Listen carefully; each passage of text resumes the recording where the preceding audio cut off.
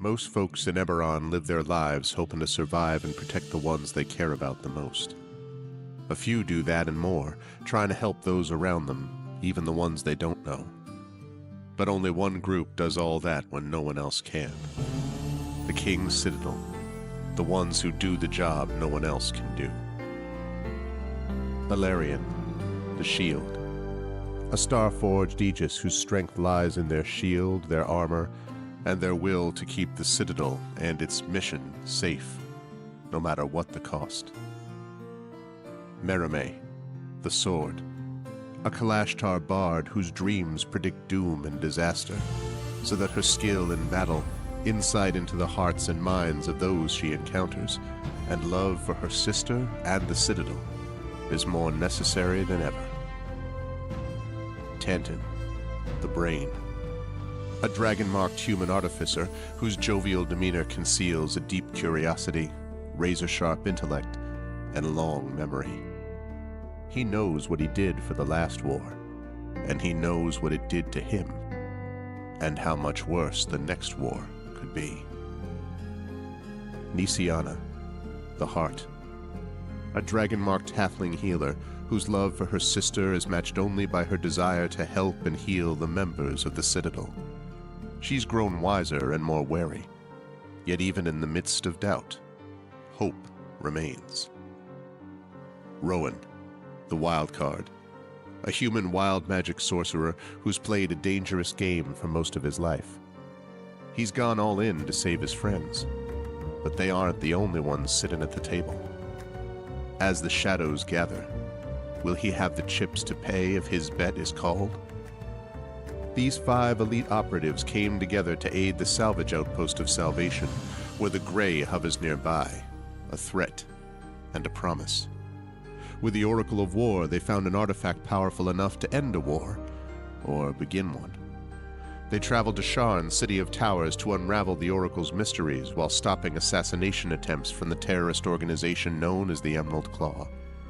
They found Sky Blue, the daring thief tied to the ancient draconic prophecy, and stopped the Claw operative Arulan Karnak before traveling back to Salvation and into the Grey to repel a warforged invasion and take the fight to the Lord of Blade's secret fortress Razorcrag.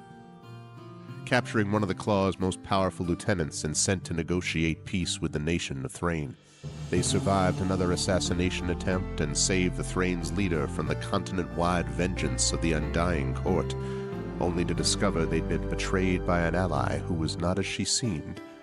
Now the King's Citadel must stop the Emerald Claw once and for all, using their new knowledge and new allies to finish the Claw and gain the information they need about the Oracle of War before it's too late. But can they learn the Oracle's secrets, stop the Emerald Claw, and discover the deepest plans of the Lord of Blades? Only if they remember that in the end all they have is each other and the King's Citadel. Long live the King. Welcome to Eberron. Welcome to Corvair. Welcome to the world within and without Salvation. Nothing like a little bit of Eberron to start out your February. Welcome, everybody. Hello, Arvanauts. Welcome to a Saturday night stream. It is February 1st, 2025. Welcome, welcome. And it is 8 p.m. Eastern. It is later than we are supposed to be starting. I apologize. I am still somewhat under the weather, and my son has been under the weather, and I was taking care of him a lot today. So we were just basically had a bunch of stuff we were doing. And so that means that we're running a little late, and that's on me. So I apologize. But we are here, and we are ready for day 69 of D&D with Infinity and Beyond, Eberron Oracle of War. This is part 6 and should be the concluding part, one way or the other, of From Dust as we continue season 4 of Eberron Oracle of War. Before we go any further, a couple of quick reminders. If you haven't done so already, please follow the channel. Check out our YouTube with !ArvTube. Thank you for watching over there. Please subscribe to us there. Closing in on our 1,100 follower mark. So every new subscriber over there is a new record for the channel. So please do subscribe to us there. Free for you to do that, but really helps us out. Discord, !ArvCord. You can hang out with the Arvanauts in between streams. Twitter, !Arv tweets. Blue Sky, !Arv Sky. Please follow me both of those places, especially Blue Sky. Website, arvanelleron.com. We have just released a couple of days ago our latest episode of Hearthglow, which you can find there, which is our limited release podcast coming to an end in a couple of months, set in my Hearthglow universe. So please do check that out. And also check out my Gen GM show with Zach Clay that I do as well on DM and GM tips. On the financial front, !Arv Shop is the merchandise area. I am sporting a shirt from said area today. Patreon is !Arv Treon. Could really use everyone's support there to try to move that back up into triple digits again. You can get unique stuff for you and unique stuff for the channel, including inspirations to help our players. And I should say that I have updated my inspirations for this, so everyone is updated. There are a couple of new channel point inspirations available since we're here in the new month. So depending on how things go with this fight, for example, or other things happening in the rest of the month, you may be able to get some use out of that. So please support the Patreon. Please support by subscribing to the channel. You get those custom sub badges and emotes to use here, there, and everywhere across Twitch. And as a reminder, we have 5 new emotes coming your way within the next couple of months. Tari Toons is working on that as we speak, so I'm very excited about that. So you can get those, and again, inspirations to help our players through that method as well. On the publishing side, Icarus, that's my graphic novel from Athos Arts. Library is my Tales and Tomes from the Forbidden Library. That's my 5e adventure and sourcebook from Alligator Alley Entertainment. And Greyshade, my Greyshade IP, Greyshade Renegade and Heretic, is the trilogy. Grey Assassin Trilogy from Athos Arts. You can get there at that link. You can get the audiobook of Greyshade from our very own Trent Sparks there too, and you can also pre-order the Greyshade tabletop role-playing game. This morning we posted a Kickstarter update. All text is now complete and is in for edits. So it is now into editing, and it's not even my editing. We've gone past my editing. I have already done it, so it is now with the capable people at Alligator Alley Entertainment, and so we are on track for a summer release for the Greyshade tabletop game done by our very own Brandon O'Brien. Super excited for that. It's been a long time coming, but it's going to be really awesome when it comes out later this year. So super pumped for that. Please make sure to pre-order that tabletop role-playing game if you like some intrigue and Renaissance-ish type things in your fantasy. This is the place to go. So very excited about that. And finally, BLM, Black Lives Matter, important to affirm and assert the significance and importance of Black lives. Help Now, the World Health Organization page on suicide prevention. Important to reach out to others when you need help and reach out to others when they need help as well. And Ukraine, UKRAINE, to help the people of Ukraine as they fight back against an illegal and illegitimate war with bravery and courage. And send the message we'll do so for others in this situation in the future. Yep, Greyshade RPG this summer. Spread the freaking word. It's going to be a busy, busy year. I'm super excited about it. Okay, before we go any further, just quick note. I do want to get moving because we're running late today anyway. I have also posted the schedule. Schedule should be pretty much set for the month. As I always warn people, the first week or so, that schedule bounces around a little bit because it depends on, sort of confirming from everybody a little bit. That does less of that thanks to the amazing work from Triffid. But there are still times where it's not going to be perfect. And so be aware that this is still a little bit tentative for a couple of days. But I can tell you that we've got Eberron today. We will have Eberron in a few weeks on Saturday the 22nd. I can tell you that we've got Expedition coming next Saturday. That'll be on the road from Farpoint. I will be at conventions the next couple of weeks, so that'll be a good time. There will be no stream on Saturday the 15th because I will be at Boscone. And then we've got Caves of Cood in there, which we'll be finishing this month. We've got Neva. We've got Fighting Fantasy Gamebooks. We've got Beowulf, Age of Heroes. We've got By the Dice Roll over on GOG. We've got, of course, Community D&D. So there's a whole bunch of stuff going on that you should check out. But the calendar is listed, and I'm excited for that, too. You're enjoying that DoorDash commercial, seriously. Anyway, that's going to do it for the sort of intro stuff. And so now I'm unmuting myself and apologizing to anyone that I interrupted because I couldn't hear them. And then I'm going to unmute them. And last but certainly not least, I'm going to reveal to you the crew. They are here. We are ready to go. They are set. And it's my great pleasure to welcome the Infinity and Beyond crew back to the silver screen, if it is indeed silver, or something like that. And I will start with the gentleman bottom left of the ziggurat. I cannot help but notice that you have, as you had threatened you would do, oh, yes. Yeah, me too. I appreciate that we're repping it. Thank you. What you are referring to. Yes, I was talking about the beard in particular. So I assume now you feel less weighted down by the wisdom of the beard, so to speak. It's And all that easier kind to of be good stuff. stupid now. Yeah, exactly. How are you doing, Trent? How's life in universe with you, and who you playing? Well, who am I playing? That's a great question. Could be Tanton, depending upon how tactical our enemy is. If she thinks tactically, I'll be playing Tanton for about 45 seconds, and then he'll be dead. And then Arv and I have already figured out who my replacement character is going to be. I explained to him that we begin in Medias Res with a death ray 2 feet from basically. So he's like, all right. I'm just kidding. That's not true. Oh, happy birthday, Triffid. Oh, Hey. all right. Happy birthday. Triffid is an awesome person and is a wonderful assistant and scheduler and podcast editor and reviewer and so many other things, but absolutely also a really awesome person. I did not know that. Happy birthday, Triffid. Happy birthday. So yes, so it makes it a red letter day. So just be aware that if Tanton dies, he's dying on Triffid's birthday, which I think is a personal slight to Triffid. I'm just letting you know. Some birthday presents don't make a lot of sense right away. You'll understand this later. Oh, right. Yeah. But as for how I'm doing, I guess it was Thursday. My buddy from India, who now lives in London while he's looking for computer work, game stuff. He and I have been watching Babylon 5 for a while, and we finally finished it on Thursday. Okay. And we got to the end of season 4. We watched the deconstruction of Falling Stars. We watched the end of season 5, Sleeping in Light, because we skipped all of season 5 except for that. Thank you. I had a feeling you would have a similar. And then bad. Then we watched the animated movie The Road Home, and that's where we wrapped it up. And sure enough, we were both in tears. And for him, it makes sense that this was his first time. It's going to have a really big, impact on him. I have watched it, not The Road Home. I've watched that like 2 or 3 times. This last one being the 3rd.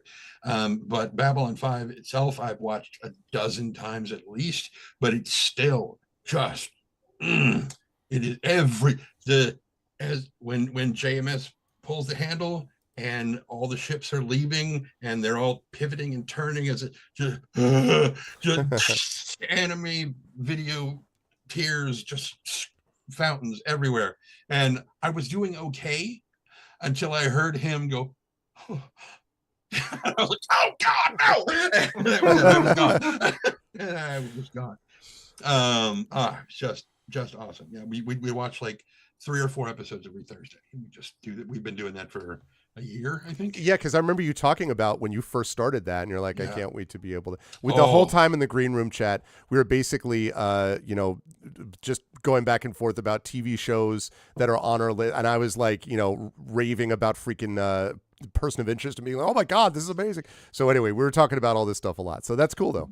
One of the other things that we mentioned in the green room is how that show still stands up. And the horrible thing is, so does Babylon 5. Oh yeah. Because all the shit that goes on in that show, we are still fucking doing it. Yeah. And it's like, we have learned nothing. That's okay. I'm ready to die. Everything's fine. Okay. So yeah, I'm Spanner's disintegrated. So yes, Spanner is disintegrated. We which is a whole other thing. Yeah, that's true. But I am very excited to see how Tanton manages things, avoiding. It's not exactly a death ray yet, but we will. He's only got 13 hit points. Yeah, I mean, listen, you've been in better spots. I mean, like, if something does 114 hit points worth of damage, he's gone. He's just gone. Anyway, hi to you. That leads us, of course, always a pleasure to have Trent on this. Leads us to Marie Bilodeau, who is with us as well. Marie, I'm sure that everything's fine with you. Not like you've, down to a third of your hit points. I'm sure it'll all work. Great. It'll be great. I'm fine. Crack. This is great. I believe you'll find it's a quarter. It's gonna be amazing. How are you, Marie? How's life with you, and who you're playing today? I'm good. I checked, and the resurrection spell doesn't work on people who get disintegrated, so nobody get disintegrated. Um, I'm good. So last weekend we had some friends come over, and they were staying with us. There were some really good friends, and they come up once in a while. And so Carrie and we're all getting together, like the whole gang. So that's like, my family. Like we're just gonna be like a bunch of kids, a bunch of adults. It's my 5 best friends from university. So good time, big families. Let's have a great time. It's going to be like a Christmas celebration because we didn't do it at Christmas. So Carrie she says, I'm going to make a big sheet cake because I'm bringing the dessert, of course. So she goes, I'm going to make a big sheet cake and everybody can share. And then the next day she's like, well, I could make a big sheet cake, but that seems kind of cheap. And I'm like, but Carrie, there's a lot going on. We have guests coming. We have to clean the house. They're allergic to cats. We have 4 of them. So much cleaning. And she's like, yeah, no, that's true. And then I find her in the kitchen and she's making cupcakes of various sizes. And I'm like, Carrie, that doesn't look like a sheet cake. I'm no expert. You're the expert. I will defer to you. And she says, no, I had another idea. I'm like, Carrie, they're coming in 2 hours. She's like, yeah, but we're not going to meet everyone until until tomorrow. I'm like, okay.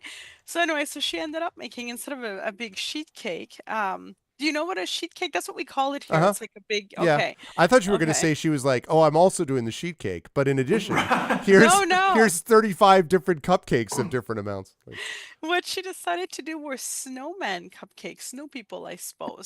She dragged me. She goes, I have to go to Bulk Barn, which is like a place where you have everything in bulk, And she buys like 15 little orange carrot sticks and candy I'm sorry. carrot The sticks. place is called Bulk Barn. Mhm. So we've just decided we're not even going to do the Costco thing. We're just like eventually it's just going to be boxes with stuff store. No, like, that no, would be, this is like, you know? it's stuff that is all in like. Oh no, I get it. I just It's not Costco like. It's like, it's like free flour you put in your own container and then I see. you I pay. see. Yeah, like that. Bulk So can't Barn. have those anymore. yeah, Mm. it's where we got like we can get 15 So wait, let me little get this carrot straight. sticks. In this shop, you just portion out exactly the thing that you need, and you pay Mhm. for that. Yeah.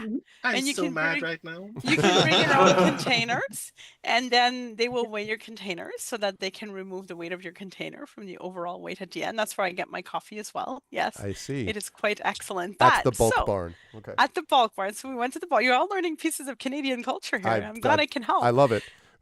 So, all of us in America may need to know a lot more about Canadian culture in the next couple of years. oh God. Oh, good. Help us. And then so she gets all of that, and then the next day there are all these little snow people of cupcakes with little orange noses and little M&M buttons and little like tiny Reese's peanut butter cups upside down as little fezzes. I So assume anyways, it looked amazing. I'm assuming it was even better. The children though, too sugared up. We had to lock them in the basement. I think they're still there. It's just too much sugar. We're in the basement. They got a big basement where we were, though. It's fine. It's like a castle, they're good. Okay. So I'm doing good. Thank you. All that to say. So I am playing Merimi Hawksmord. I am a College of Sword bard. I like to stab things. I like to sing. I like to live. I really, really love living. I love that all my friends are still alive. I love that. You know what's great? Living and still being alive. That's can we all agree? Yeah. Well, So I just want to. we will see. Listen, I'm sure that you're sending your message to Spinweave that you'd prefer life. I'm sure Spinweave will, Guys, I'm just gonna like have a nap and see if I have a prophecy as well on how to get us out of here. Y'all just do your thing. I had a dream that we survived. Anyway, I'm sure it'll be fine. Your tank hasn't taken any damage. Just, let the tank take all damage from this point forward. It'll be fine. Anyway, always a pleasure, though, Mermaid. I'm already calling you Mermaid. Pleasure, Yes. Marie, to have you with us. You as well. Yeah, exactly. And a pleasure, of course, to have Brandon O'Brien with us, who has just delivered the full and complete text of the Gray Shade TTRPG. Let's go. It is currently in edits. I did my little tweaks. Brennan did a wonderful job with it, and has added all of these areas and sections and fleshed out stuff. And It's super good. I just cannot wait to share it with all of you who are into this kind of thing. So it's going to be amazing. It's great, and I'm honored and privileged that he was willing to work on that within a world that I created. I am honored that he was a part of fleshing it out and doing all this cool stuff with it. And I can't wait to see the game. But always good to see you, Brandon. How is life and everything with you? Did you have any Sheetgate experiences at like Bulk Barn or mass quantity mart or something? And who are you playing Oh today? God. No, I have not had that experience, although I wish to God a store like that existed, where I'd just be like, I just need this much sugar. I do not need all of this. It's just for me. Please put this in a small bowl so I can leave. Yep. So yes. Gray Shade drafts are done. I feel like at the end of Rikio, where Ricky busts the wall and shouts, "You're free now!" Yeah. I am so excited. We are not. All that matters at this point is getting edits from the Alligator Alley team. Yep. And then looking back at the core text and then figuring out whether the introduction needs to be rewritten. But yes, I'm particularly excited that Greg got to look at some of the stuff because a lot of the world building, which is the last part that we worked on, was stuff that I just kind of extrapolated from the rest of the world. So I'm very grateful that of some of the edits that Greg made, there were some very choice bits that I came up with. I'm like, this would be really cool, and I feel like it would fit here, and it's still in the book. I mentioned, we won't take too long. Yeah, we won't take long because I know we're running late already, but I just wanted to quickly say, in fact, Heretic, as you know, was slightly altered in part because of some of the thinking you and I had been talking about regarding Gray Shade TTRPG stuff, because especially having to do with the resonance of some of the materials in that world, and I won't spoil it for people, but so yeah, no, it's great, and it's exactly what you want from a source book in that it's going to give people real depth and understanding. If they want to go back and they're like, I want to read what, generated this and read the books, great. And if they want to be like, this is awesome, I want to play games in the world, great. Like, it's all great. Like, if you like this kind of thing, it's just right in line with that. And combined with Alligator Alley's expertise on putting this stuff together well, with the art and all, it's going to be great. So I'm super excited. But sorry, Brandon. So yes, you are free from that, but you're not free from play here. Yes. So we get to experience all of the tragedies that are yet to come. Before my introduction, my only two brief asides, because I always need to make an aside about the media that I've been consuming. Yes. I have been recently watching on Disney Plus the 5th series iteration of The Case Files of Young Kindaichi, which is very, very good if you're into high schooler solves closed door mysteries.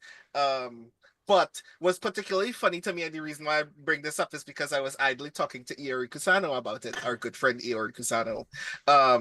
And one of the very fascinating things that we discovered was like the big setup about the protagonist, Hajime Kindaichi, is that he is considered a renowned detective in part because he continually invokes his grandfather, Kosuke Kindaichi, who is like a gentleman detective from stories that were written in the 80s.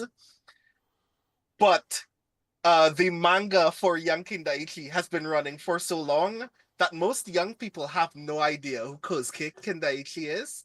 And we were like remarking on the fact that the American alternative was that what if we made so much Enola Holmes that people forgot who Sherlock was?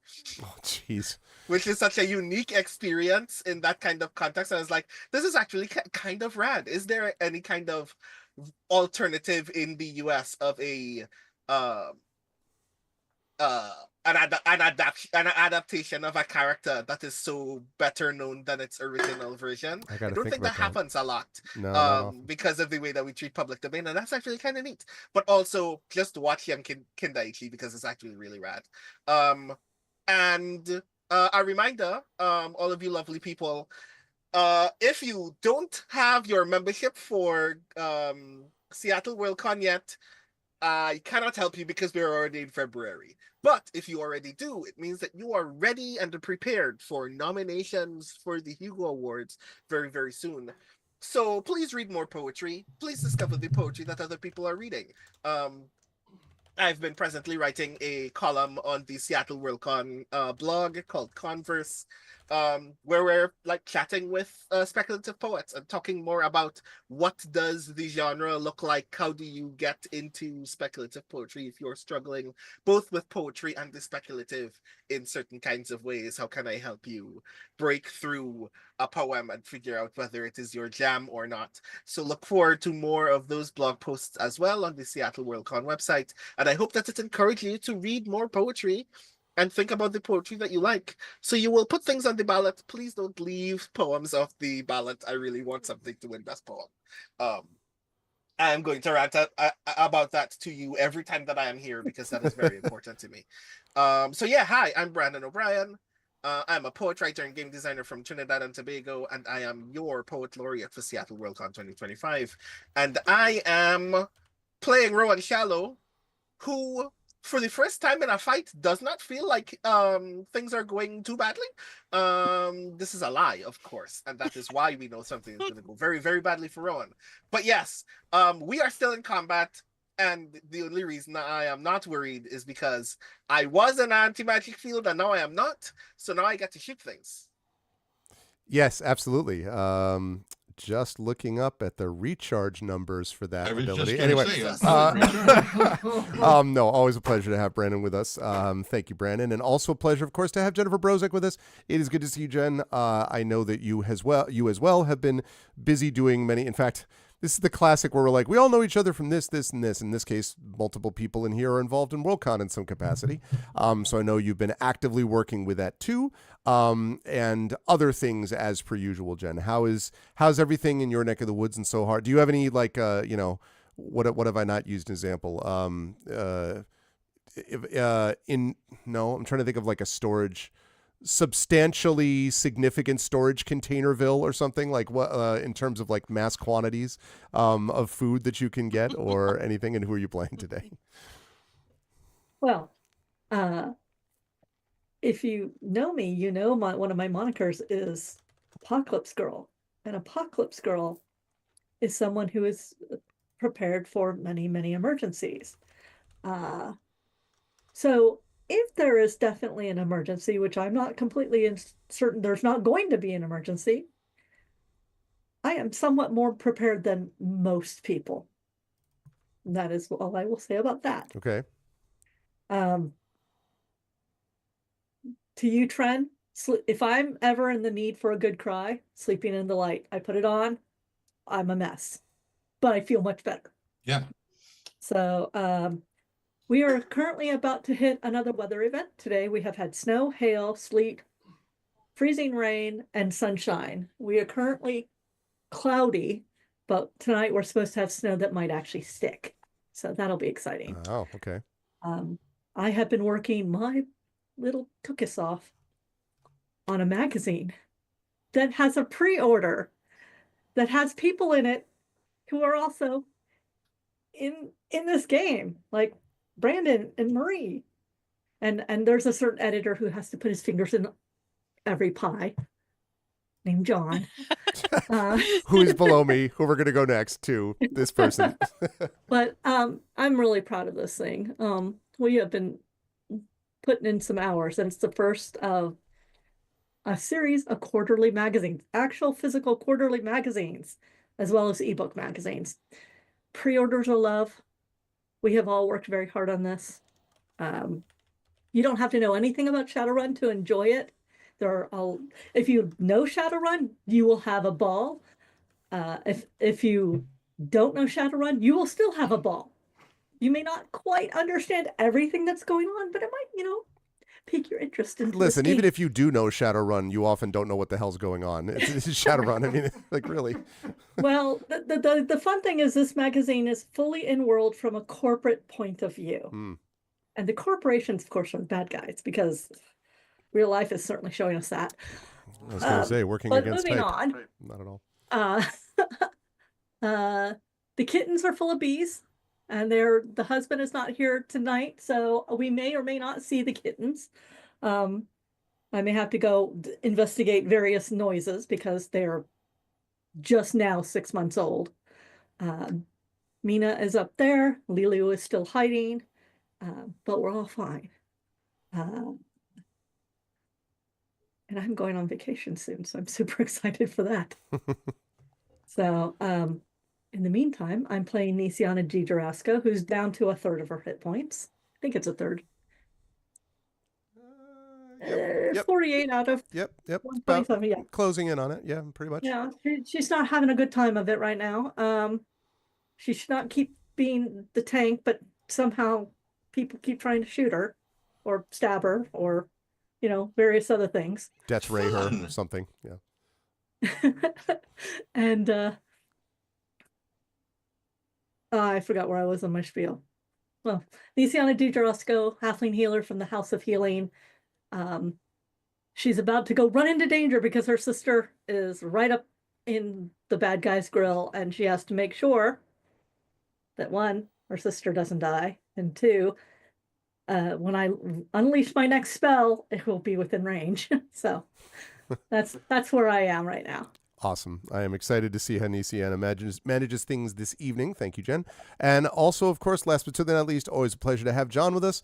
John, good to see you. I see that you have also lightened the beard of late. I see that it is reduced somewhat. Shout out to Trent, showing a little skin there, absolutely. In amount, right, yeah, absolutely. Do don't leave anything to the imagination. New year, new cheeks. What do you want to say? How's everything going? And also, new background a little bit now that you got the shelves behind you and everything, John. So we're office is finally done. Yeah. Let's see if I can do this without screwing everything up. Hang on a second. I'll get ready. Turns it around, and it's just like full party. Over here's the bowling alley.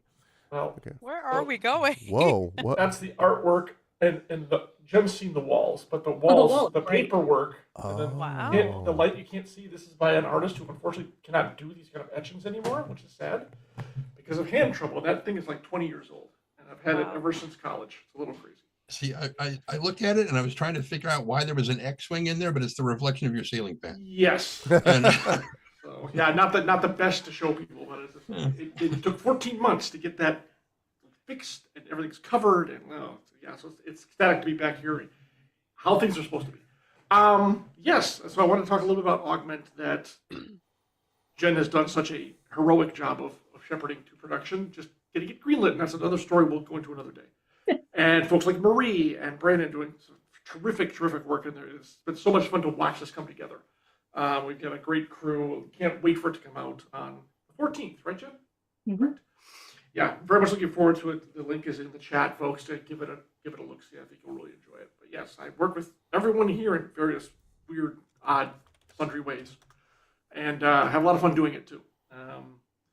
But other than that, things are going well, despite the North's disappointing playoff, record for all the teams. Mm-hmm. But it is what it is. So there's always next year, I guess. But we should get onto the game, and I am playing the totally untouched, undamaged, completely armored points, all the points, Alarian. I feel kind of being a little ignored by this thing, which actually I'll take it. I'm not gonna lie, because I get to whack on it without it coming back at me yet. Wizard, so far, so good. Cleric dies first, wizard dies next. You know the way it works. You just gradually make your way. Also, I'm very pleased to note that I am still large and in charge because Iron Titan. So yes, looking forward to just diving back in.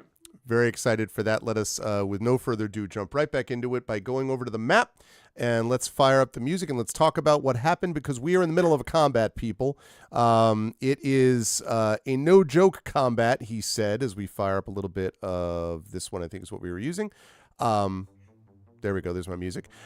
In our last session, chat, the King's Citadel, which has come now to the heart of Spinweave's lair, doing so to try to gather some information about the Emerald Claw. This is the classic, I go to the super dangerous information broker because they're the only one who has the information I need, and the information broker's like, I'm happy to give you that information and then kill you, which is more or less what they're trying to do now.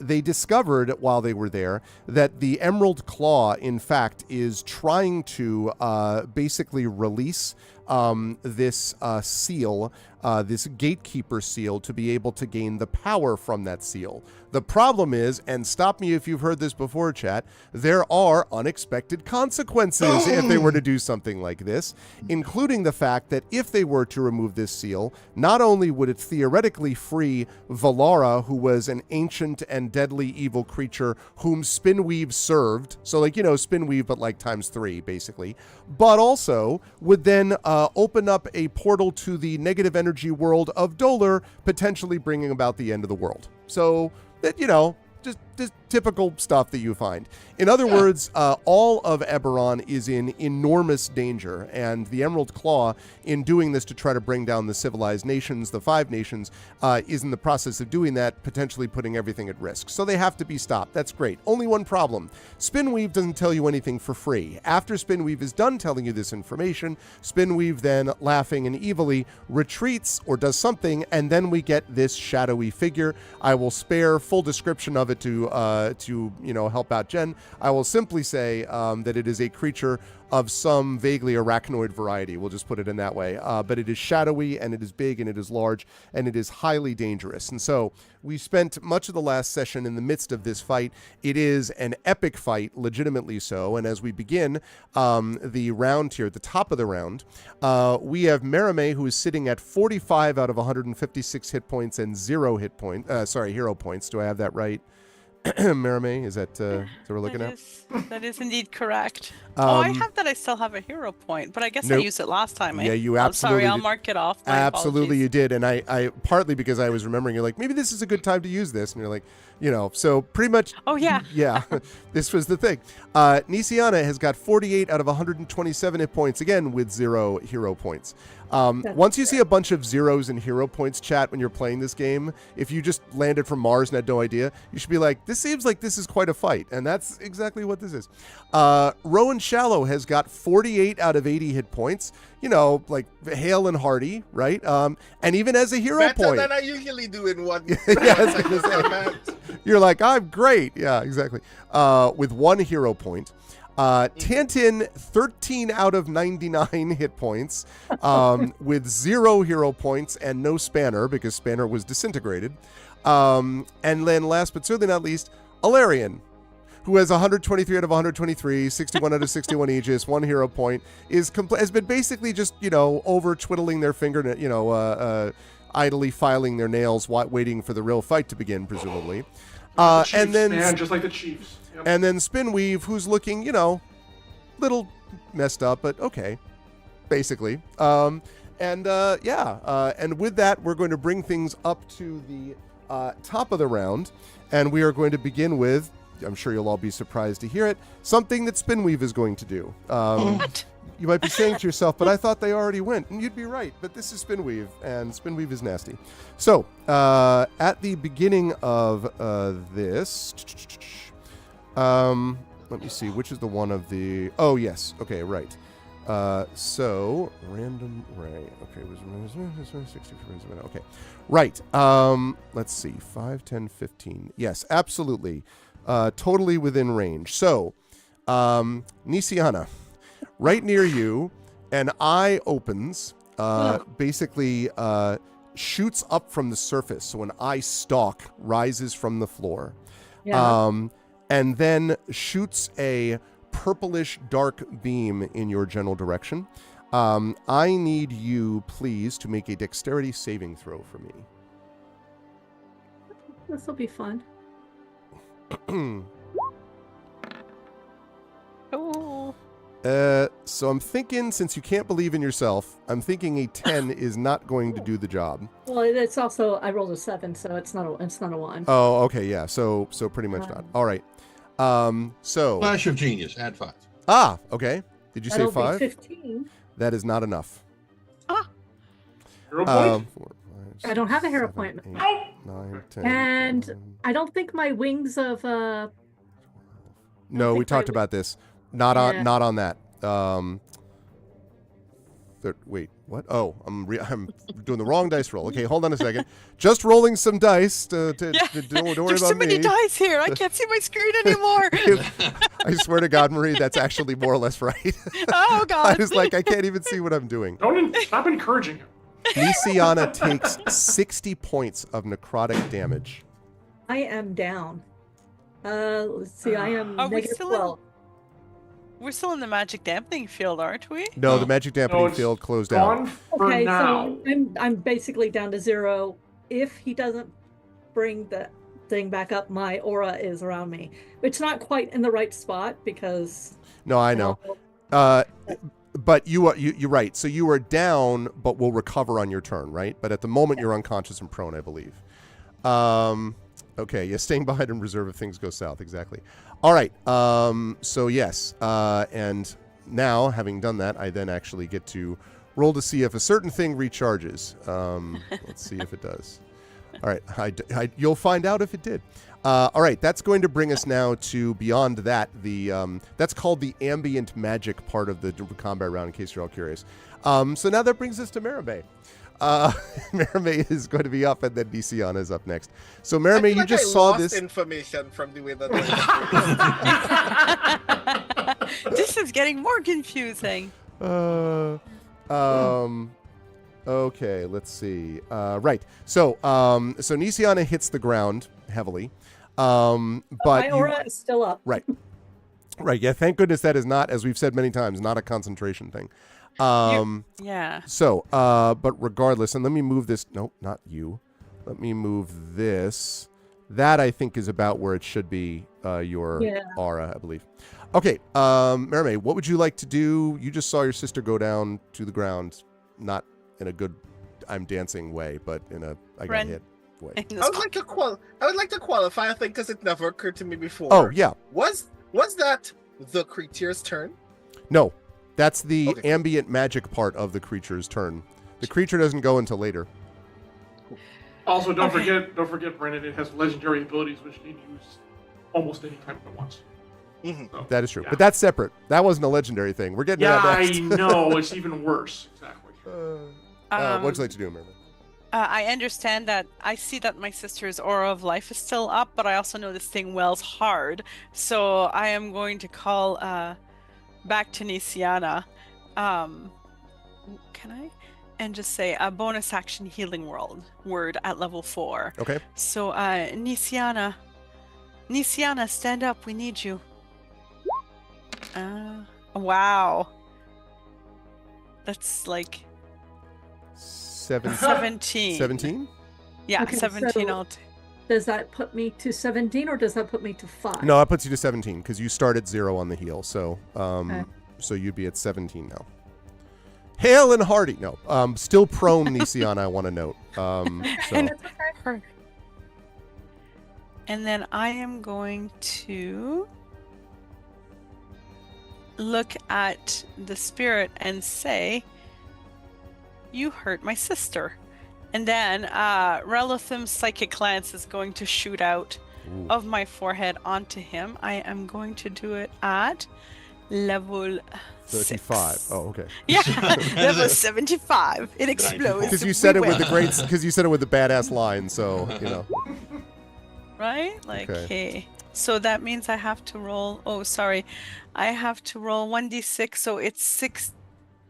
Wait, it is 8d6 altogether, and you have to make an intelligence saving throw. I will roll 8d6. I forgot the spell didn't do it automatically. Okay, let's see. What's my D6? Oh, 18? 18. Okay, let me see.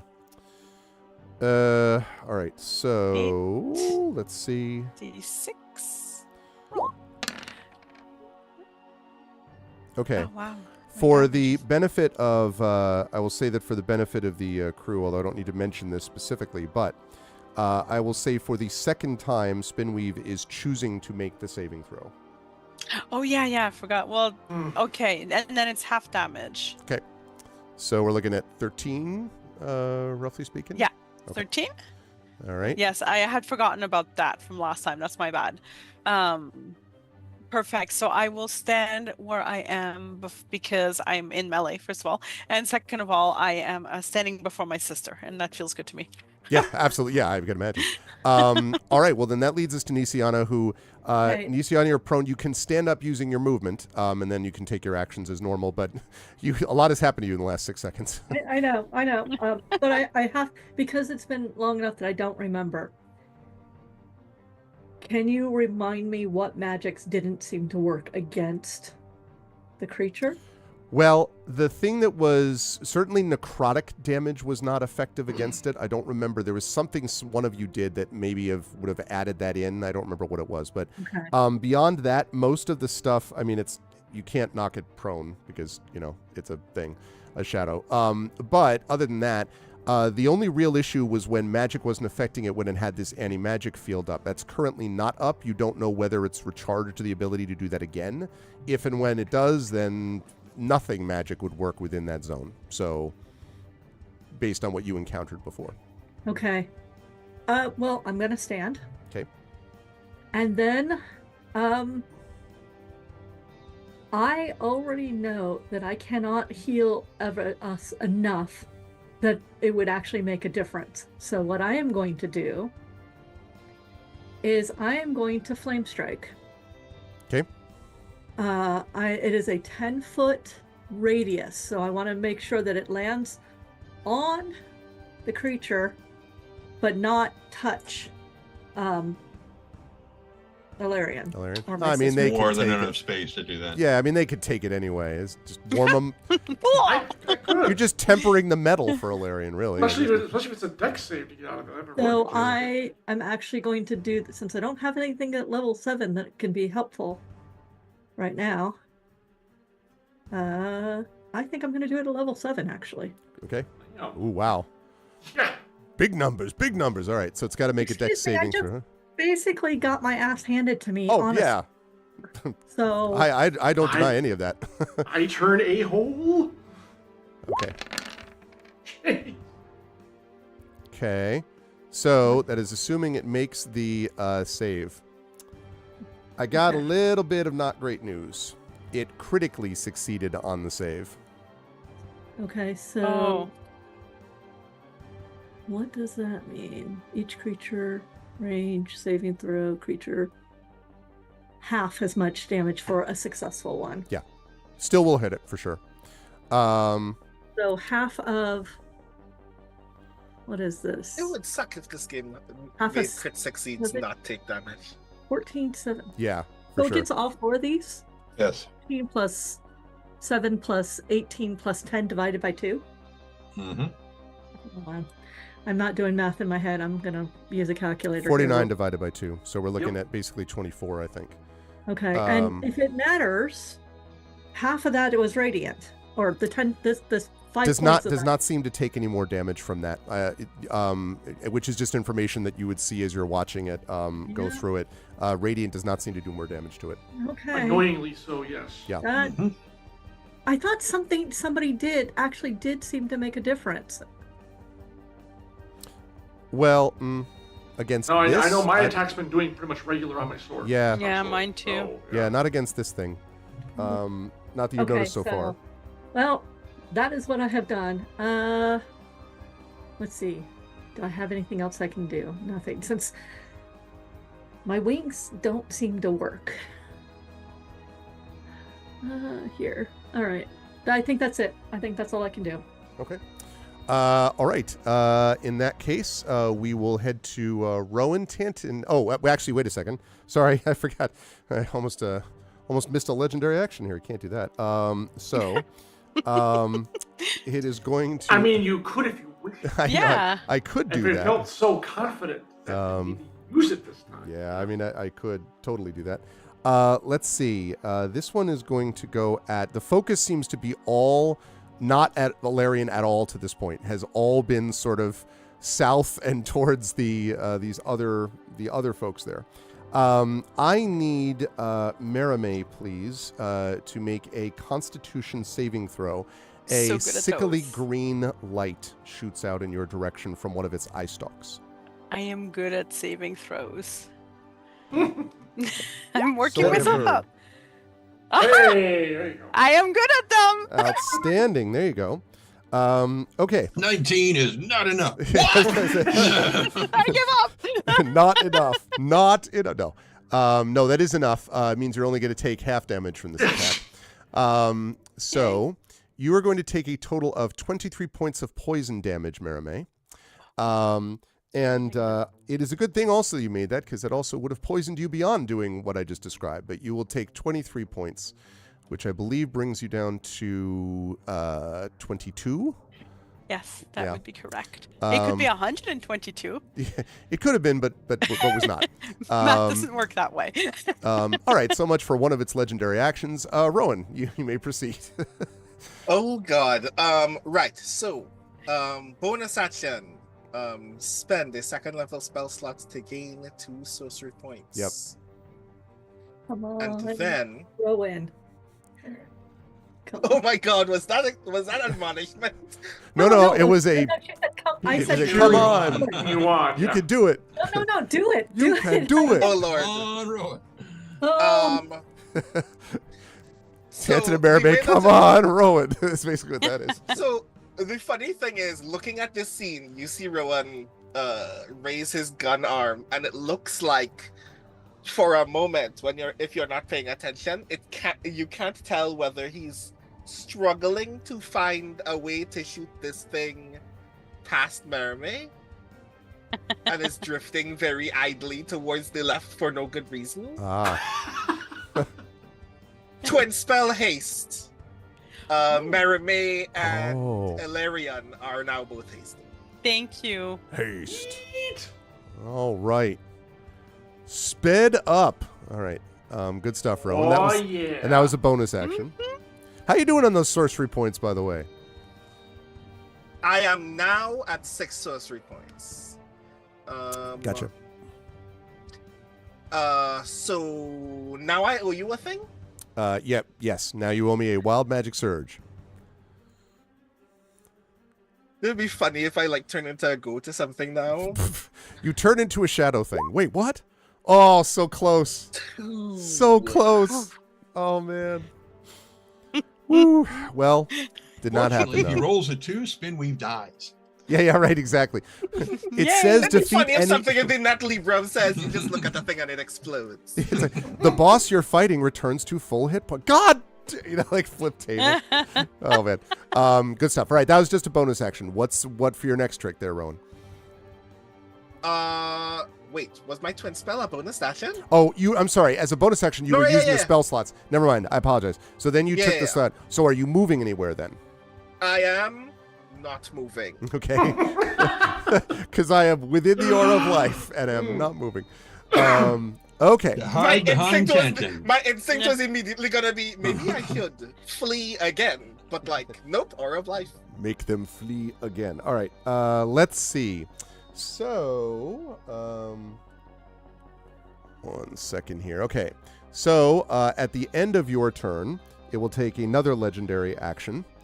And this time, I'm going to ask you to make a Constitution saving throw, Rowan, as an eye stalk again shoots a sickly green ray in your direction. And I want to point out that as this is happening, so chat is a visual, and all of you have a visual, when you fight it, right, and this thing happens, one of its stalks swivels to face Rowan as the spells hit the 2 companions, and then just shoots this thing at Rowan. Okay, this is bad. I'm gonna Tides of Chaos. Okay. To make this roll at advantage. Okay. The consequences I owe you another wild magic roll after this. That's fine. Con, you said? Yes, con. Oh, look at that. Look at that. That's why you do that. Critically succeeds, which you're still going to take damage, but that's a lot better than what you would have had. Okay, so I'll give you the wild magic surge in 1 second, but let me just, first of all, do a little damage roll. Okay, you are going to take, let's see, a total of 19 points of poison damage. But you are not poisoned, just, you were, that sucked, I guess is what I'm saying. Cool, fun. All right, so 29 out of 80. And now if you could give me that wild magic surge, please. And a concentration check. Yes, I'm going to get to that because of the wall of fire. Yes. Right. Wait. So, wow, twice in a row. That is somewhere like, right, the Lord of Fate is just sort of like idly like flipping through the channels, right, and is like, did I miss something? And like keeps looking at the channel a second late, you know. So anyway, somewhere Eberron is like, you don't believe in me, but I'm gonna give you the benefit of the doubt anyway. Exactly. It's like, fine. So is Wall of Flame concentration? Yes, it is. Yeah. Then haste would have knocked it out. Oh, because haste is concentration. That's a good point. Yeah, which I would have figured out as soon as you did this. But thanks, Trent. Yeah, it's a good call. I forgot. Well, yeah, the haste is more important anyway. So yes. Okay, but unfortunately, you do need to make a con save throw on the haste. Right, concentration. I'm sorry, on the haste. Are you gonna Tides of Chaos this one too? I'm gonna Tides of Chaos again. I'm very sorry. Are you using sorcery points on Tides of Chaos? Does that happen, or is it just? No. Okay. I have one use for free before a long rest, and every other time I use it before that long rest, I need to make a wild magic. Okay. All right. Tides of Chaos. The God of Fate is so mad at me. 15. That should be enough. So you do maintain it. All right. One round of attacks. Yes. Can you imagine? They're like, they told me they fixed it. Especially since one you'd be more wild stunned for that magic. round. Right, exactly. Without getting any of the benefits. Okay, that was not a 2. 11. All right. It kind of is a 2, though. Yeah. The universe is telling me something about 1. Like the universe is trying to tell me. It's true. So double 1. That's 2 effects on the table. Okay, The number is everywhere. The signs are everywhere. All right. So good stuff, though, Rowan. All right. That is going to lead us now to Tantan, finally. So with 2 legendary actions used and 1 remaining for this round. Okay, go ahead, Tantan. Yeah, Tantan. Tantan is just like after the last thing, he just kind of slumps and just barely pulls himself back up when the thing with the health potion. Yeah. With it! Do that. I'm not complaining. I'm just imagining Nisiana climbing up Tantan and there's something thinking about. Anyway. And then turning around and getting blasted with a death ray, after that. And so when the anti-magic field, fades away, he just kind of, and his dragon mark tattoos on his arms begin to glow again, and the runes along his crossbow start growing again, and he just fires, and it's like kind of thing. How dare you? How dare! How very dare. Yes, indeed. 22. Yep, we'll hit. And that'll be 12 magical points of piercing. Okay. I'll take that. And just because I think it'll be funny, I'm going to invoke Sharpshooter on this one. Okay. Okay. So I like the idea, by the way, every time you say invoke, that literally as you're shooting, you're just like, sharpshooter! You're like, I'm just letting everyone know. Called shot, sharpshooter. Oh, my next trick. I'm invoking it. So I think it was almost an 11. That's 15. Not going to hit. Which I would like to Flash of Genius to make it a 20. That will hit. Okay. Absolutely. Can you Flash of Genius your own? Myself? Yes. Yeah, okay. I guess Flash it would of be Genius, it'd be silly if you Look, couldn't. once you flash is his own business, Harvey. I mean, yes. Thank you. Wait, I do understand how to fire. And so that's 22 points of. So it's the same as last time. All right. Okay. And so that'll be his 2 attacks. And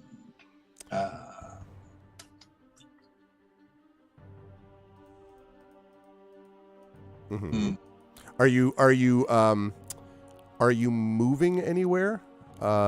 Because you could theoretically do that.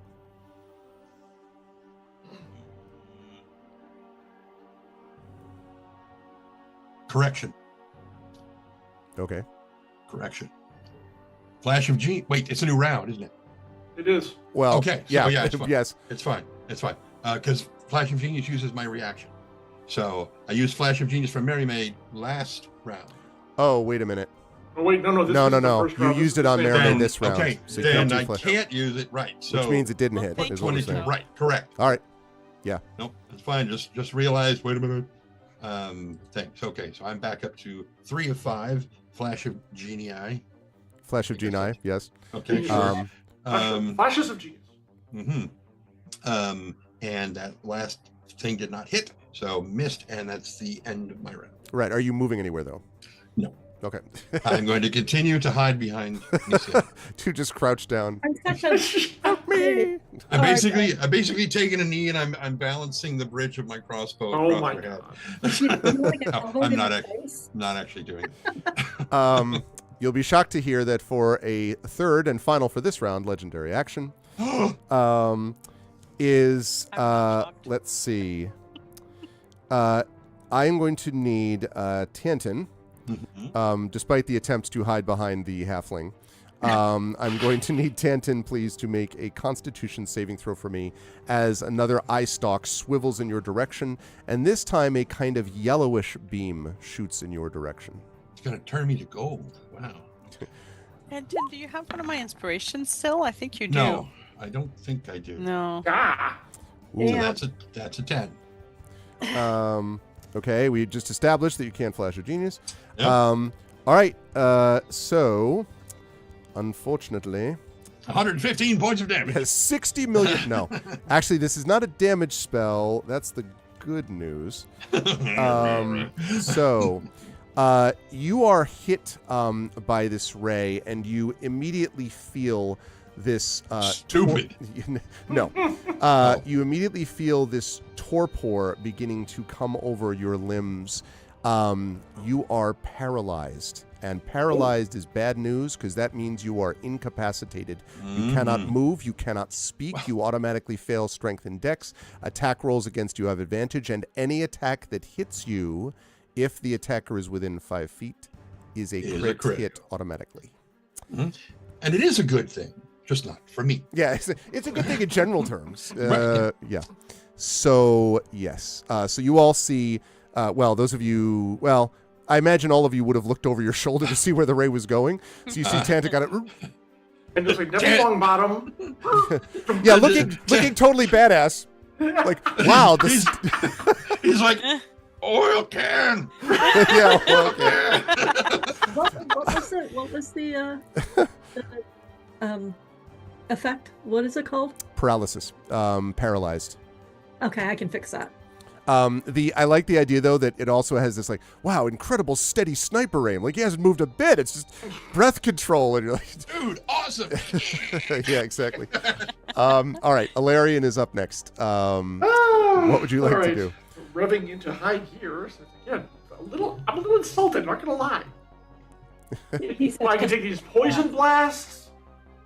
All right, 3 attacks. Because I'm hasty. 3. Oh, Thank you, Rowan. Yep. All right. 13, which I imagine is not going to hit. 13 will not hit, I'm sorry to say. Okay, I'm going to save. It sort of swirls out of the way of Yeah. All right, number 2. There we go, 21. Yes. yeah. 9. Okay. Third. 18 Yes. for 12. Okay, so a total of 21 from that? Correct. Okay. What blam? Well, actually, it's more like. Oh, that's slice through so. That's what would have smoke. happened if he'd been hit by the spell that we couldn't use for Flash of Genius because of the thing and stuff. Right. Okay. Right. Okay. So it takes that. And as How damaged is it looking? it is, That's not well, it? it's hard to tell because of its shadowy form, to be honest. But what it does seem, you've clearly damaged it quite a bit, but. It's yeah. still, well, I mean, I don't want to overstate it though. It's not like it's like totally healthy. Like, I mean, I'm not arguing that. It does look like it's been hit quite a bit, but it still seems its constituent, it has not begun to like shed wisps of shadow around it, as if you will. As a bonus action, I also want to pop my spike aegis in case it decides to get physical, which it hasn't so far. And I'm not sure why it's going to, but still. And I'm going to stay right where I am. I'm literally trying to get its attention. Like, look over here. Hello. Okay, Yeah. so let's see. Right. Okay, so it is the bad guy's turn. I was about to say, hey, good news out of Legendary Dude. Bad news, it's the bad guy's turn. Actual turn. No, as it turns out, that did not recharge, you'll be happy to know, because it doesn't use it, at least not this round. But instead, 3 of the eye stalks swivel, and let's see what it's going to do. So we're looking at... Is nothing an option? Yeah, that's a good option. It seems to be one that it's not taking. I'm sorry The mean to girl say. stare is also an option too. Just letting you know. All right. The first one is going to a sickly green ray shoots towards Merime again. So that's the first one. So I need a con saving throw from you, Merime. I am good at those. I also want to point out, by the way, Alarian, it seems to be consciously not attacking you. Like, you've been in enough battles to get the idea it's not just random. It's obviously ignoring you. Yes, yes, clearly. So... Again, insulted. Oh, wait, don't I get... Oh, no, dexterity saving throws. Never mind. Sorry. I got super excited there. You're like, oh, no. No, I did not make it. Okay. Unless a 12 makes it, which it could. It does not. In a kind world, it would. This ain't that. You are going to take 33 points of poison damage. I am at minus 11? Yeah, Merime hits the ground. Now, there's more bad news there, which is also that well, I don't know if this matters actually. Merime's also poisoned while unconscious. So, Merime's in trouble. Look, you can't feel the agony coursing through your body. Yeah, exactly. Oh, good. It's just a pleasant, I'll nap. just die faster, so to it's speak. fine. Yeah, it's all fine. Okay. Darth Nisiana is about to awaken. Yeah, and, right. Exactly. If all right. she takes her hit and lives. Okay. Chat, I hope you're needs gearing up to for your Jurassic inspirations here, chat. Okay. That was attack number 1. Okay. Let's see. Attack number 2 was... Can the inspirations that Merime gives us be used in saving throws? Mm-hmm. Oh, that's good. Yeah. 'Cause Yes. I still have one of those. But not on... Good. Oh, I thought you meant like on Yeah. Merime, and I'm like, wait, what? No. No, for you, yes. Yeah. Because I think I'm probably going to need it because, Well, speaking of you, Nisiana... While so- we're on the subject. now you don't know that you've seen this one before. A bluish ray shoots out in your direction, and I need you to make a wisdom saving throw, please. Wisdom. Ooh, well 21. done. Okay. As it strikes you, there is a moment that you feel this wave of terror. But then, presumably, you see your sister on the ground and are filled with resolve, and it passes. But clearly, it would have been something that would have frightened you had it taken hold. But it did not. Not as good news. A final ray shoots out. Now, I do have to see what the directions are that these things are going to go. Ew. Can it shoot out a window? Remember, we've been going down. Last down, one it down. does just straight towards the ceiling, right? Yeah. Yeah, can it miss? That was Marie, just a warning shot. Yeah, no. Marie, did you just try to give Arv a red card? Is that what happened? Oh my god. It's hot pink. It's my poisoned card. It's more of a mauve than a red card. I see fuchsia there, actually. Okay. So Tantin. Yay! I mean, yes. The problem is that Hasn't it Tantin shoots been towards doing you, us? and Tantin is currently paralyzed, which means he automatically fails the dexterity saving throw. You take 41 points of damage, which is force damage. So that brings you to wait a second, 41 minus 13, or 13 minus 41. No, that's the other way around. Yeah. Would be like negative 28, I think, which means you're not. 41 points of damage? Yeah. You're at 13 minus 41 minus 13, negative 28. Okay. For a minute, I was like, wait, I know math well enough to know this. Yes. Okay. negative And 28. I don't. That's the Yeah, important part. Negative 28. Now, I have to warn everybody, Tanton is not dead. He's in huge trouble. That might be predictable anyway, but I'm just letting you all know. Yeah, very, very bad. Right. It's not a melee thing, so it's not an auto crit. Okay. Right. Exactly. Right. What's up, Rip and the Goon? I haven't seen you for a while. What's going on, man? Things are going well overall, although the party's in the midst. The party, not so much. It's good to see you in life. In the game, that's a whole different matter. Okay. Just going to say, we were so worried that we would not be able to get to the finale of Eberron in time for Worldcon. We might be speedrunning the finale right now. Whole different matter of things. Okay. So let's see. It's going to do that, and I would have said that would have been affected by the firewall, but as we talked about, the firewall is not appearing in this picture, so it's not there. Mm-hmm. Okay. So, both of you are both members there are down. All right. As we come up to the top of the round, it is time for the ambient. The ceremonial. Yes, the ceremonial ambient magic, and I I thought you were have talking about death saving throws. Damn it. No, that's no. patience. No, and there might be a bigger issue there, which is Oh shit. that before you, I need to make sure I know how far this is. 5, 10, 15. Oh my God, it's going to be just shy of Tanton. Wow, that's good because that would have been Sir the end. However, there is going to be, let's see. Oh boy. I gotta do some calculations here. Calculations of death. Pretty much. Well, Fortunately, if it's not too much, I just pop back up. the problem is, It is remember too that much? whole anti-magic My magic thing field. at the beginning of the round?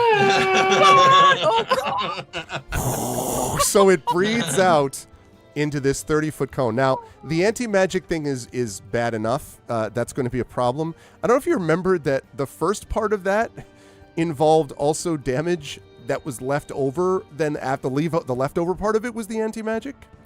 And that means that I need everyone in the specific area that I'm going to name, and that's Nisiana and Merime. It literally is just shy of Tanton's position, so he doesn't have to make this.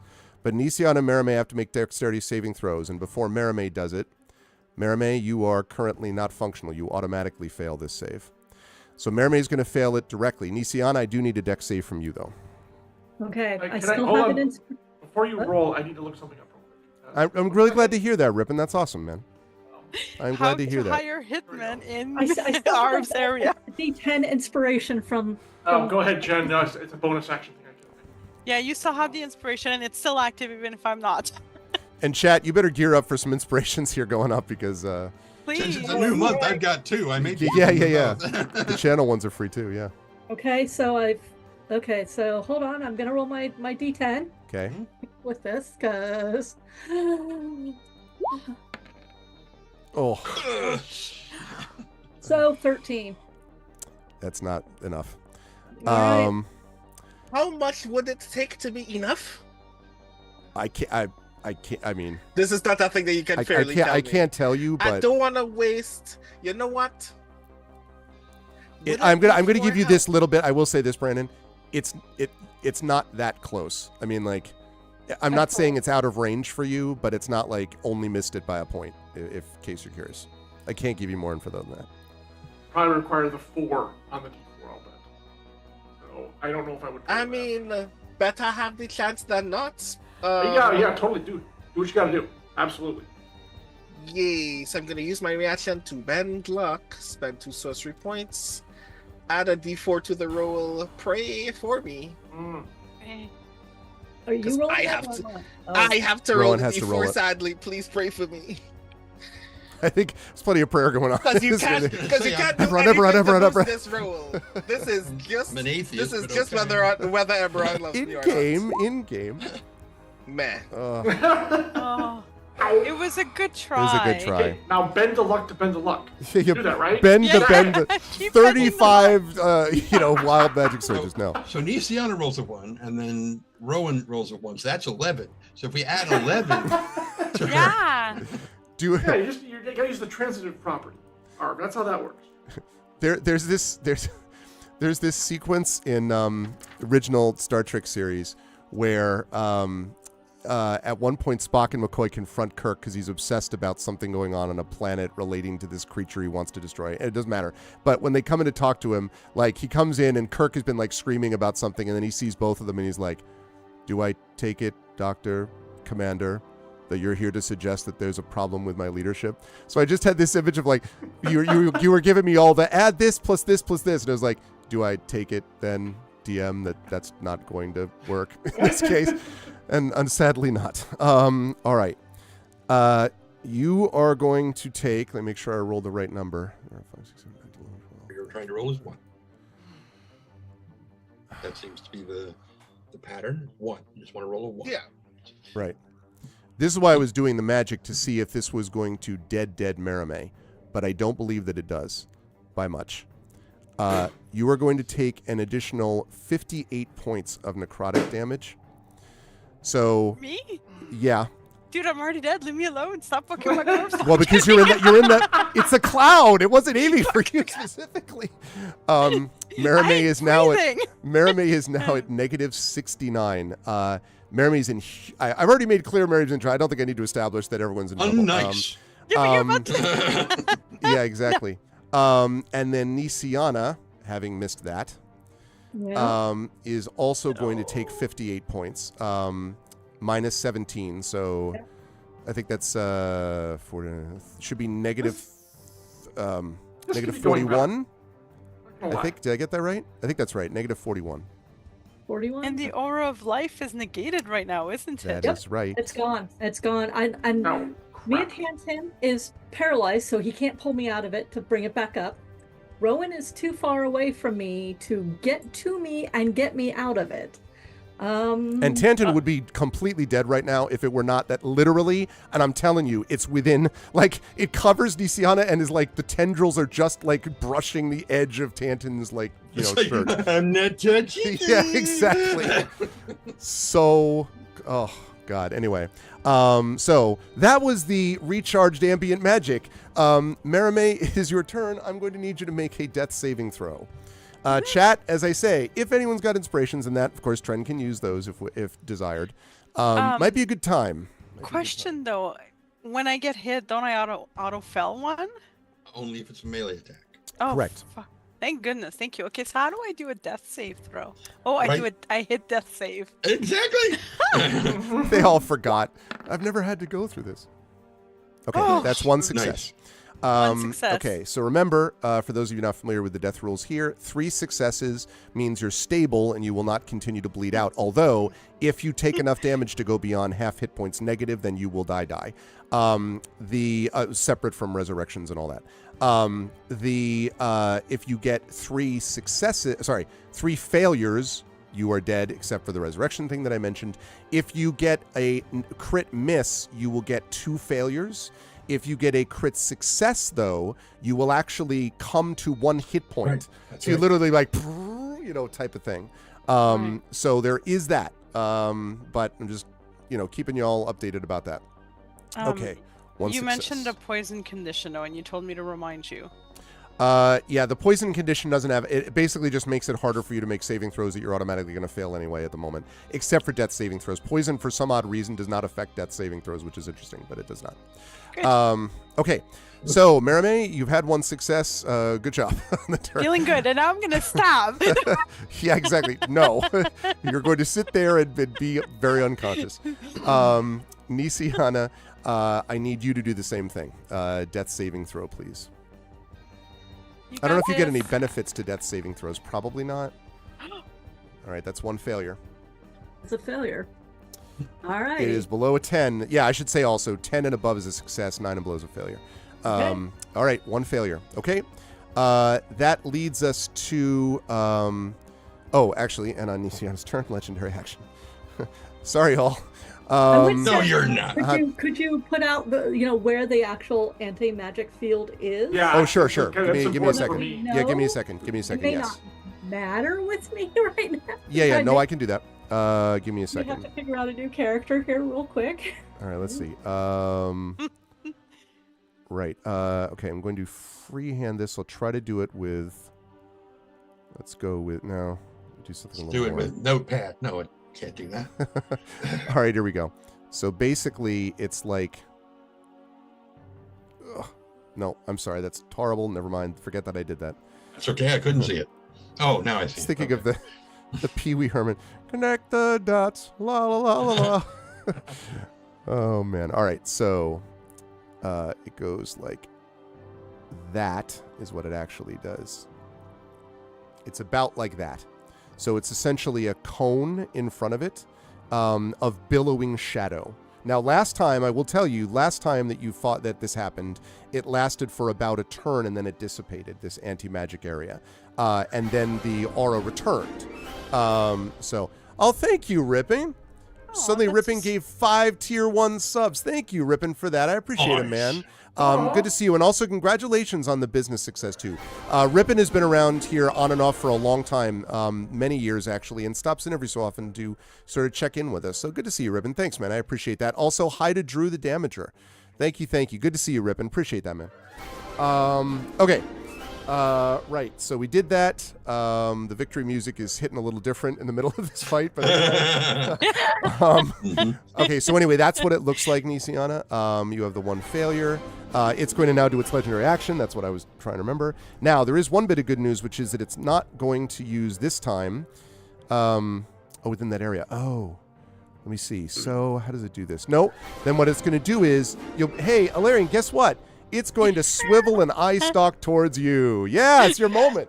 Bring it. It's not going to Bring it. shoot it through the anti-magic field, basically, apparently. So, Wuss. let's see Takes what it's out going Alarian to in fire. one shot. Yeah, exactly. It shoots its Destroy Star-Forged eye ray at you. Yeah, and, exactly. yeah. I need you to make a Constitution saving throw for me, please. A green How do I light. reboot hits you. this game? 1 second. That's what it's trying to do, apparently, Marie. Go back to the last save spot. Okay. What the hell? Arv, is this the poison thing? Roguelike. Yes, it's poison. Okay, so I roll my saving throw at advantage. Okay, I love it. Poison. I love to hear it. I do too. Con? Con. God. Con. Oh! Wow. Wow. Totally sucked. That's I'm still- not gonna spend Oh, wait. but she's He's too far unconscious. But the good news is I also have resistance to poison damage. Okay. So even though I failed the save, I will take half. Automatically. Nisiana would believe in him. I know. If she were not I know. unconscious. Yep. I think you need to spend your time believing in yourself, Nisiana, right now. Nisiana's not allowed to. Oh, am I allowed to believe in myself? I mean, I meant sort of in a metaphorical way. Oh. Okay, so, right. You are going to take, so you said resistance to poison damage, right? Yep. So you are going to take then only 15 points of poison damage. But I don't know, though, That about off. this. I don't know that the poison damage. I'm trying to think about whether this works off of the Aegis.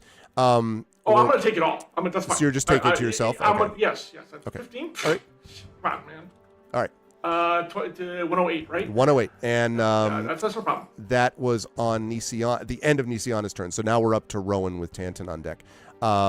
Okay, Rowan, 2 of your party members are down. This is not great. You have hit it for a lot. It is definitely hurt. You just, you don't know how much yet. It is definitely hurt. I don't believe you. Well, Rowan, I'm giving you that Rowan, for free. You've 100% heard it for Rowan, sure. check that chat. Just not heard it 100%, There's- which is not what if you there's- want. Know what we want to do here. There's a couple of guys at the Renaissance Festival that I used to work near, Don Juan and Miguel, and they're part of their act. One of them gets hit in the finger. And it's like, oh, immortal wound. Right. Clarifying questions. This green stuff is the anti-magic thingy. Yes. It is also poisonous. No, it just did necrotic damage when it first hit those people. Specifically, grand Marame fun. and Nisiana. Delightful. I can't believe it barely missed Tantan. Like, I was like, oh God. I was like, this is the end of my only friend. Uh-huh. How does holding an action work? Well, you can simply say, I'm going to hold my action until such and so a condition happens. So, if it steps towards this, I do that. You know, if you want to, you can do that if you wish.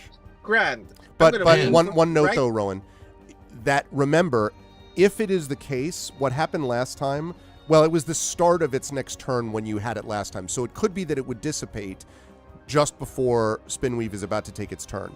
If you're cool holding the action under that scenario, that's fine. But be aware that's how long the anti-magic thing lasted last time. Just letting you know.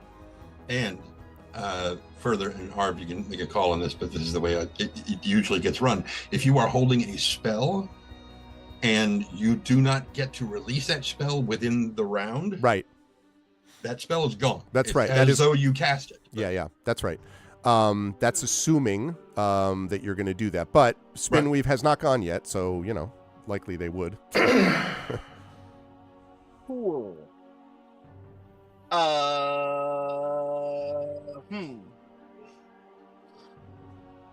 I'm going to act on the good faith that the plan that we have is still solid. Okay. I move towards Tanton, and I'm holding my action until Ilarion is 10 feet away from me. I do need to know what the action is, though. Teleport. Okay, that's fine. Also, bonus action, spend a 4th level spell slot to gain 4 sorcery points. Okay. How are you doing on spell slots? That now puts me at 8. Okay. I mean, we are 14th level, as you keep reminding. Oh, no. I think this has been a fairly reasonable 14th level fight, to be honest. Okay. How do you? Have you, sir? I just have that really? Sense. Okay, so you're holding the action. Okay, sounds good, Rowan. On its turn, or rather, its legendary turn, second legendary turn. Yeah. Let's see. It is going to do this again to Ilarion. In this case, it is helping you a little bit, this anti-magic field, because it's not shooting through that area. Exactly. And big yes, exactly. Let's see. And interestingly, the ambient magic action could have an eye ray like shooting up from another part of the room, but the legendary actions are coming from it itself, and it's on the other side of the anti-magic. So that helps. I'm sure you're like, oh, great. I'm glad to hear that. All right. So, Ilarion, I am going to need you, please, to make a dexterity saving throw for me. I guess I gotta check my shield master doing things. Shield's AC bonus to any dexterity saving throws. That's a nice +5. All right. Dex save, you said? Yes, please. 11. I accidentally did that. It'll be a 16. Not enough. I'm gonna spend a spirit die to add a +10 to that. Or Okay. D10, I should say, not go crazy. 10. 26. Wow. Nice. Good stuff. And actually, this particular ray, you don't take any damage in that situation, so you actually dodge it entirely. My shield takes it, thank you. So, yeah, or that's fine. Absolutely. Like, that's fine. However you want to, that's fine. Oh, yeah. Okay, so that was the second legendary action, and that is leading us to Tanton, who's going to need to make a death save here. Are any inspirations forthcoming, or are you just doing the thing? I'm just going to do the thing. I think, personally, I think inspirations would be better saved for other aspects. Oh, I see. Yeah. Of this thing. Okay. That is a 3. Okay. So that's a fail. That is a fail. All right. 1 failure. Right. Welcome. You and me. Saving together. Yeah. All right. And for its third legendary action, it is going to shoot another ray at Ilarion. Okay. Let's see. Right. I need another dex saving throw from you, please, as a white, sort of off-whitish ray shoots in your direction, Ilarion. Kind of a taupe? Yes, a taupe ray. No. You were hit by unfortunate fashion. 7 + 5 is 12. But actually, it doesn't. I'm gonna do it again because. Hold on, let me double check and make sure I can do this more than once. Hold on, on the saving throw thingy. Hold on. I gotta find it again. Oh, here it is. No, there was one reaction. I'm going to take this one because I'm assuming a 13's not going to do it. That's correct. You are webbed. You are struck by this and restrained, literally by webbing. And what restrained means is speed is 0. It means attack rolls against you have advantage. Creatures' attack rolls, your attack rolls against anything else has disadvantage, and you have disadvantage now on dex saving throws until you break free of the webbing, which you can try to do if you wish on your turn. You need to do it as an action if you're going to do that, Alarian. And I mention that because it is your turn. You can break free from it if you use an action to try to do so, and it's a strength check. If not, then you're going to have to accept the restraint condition. And I'm sure Alarian will remember that the sword had kind of a challenging time cutting through the webbing before. Yes. But I have advantage on. I believe I have advantage on strength check if I'm not mistaken. Due to my enlarged ability, but let me just double check. Yeah, that's true. So, right, you could attempt to attack it, but see Trent's previous comment about That's attacking not what it. I want to do. Or, Hold on. from hell's heart, I stab at you. For those of you who have been Advantage on playing strength Marvel. checks. Yeah, no, I'm going to try to bust free. And, Trend, I think I might need that, or I should say, I'm going to call for inspiration because I might need it. You will have one. All right, and I'm also ready to use my hero point if I need to as well. Okay. Now, granted, okay, I'm not going to say anything. I'm not going to say anything. Let's just do this first and see how it plays out. At advantage. I think 24 ought to do it. Rip. Yep. You are able to rip free from it. You use the action, but you were escaped from the webbing. Fine. So that's one action. I'm still hasted. Okay? Yep. And so I get my... all right. Arva, what I basically want to do is I will fly over to, until I hit the anti-magic, I will land. Yep. I want to grab Marame's body and then get over to here within 10 feet of Rowan. Okay, Mermaid's body. That's fine. Okay, now, let me see. You can, I'm just counting up okay, so you got 5, 10, 15. So you can pick them up. I will assume that you're able to just pick them up as you go. That's okay. Yeah. So what I'm trying to figure out is if you're going to have enough movement to get outside of the anti-magic, because otherwise I don't know that the teleport, because the teleport will obviously work on Rowan and on Tantanor outside of that field. What I'm trying to figure out is, can you get them and get out of the anti-magic field?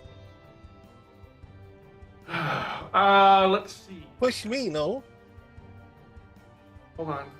What's that? 5 foot squares? On the way in, out. Yeah, 5. I believe Yeah, that's like right. Yeah, 5. collide with me and we teleport us. Just bash into you. Check I your can't. messages, John. Yeah, that's not going to happen. You forget who you're... Okay, Marie, you forget who you're talking You forget who we are. Yeah, Well, exactly. who they are. I You know know. who I am. Okay, you know so- who I am, which is why you gave me that advice, but you forgot who everybody else was. Not only that, but they forgot about Dre. All right, that's fine, because the funny part is if it can't shoot its beams into anti-magic, that actually protects us for a round, and we go before the creature. I just have to get there But the and then set up and protect it. Doesn't matter. My shield stuff still works against saving throws. I still have all my armor and all my hit points. Even if I'm paralyzed, as long as I'm within 10 feet of him, we can get out next round. Or that's what I'm doing. I'll get as close to them as I can. Okay. Where do you think I'm going to be in 30 feet? Like here-ish? Yes. And I would say Merame and Nisian are both like, oh, sorry, not you. Maybe move him over there for a second. Yeah, like step that, aside. like that is what I'm guessing. Yep, And yep. then wherever you are, I'm in front of them, shield up, and like I will that-ish? be- Okay. Well, no, more like this. okay. Oh, by the way, I'm no longer big because Iron Titan is a magical Oh, ability. that's I'm right. assuming it goes away. I don't fly anymore. I'm There you not go. hasted. Just to scale. No, just kidding. Yeah. Hey. No. You will fear me. He's a No. baby again. How did that happen? I'm toddler. Just Toddler, kidding. Just exactly. kidding. All right. Yes. There, yes, but I'm shielded up and protecting them, but their own anti-magic is actually what's going to protect us, which is kind of hilarious in a way. Yeah. Well, yes. Although. Unless you get to spell it. Well, no. What I was going to say was the same thing that allowed the whole holding the action thing. So, so you came to there. Your turn comes to an end. The beginning of their turn is when this field dissipates, as I mentioned. So Right. the means the anti-magic is currently out of there. If I can ever get to the bloody thing itself. Hold on. Move that. And then take this, carry the 1. Okay, you go over there. Now you're deleted. All right, and then you go back up here. Oh, No, well then, not you. if that is the case, then I'm big again. That's fine. So yes. Happy. However, yeah. Right. To be sure, the minute I see that happen, Sorry. pop. Just give me a second. I'm sorry I'm moving our characters around. It's the only Yeah, way that I that's can okay. get. It's the Yeah, only way I that's can okay. get all the stupid circle. I really just need to transfer us over to Jump Gate and just do that. Ships are weird. It's much better in the new version of it about handling shapes. It just seriously does not know how to handle just shapes on its own without picking up absolutely everything. Like, why can I not move you? I'm really sorry, but if I don't fix this, it's going to screw everything up later on. So No, bear it's with fine. me. Talk amongst yourselves. Sorry. So what's everyone going to play for next year? You really don't. Oh, Hey, I've what already kind told. I've already told Art what I'm doing to my next character. Yeah, what should I play next? I'm gonna play a druid who lost the other arm. Has a twig instead. Okay. Well, somebody else is gonna have to play a cleric because I'm not gonna play a cleric again. Because Hey- that would be too close to me, Sion. Jen, can you do me The a most favor? work ever. Jen, can you do me a Yeah. favor and not look for a minute? I have to move your Yep, I blocking will thing. stay and on the thing Okay, good. and look at my friends who love me dearly. Just give me even a though we're about to be second. TPK'd Hi. by Upside down Hello. hearts Something for invites you. Right side up too. Yeah. Why? Because Trend, I we still love took that you. inspiration. Thank you. Also may come in handy. maybe I should do a paladin actually. It's seriously. Thank you. Yeah, I was Jeez. thinking maybe of a paladin as a backup, or I could be. Plot twist. Why are we so sure we're gonna die? This I is have- the one time on Earth you're ever gonna hear Rowan Shallow say that sentence aloud. You do not Yeah, want me to I answer believe that. you. No, don't. The reason I'm saying that is so that it's kind of like I Okay. expect the worst, hope for the best, and I'm gonna land Mhm. somewhere in the between. So the worst is Yeah. I lose a character I love dearly. So I'm making light of it. I'm like, okay, well if she's Wait, gonna go paladin, well no, I would rather go paladin. You need to do something else. This is the moment where I No, get to I'm actually good. find out how R feels about like non D&D character class options, because then I play a like actual gunslinger. Oh, I thought you were going to say a Voltron paladin. You know, I was like, listen, if it's the Lions one, you know. That is theoretically possible, but that book isn't out yet, and also not D&D. I've been watching D&D shorts, and he's been talking about these combinations. Like you could get someone Okay. as playing a centaur and somebody else with the ride feet, and then like do all kinds of really Yep.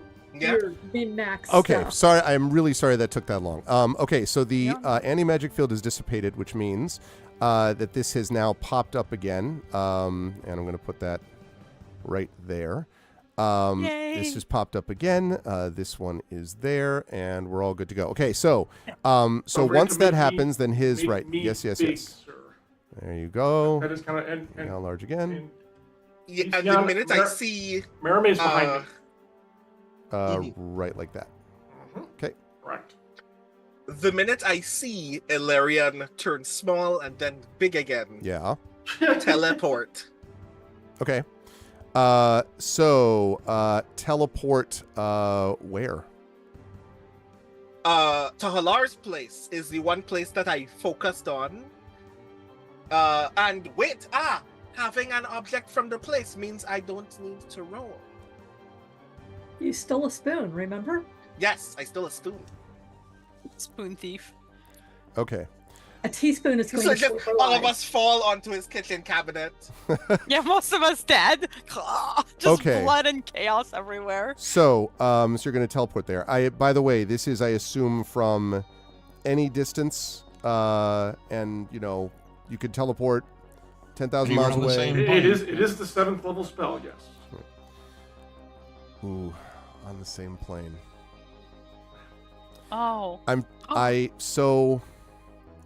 All right, I need to do a bit. Give me a second. I need to do a bit of research. You're I was gonna say, let me actually, double-check that. you're theoretically not entirely on the same plane. Not at the moment. You are literally because right now you are fighting Spinweave. I don't know how to describe this without giving stuff away. What you are fighting right now is a shadow version of Spinweave. And part of the reason that Spinweave was able to generate this shadow is that this creature you're fighting, forget about what it actually looks like on the screen, remember what it actually is being hidden, right? Is a sort of shadowy form of the main thing. This creature is interplanar. So what I have to figure out is whether or not what it did beforehand Are we in was the enough. plane where it is? Well, this is We're why on I'm the doing the edge. research. We're on We're exactly. pretty We're on much the on edge. the edge. It's exactly right. And it literally beforehand leaves its shadow and then returns in this quote interplanar dimension. And I'm like, so I love this idea and I really want it to work. So I'm hoping I'm not going to find research that sucks about this, but I'm looking. Yeah. So the text both. says the destination you choose must be known to you, and it must be the same plane of existence as you. So yes, we have to be on the same plane as And Halard. we understand either way, Greg. No, I know. I appreciate that. We have your address. That's Some true. of us We are going to do. be in your home. do. Maybe you don't want to piss us off tonight? It's like multiple times I've been threatened by my life. Like, I see how it is. You're So not doing a good job, Jimmy, for not being threatened by your own players. no, it's fine. We It's love fine. you, Greg. It's fine. And I, listen, if you do it, it's fine. You leave behind the banner, you abandon ship. I totally get just kidding. All right. So Yeah, that's true. Frick, I didn't get the body either. Son of a. Survived. Oh, well, side quest not fulfilled. Big deal. He doesn't know he's I'll dead. accept that. Yeah, exactly. I'll accept that as a consequence of the action. At least if it doesn't work, the aura of life is active again. This is true. So Everybody- if it doesn't work, we're not about to all expire. That's true. And let the bard inspire you all. You all get 1d10 for that. See, Greg isn't saying anything against it, so we're good. I've got two ways to rule on this. Because it's ambivalent, or it's not ambivalent. It's ambiguous. I'm sure it's also ambivalent, but it's ambiguous. I mean, it's not ambivalent. It's actively hostile. No, it is. Yes, I was talking about the situation, the description of what is happening with this thing. Okay, I will borrow, since Brandon was talking about this. I'm going to.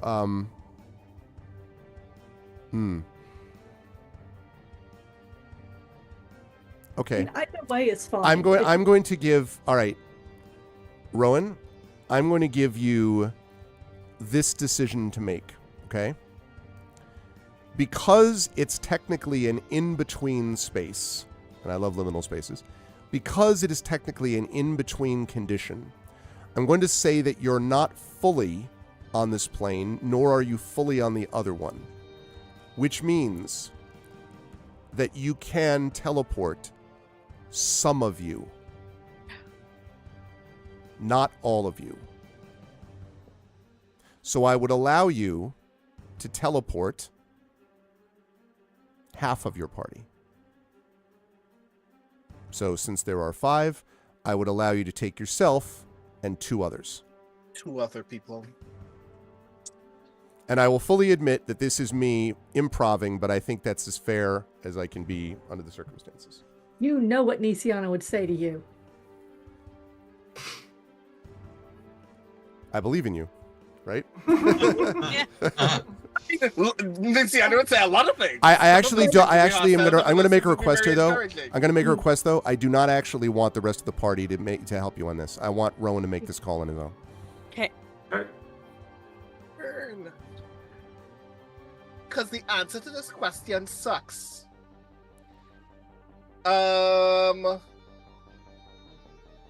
So, to be sure, I can't ask the party any clarifying questions out No. of character. No. Fire burn. Sorry. I can't allow it in this case. Okay. I am very sorry. But there is a thing Rowan would do, especially considering what I'm essentially gonna say is a very brief mind link conversation that Rowan had with Mermaid very briefly. The part that sucks is y'all. This is me saying that I know. Wait, no, y'all get the haste back. But then when I leave, y'all don't have the haste anymore. Yeah, I don't know that you're able to maintain concentration on a haste spell 500 miles away or whatever it is. I don't know. I'd have to look into it, but I choose Tantan Mermaid in the left side of Rowan's body. No, yeah. No, Rowan gets to send all of his body, all right? I teleport Tantan, Mermaid, and I teleport Tantan, Nisiana, and my limb. Yeah. You accidentally don't specify and you teleport like Spinweave with you. Like, God damn it. No, I didn't mean it. Halar comes home and is like, hey. Ooh. Yeah, exactly.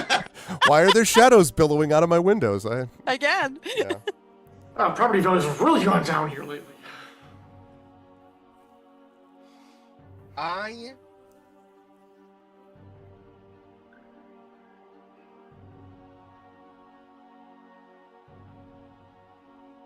I say very quickly and very angrily. Nisiana's gonna hate this, but half a shot is better than no shot. I am leaving with Tantan and Nisiana. Okay. So, I'm just gonna move the people off the board for a second. There was a right? prophecy about this. So now I'm going to leave everybody in initiative only because some of you are still dying even when this is going on. So we're going to have to deal with that. Okay, so you vanish, you appear, and I'm going to continue this, I think, with Rowan, because you appear literally in Halar's home, and Stanley, where did you came at such a brilliant time? Yeah. Well, so you arrive at Halar's home, and when you arrive, Halar is asleep on his cot. So, you sort of see, and suddenly you emerge into this darkened room and sort of hit the ground. And so it's you and Tantan and Nisiana. So that was also happening on a held action because Alarian had moved there. This was Spinweave's turn. Right. So it was a held action. So this is still Spinweave's turn. But Rowan, when we come back to you, you are going to have to attend to your friends who were there / wake Halar up. You can get Halar's help, and all that stuff, but that's the situation. Also, hi Genli. Do you need a wild magic surge from you, right? Because of the teleport? Yes. Okay. You do. So let's do that, and then we'll do Spinweave's rest of their turn. 4. Okay. All right. No wild magic surge.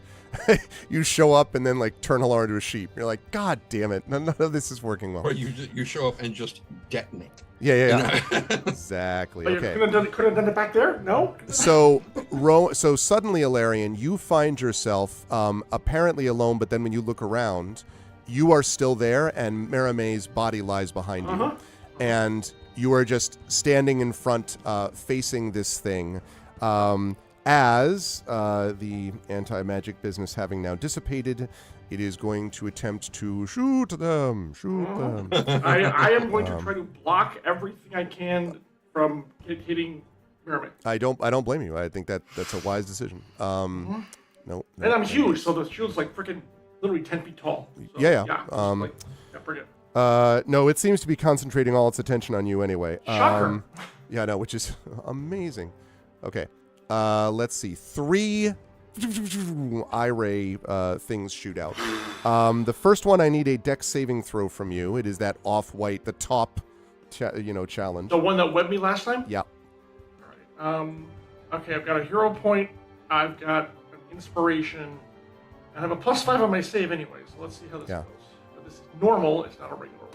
All right. Dexterity.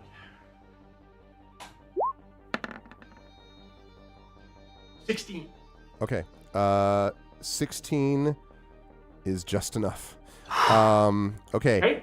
Also, this aura of life is gone there anyway.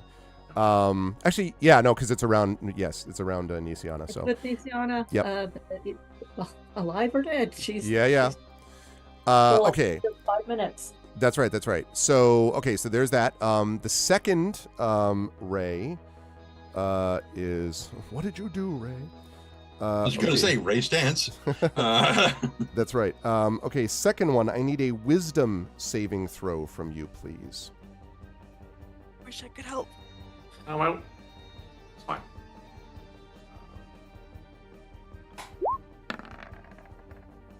Wow. Rugged. I am wiser than you. All right. And then the final ray is okay. For this one, let's see. This one is called a bolt of getting jiggy with it. Oh my goodness. I was laughing at the fact that now that since you are large, a creation of magical I don't suppose you're a creation of magical force, are you? Are you No. there? Okay. No, I'm not. Just checking. Okay. I need you to make another dex saving throw, please. This one is this horrible looking, like bluish purple as it shoots out towards you. Blurple, one might say. Purple. Exactly. So, Blurple. Maybe not. Dex save, right. Yep. That is 9 plus 5 is 14. You doing your hero point deal or not? I'm gonna actually, first of all, I'm gonna use the spirit die. Okay. Action. So we're gonna add an amount to that. That's all I'm gonna say right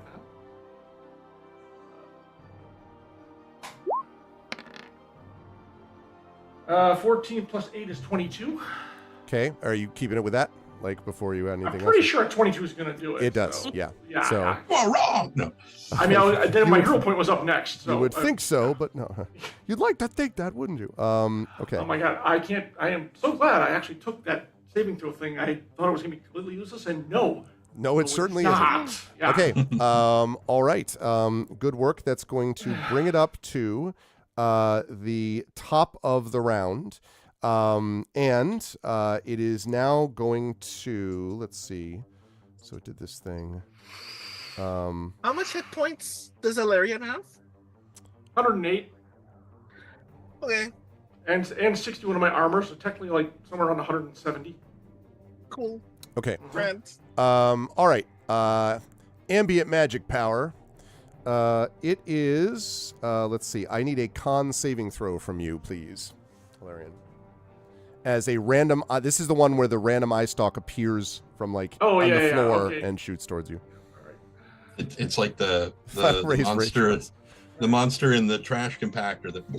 Yeah, exactly, Oh, exactly. Again, Exactly. Arv, is this a poison save? Uh-oh, cat No, drink. it is not. This is not a pat. All right. The final ray is Ray Charles. All right, this is Something top of the shoots round. towards you, Georgia. Yeah. So just, all right, here we go. 8. So, I'm gonna use the inspiration. I want to reroll that. I think that's a good idea. 11. I'm gonna spend another spirit die. Mm-hmm. You're seen in the commitments where he's like, but Jimmy, I'm blind without my glasses. So is Ray That's a Charles. 17. 17. Okay. You adding anything else that I don't want to tell you what to do. It's marginal. I know. That's like on the edge, which makes me really uncomfortable. Good. I'm gonna spend my hero die just to be safe. Okay. All right, that puts me. Lost count. What did I? 21. 11, 21. That's a good one because that was the paralysis ray. Very bad. Yeah, That's why I was good. like, Not good. I would recommend you not miss this. Okay, so Okay, good hero work. point is gone. All right, hero point is. Hey, listen, that's what they're there for. All right. Oh yeah. All right, so good So stuff. just out of curiosity, would the 17 have made it? I can't talk Okay. about that now. All right, that's I can't fine. talk about that now. No, it's, All right, that's going to lead us to, meanwhile, right behind you is Merime. Merime, I need you to make your death saving throw. You have 1 success so far. and do it. Yes, I will do it. I feel very successful. Will, yes, you will be incredibly successful. Okay. I believe in you. There. Yes! 2 successes. Okay. All right. Is it that all she needs? Or she needs No. No, I 3. need one more. Okay. All right, no, Yeah. that's good. That's good. That's good. Okay. All right. Cool. Now, back at Halar's, Nisiana. Now, I guess for you, because you're within the Aura of Life, you pop up to 1? Or, like, does the Aura of Life pop you to 1? I just I want to think make it's sure. 1. Hold on. It pops me to 1. I Okay. have 1 hit point now. Okay, so you're kind of prone on the ground in Halar's hut. I will allow you to just sort of like, you can take an action basically, but it's going to be a little weird in Halar's hut. Like we're not going to do a whole, I'm going to walk out and talk to the village.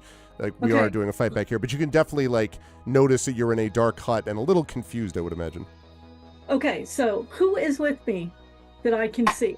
You can see around you Rowan.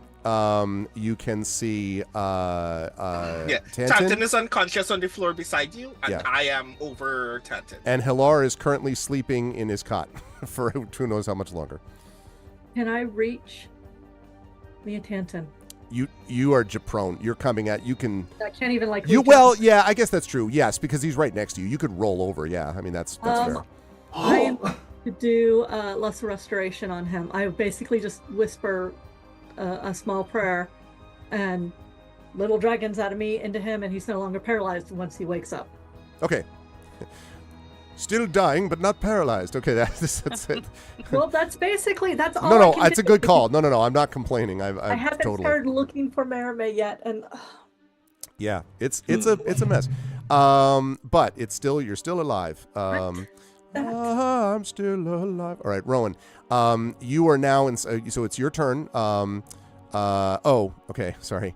It's Rowan's. It is Nisiana's turn. There is a legendary action, believe it or not. That's the way it goes. Spinweave is going to be able to do one of these.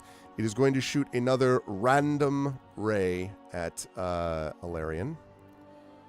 Again, the Yep. ray can aim for nothing. It could. It just isn't, though. It just continues to aim for something. I need a con saving throw from you, please, Alarian. This is a poison one. It doesn't look like it. You got this. Anyone out there got another inspiration for me? Because I'm calling for it now. Do we have any? Tren has one left. I see if anyone else has inspirations out there. Unless someone else has Here's one? a Also, hi, ruling. Genly. Ben Luck doesn't have a distance. You would have no way of that's knowing that actually- this is yeah. happening out there. I is would rule there against that. channel inspirations left? Yes, there's 2 of them, actually. I mean, you can't get both, but you get one of them. Yes, just because we just I- reset. Can I buy one? Yeah, I- if you have the 50,000 channel points, which I I think is do. there. I don't I was gonna remember. There's a command that you can find over the next hour at some point, and just find it and then use that. And yes, you could definitely use one of those channel point inspirations if you wish. Also fine. Shit, where's it? Oh, there it is. There it is. Redeem. Hey, all right. So one of the 2 of them are used. Okay, great. Yes, I Hey, want to inspire Alarian. Inspire Alarian? Inspire. Sounds like a plan. All right, Alarian, you've been inspired. All right, we're gonna. It's Constitution, right? Yes. I've already used my reaction in the last one, so I got nothing on that. Here we go. True. That's awesome. What's this? How do I do that? 9. Best I got. And you can't add anything else, right? There's nothing I can add. There's my hero point. I've got nothing else that I can't react to. Oh, lordy. You are paralyzed. Now, the one bit of good news about this is that you will be able to repeat the saving throw on your turn, but you are going to be paralyzed at least once. For this. Trying to get another inspiration when my turn comes around. Hey, what's up, Shadow Mage? All right. I need to spend it since inspiration. Oh, you got it. It's all set. Don't worry about it. I would have had to add it manually for you, but you Oh. immediately used it, so it's fine. It was just mostly to notify the bot so it knows how many are left. So thank you. Good Just stuff. housekeeping. All right, so that was And that was on, that's right, that was on Nisiana's turn, was the legendary. So now, unfortunately, Alarian is paralyzed. Rowan, you are up. So you are in Alar's house, which is dark and very comfortable, and with one conscious now and one unconscious person next to you. Right. Cool. I want to ask 2 clarifying questions. Okay. 1. Does a medicine check intervene in a death save by any means? Yes, if you do a medicine check, you can stabilize them and prevent the death save throws. Yes. If it's successful. Grand. Cool. Secondary question, in the event that Rowan, being a screw-up, does not do very well. Is a death save a saving throw for the purposes of Ben Luck? I mean, death save is a saving throw. I don't know if Ben Luck specifically, excludes death saving throws, but it also depends on how badly you screw up. And if you put a tourniquet on Tantan's neck, Oh, he's still within my aura. He will. I've only ever been dead or alive. I've never actually helped other people live before. Yeah, this is only my thing. I don't. Right. So I am going to. This is wild as fuck. I'm going to Tides of Chaos. Okay. To make a medicine check at advantage. Okay. Which means that I owe you a wild magic surge immediately afterward. All right. You end up killing everyone in the castle. I was just going to say. Right, so I can bring Tantan back to life and turn into a goat to some shit immediately afterwards. 100-point fireball. God damn it. You absolutely is going to want to turn into a goat or something once Nisiana realizes what happened. You said you were 15. doing this at advantage, right? I was going to say, I did not like that Yes. first one. Yes. Okay. Yes. Success. So that means that Tantan is now stabilized, will not have to meditate saving throws, and will pop up anyway because of the aura. I do need a wild magic surge roll from you, please. 13. All right. Keep spinning that wheel. All right, Rowan, I'm not going to ask you about where you want I to hear move. Tantan take a deep gasp of breath and I collapse to the floor. That's actually very appropriate. Okay. At the end of your turn, legendary action. All right. So Meanwhile, back at the ranch. back at the people are ranch. dying. This one is going to run over to here, and Spinweave is going to attempt to bite Alarian now that Alarian is conveniently paralyzed for his purposes. Wow, an actual physical attack. Okay. Amazing that he waited, right? Yeah. Okay. So this is assuming that he hits with it. He's paralyzed. It's an auto crit. Well, I thought it was an auto. Oh, that's right. It's not an. Yeah. So Is it right. a crit or just an auto hit? No, it's an auto crit. The actual text of it reads that when you are paralyzed, blah blah blah blah. No. Any attack that hits the creature is a critical hit. So it says attack rolls against the creature have advantage, and if it hits, it's a critical hit if the attacker's within 5 feet, which this thing now is. Right. So, but it may not. So I don't know. This one is a 20, not natural, to hit. Now, Alarian, I don't know whether any of that applies to. That's just your base armor, like your. Do you know what I mean? Like in other words, do you have to be doing? And I don't know the answer to this. Any stuff where it's like, as long as I bring my shield up, it does this to me, because you're not in a position to use that. I mean, with the shield activated, my armor class is 25. I don't know how you're going to adjust that. If you're taking the shield out of it, like it ducks underneath, then it's 20. But I've got something I can do, and I will do it. So, hang on a second. Where is it? Yeah, I would do that thing then that you were going All right, to do. I'm going to spend my last spirit die, and I can raise my armor class. Okay. I will, because at 20, I will definitely beat it even on a 1, because it's a 20. That's fair. And you're not dead, so you can certainly do that. Yep, You know, and that's now my armor class. Yeah, Technically is a 28 or 32. yeah, the rest of the round. that will definitely do the job. Okay. Now, that's the good news. Bad news, it makes 2 such attacks. So it's going to do this again. Well, now I'm at a 28, so there you go. Yeah. Well, so let's say that I told you that it critically hit the second one anyway. That's what I figured. It wouldn't matter anyway because it would be an automatic crit, but okay. So that is going to do a total of, let's see. total of 17 points of damage, basically 13 piercing and then 4 necrotic. So 17 damage to you, and you can put that where you want, although technically... All on my armor. Oh, yeah, I figured as much, yeah. That's okay. 17, trying to figure out the math there. 44, I think. Yep. Yeah, armor's going to take all that. Okay. All right. That was on its turn. It brings us up to But that was legendary action. It was not on its turn. It goes last. No, it wasn't legendary action. I know. That was its Dude, I Oh, I'm sorry. That was the legend. Right. Sorry. Yes, Yeah. that's correct. That was the legendary attack. My bad. Was it 3 attacks? On Yeah, the no, turn? it's 2. Oh. It got 2, and it does that. It gets 2 regardless. So it Okay, can that's make fine. yeah, that was still its legendary. Okay, so which brings us to Tanton now. Yes. And Tanton, you are back up to 1 at the beginning of the turn because of and you are not paralyzed. So you, what do you do when you come to life prone and are like in Hilar's home? Well, he doesn't know where he is. True. He's just like, and he like opens his eyes and he's looking around, trying to figure out what would he would be on his stomach. So he just like, and he like raises his head a little bit. And he's like, oh, and he is really confused. He has no clue. Yep. Because Hilar is one of those people who does not believe in night lights. Nope. For whatever reason. I don't understand why. Probably something to do with the fact that we work with spies all the time. Whatever. Anyway, yeah, it's really, really dark in here, and Tanton can't see in the dark.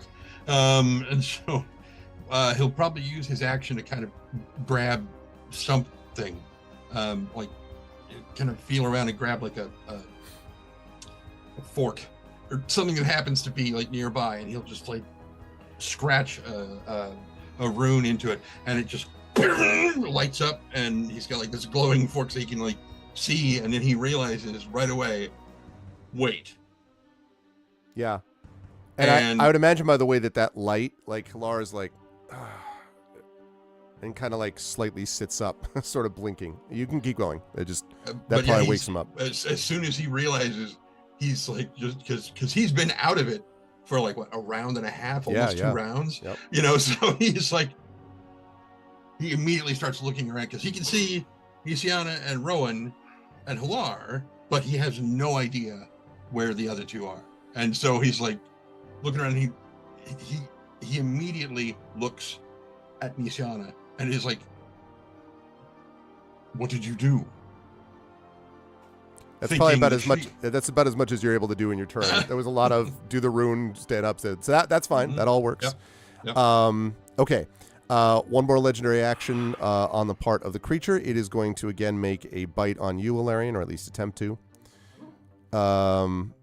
We are looking at, this time is not, well, except the hit is an automatic crit. So because I assume a 30 that'll do it. is going to hit. Okay. Even though that was not a crit, but now it is a crit because all good things are crits in Paralysis World. Yeah, it's okay. Okay. So you're going to take a total of, this time, another 17 points. So you putting that all on the armor, on the Aegis. Okay, so 27. Okay, lovely. All right. Now finally we get to Alarion's turn. Now let me make sure I know when you can save. You are able to no, that's right up here. Paralysis Ray. At the end of each of its turns. So unfortunately, this paralysis has to be done at the end of your turn, but which is, so you could do it now. It's just that is the end of your turn. I'm afraid that's when the ray works. Oh, shh.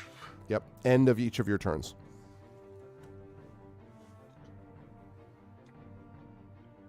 Need a ruling, Arv.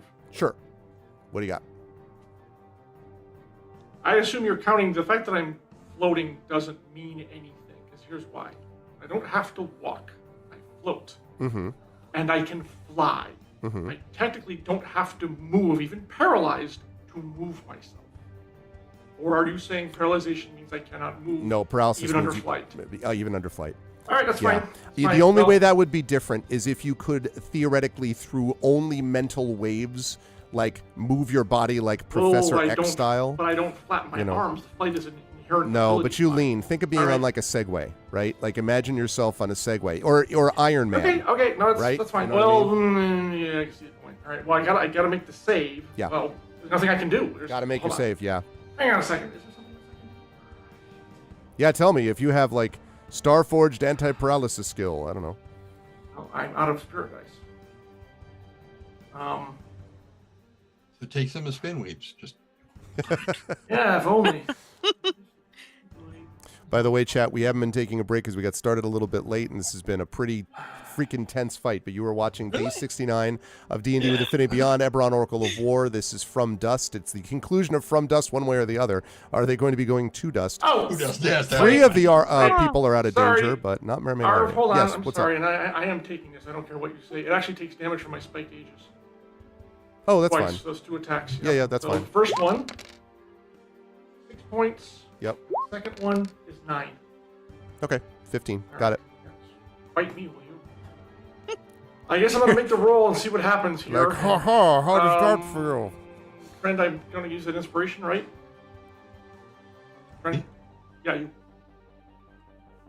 Your final inspiration. You're gonna give it to me. Oh yeah. Sorry, I thought you meant the last one. I'm like, no, you used that already. Okay, yes. Oh. Sorry. Yeah, that's what I was thinking. I was like, wait, what? No, last time was Jen's. So yeah, all right. So Constitution. Yes, and thank you, Trent. And yes, that is right. A con saving throw. But, Roll 2 natural ones. advantage. Woo! 16 Man. is the best I got. 16 is enough. Just Oh. enough. Jesus. Yeah, the So- problem is I gotta go through a whole nother fucking round of this with 8 fucking. No, it's fine. It's fine. Okay, I'm 3 at Yep. least. That's one something. You're up against an evil demigod-like creature on your own. Uh-huh. It is sucky. Okay, so you do free yourself from it, which means it is now its turn. So noticing that you are no longer available to this, it is going to with the raise. Let's see which ones though.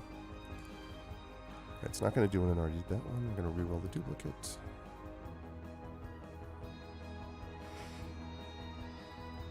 Okay, and that. All right.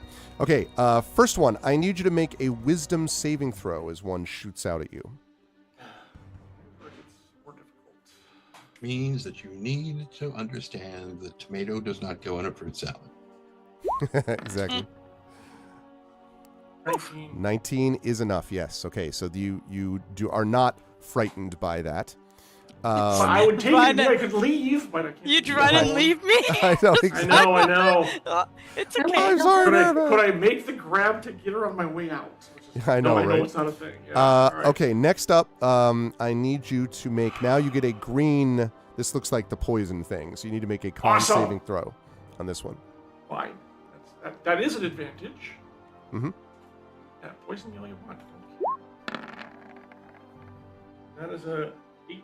18 is enough, so you are going to take a little damage, but and half Yeah, as much as you would have Half and otherwise. half. Yep. Nice. Okay. You are going to take a total of 18 points of poison damage, so where are you putting that? After resistance? It was 38 point. Yeah, it was 37 points of damage. So I of made my poison. save, so it's half, and then resistance. Oh yeah, half and then your again. resistance on top of that. Yeah, sorry. Yeah. So 9. I take that back. Nice Where's try, the 9 sir. going? Armor. Okay. Try. So right. That's my Okay. one thing. it's my one. Yeah, sure. Your one thing. All right. And then I need you to make a dexterity saving throw with this last ray. This weird gray and white one shoots out towards you. This is not the top one. This is a I know. strong one. Oh, yes. Unnatural 20. Nice. Yep, that's enough. No, it's a non-natural 20, but with plus 5 is 25. That's enough. So that's a shield. All right. So you successfully block the attacks as it floats in front of you. All right. Top of the round. Hey, remember we all did that thing called ambient magic? I remember that. Okay, let's see. First it rolls to see about a recharge if it gets one. Okay. Next up It is going to do said ambient magic. Sorry, Marie, I'm just watching your face. Okay. I need you to make, please, for me, a dexterity saving throw as a tentacle, an appendage, shoots out from the wall towards you, Alarian. Okay.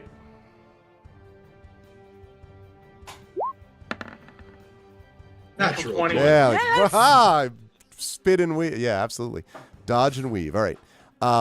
So that is good. That's going to bring us now to Merime. Merime, you need to make another death saving throw. One more success and you're stable, but you're not out of the woods yet, as they say. To take out my Canadian. This is more stressful than Canadian gold hockey, eh? Exactly. Will you be the Leafs or will you be another team? Oh my God, she did Nice. it. There we go. All right. I've succeeded 3. 3 successes, which means that you are stable. Now, if for some reason it does an area effect thing that still impacts you, you still could be damaged, but it means that you will not bleed out. So you don't have to keep making death saving throws. But you could still die, depending on what happens over the next round. That's very negative. I'm assuming, I'm sure it won't be Celebrate the the case. successes of life, Exactly, Greg. exactly. Well done on those saving throws. Okay, Yes, thank Nisiana, you were up. Hold on. sure. Point of order here. Uh-huh. I'm sorry, but I got to pull this up. They are like 1,000 miles away from us right now. How are we still going in order here? I mean, seriously, why aren't I going after her? Because I'm here and they're there. There are possible things that we can do. Yeah, they're still taking actions. In fact, Nisiana just did that to rescue Tanton.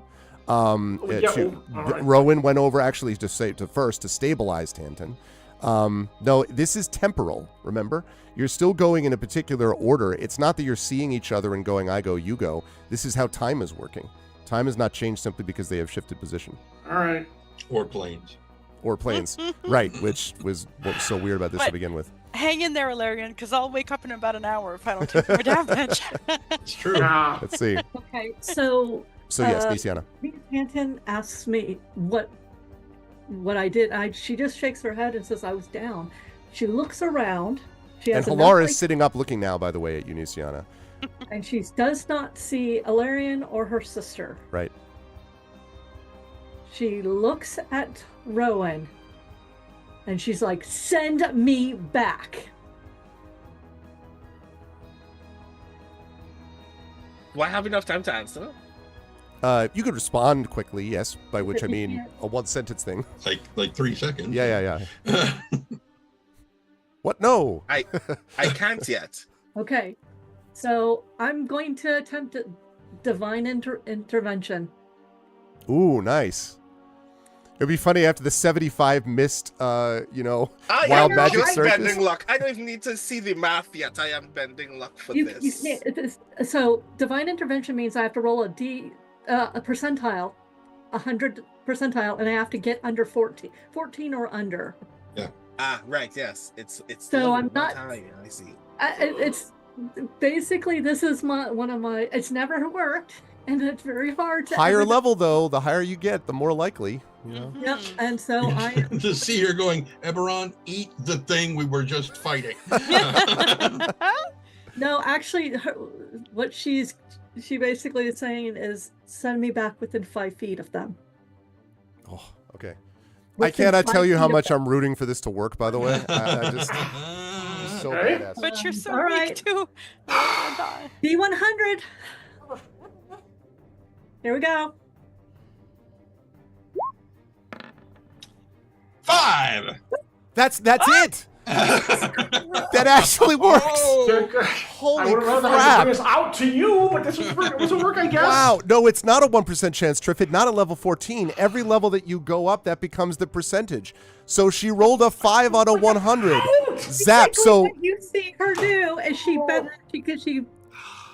grabs her hood and she says, "Send me back 5 feet within 5 feet of them." I want go ahead. Yeah, finish up what you're saying, but I want to describe how that works. So you do that. The dragon marks swirl around you, and Tanton, you probably have more than anyone else know what that means. Halar has this sort of stunned expression as in your mind the dragon marks swirl and then sort of almost cohere in front of you, and you can see the faces of the dragons looking at you, and then merging, and suddenly you were looking at this overwhelming face, Nisiana, like just this face of radiance beyond belief, and you hear, "And so be it. Return and defeat what is there." And then, and like, so I imagine Alarion is kind of like fighting to, and suddenly like, pow, Nisiana appears behind you. I'm not even sure if you're, actually, no, I will take that back. You know what? Absolutely. Eberron did this. You return to that, and there is a massive surge of light in the chamber for just a moment. Enough for everybody to be like just like irradiating the chamber with light. And Nisiana, you are back. Now, in fairness, it was your action to do that. Unfortunately, now I was going to just grab them and word of recall, except my god said defeat the thing that was there. Yeah, but I mean, listen, I don't. I mean, whatever. It's yeah. I can fight too. But that means the aura is back. Yes, that's right. I'm not going to try to redraw it now. We'll just remember that it's around you. Yeah, Prince Justin, what you walked into, there's a whole lot. We'll summarize it later. Okay, Nisiana emerges there, so that's very impressive. Good work. I've seen this happen twice in my 20 plus years of gaming. Yep. Once Crystal Fraser did it at our gaming table with my husband running, and this is the second time I've seen it work. Yep. Cool, but you could have just brought us you. That would have been so much safer for everyone. I'm sorry, that's that. No, everyone is behaving the way that they. Yeah, that's exactly what Nisiana would do, though. Is what this. I is. know. I love it. I love it. I'm Yeah, in love totally. with it. I'm also She like, can't leave. That means I can't. All right, Well, so no, Nisiana I has can appeared. Reach out and grab you guys. Right, can't do it now though. That was No, an that's a whole action turn movement. away. Yeah, the whole thing is you have to just be within 5 feet of me. So the thing is, after Nisiana's turn is when a legendary action gets taken. I think that in this case, I'm going to give you one big pop though, which is in this case, it's not going to take a legendary action, and that's because a massive blast of radiance created by a god has just appeared. You remember that sequence in Lord of the Rings where Shelob, pierced by the radiance of 1,000 stars, the light of Arendelle, blah, blah, blah, blah, is definitely not going to use a legendary action on this turn. That is not pulling a punch at all. It could be blinded for the rest of the round. I can't, yeah. I mean, that'd be awesome. I don't know about I'm just that, saying. but it may be limited on its legendary actions this round. We'll see. Spinweave just has a bunch of retina traces and it's like, Right. Yeah, exactly. I can't. Dragons everywhere. Dragons All all of over the the place. obvious- Right now, we can kill it later. Yeah, We yeah. can always come back. Rowan, it is your turn. You are now in a room with Tantin looking confused and Halar, who says to you, like, do I want to know what's going on?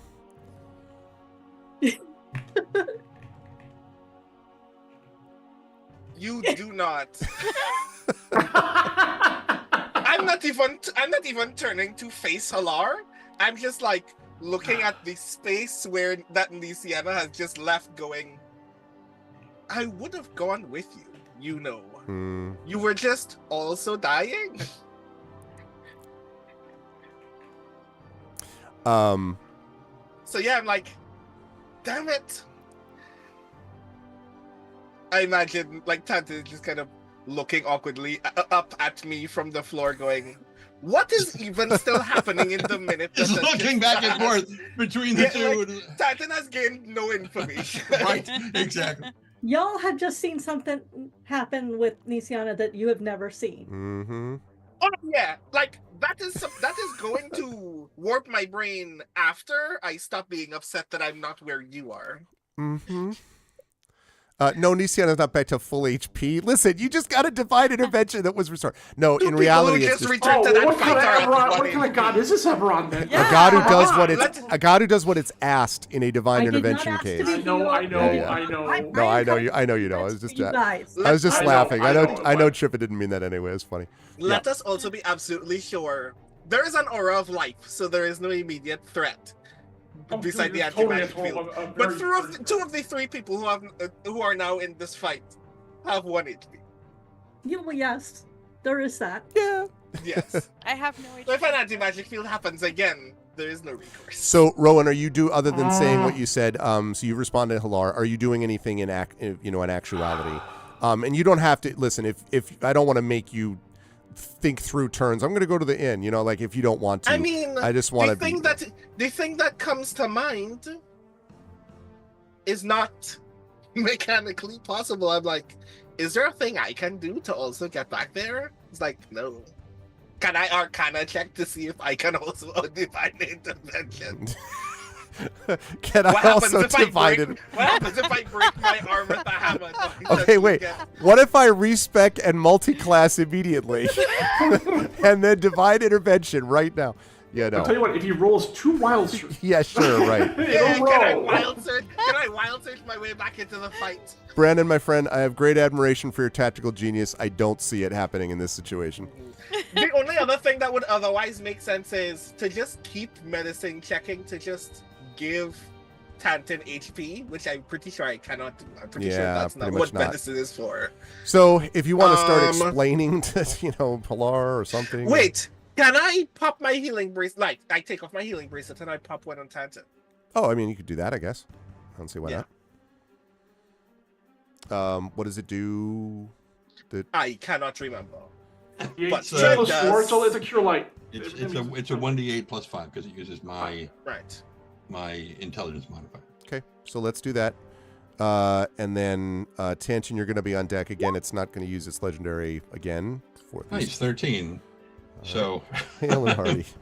Yeah, 14. Okay. 1 hit point more than I had when we started tonight. That's going to lead us to Tantan right now. Rowan, good stuff. Thank you. Tantan, your Opalarian's going to be on deck. Tantan, you are now... What do you want to do in your confusion, if anything? Well, he's going to kind of slowly stand up. And he's like holding the fork, the glowing fork up in the air. It's like, what the hell happened? What did she do? It wasn't Nisiana. You were dying. Things were in flux. I needed to make a decision. Suddenly I discovered we were half extra planar in that fight with that goddamn spider. You were paralyzed. I didn't like it either. I wanted to come with everybody, but... And that's about as far as we can get. Yeah, I love it. Good stuff. Okay. So again, we'll not use its legendary. Same reason I described. Alarian, you were up. Okay. I'm still huge, and I can still fly, and I'm paralyzed. I only have 2 actions. I can only grab 1 person per action, correct? Yes. All right. Plant myself and gonna wait until it's her turn, so I will be defending. Okay. No, defending is an action, isn't it? That gives what? Doesn't it do? Well, if you take the dodge action, sure. I didn't know if you were going to do that or if you were going to attack, since it's going to spike Aegis you anyway when it tries to attack you, unless it does its IRA, which it might. It is close enough to me, isn't it? Yeah, because it moved up to do all the attacks on you when you were paralyzed. Then I gotta be. Wait, word of recall. What's the range? There is no range. I just checked. I will put it up there. Yeah. I'll wail on it, Mother. I don't. Because where to recall? I'm just saying, do I have to be within range of you to use it? You have to be within 5 feet of me. See, that doesn't work. That's the thing. He attacked me, so he is within melee. Oh, he's within melee range 100% right now. Absolutely. Yes. All right, then I will go on the offensive end. As long as she can do it, it's fine. So yes, 2 attacks. Natural 20 would be awesome right now. It's a 16. A 16 is not enough. I have no spirit dice left to spend. Shit. All right, second. Add a hero points too, yeah. Yeah, I'm out of everything. Yeah. 18. 18 will hit. 19 points, yes. Cleave into it big time. I mean, I am drawing its attention. Well, no, more than that, actually. I will tell you that now it is beginning to look quite wavery. There are bits flowing off of it now. It also, the sort of stunning of the light is one thing, but it also is illuminated the fact that it's actually quite damaged. This isn't something you would have been able to see maybe without that radiance, but when it was illuminated, you can see it does look quite hurt. You don't know how hurt, but it has taken a lot of damage.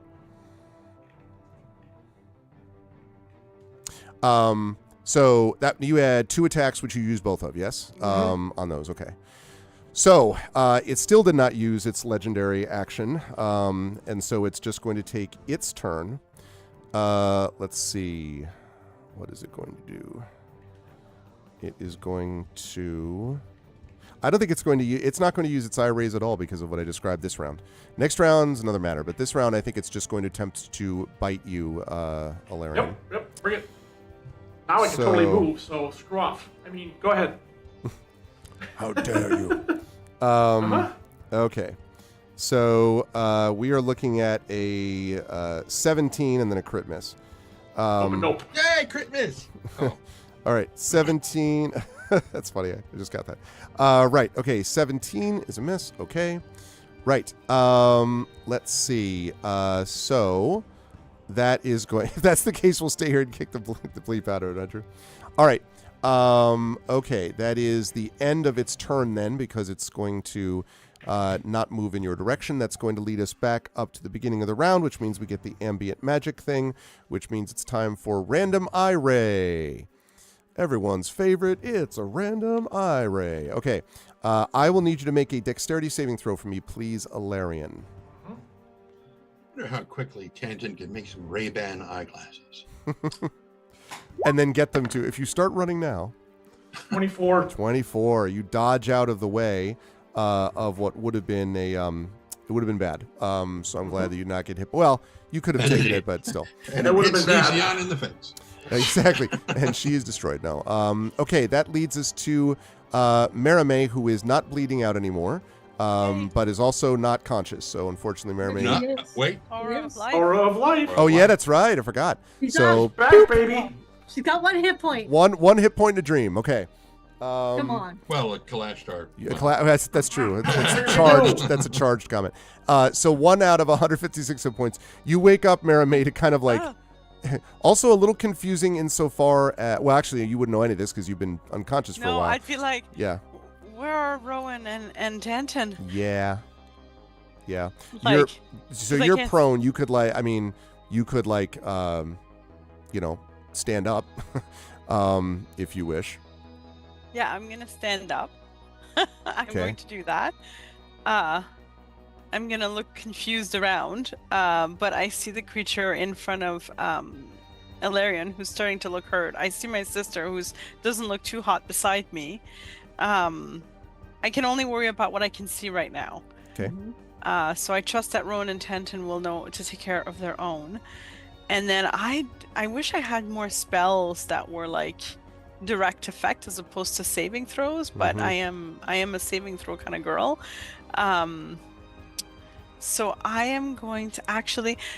Here's a question. It doesn't say so in the spell itself, but this is just her first idea that comes to mind. If I cast invisibility on all 3 of us, does it like make it harder for the creature to hit us?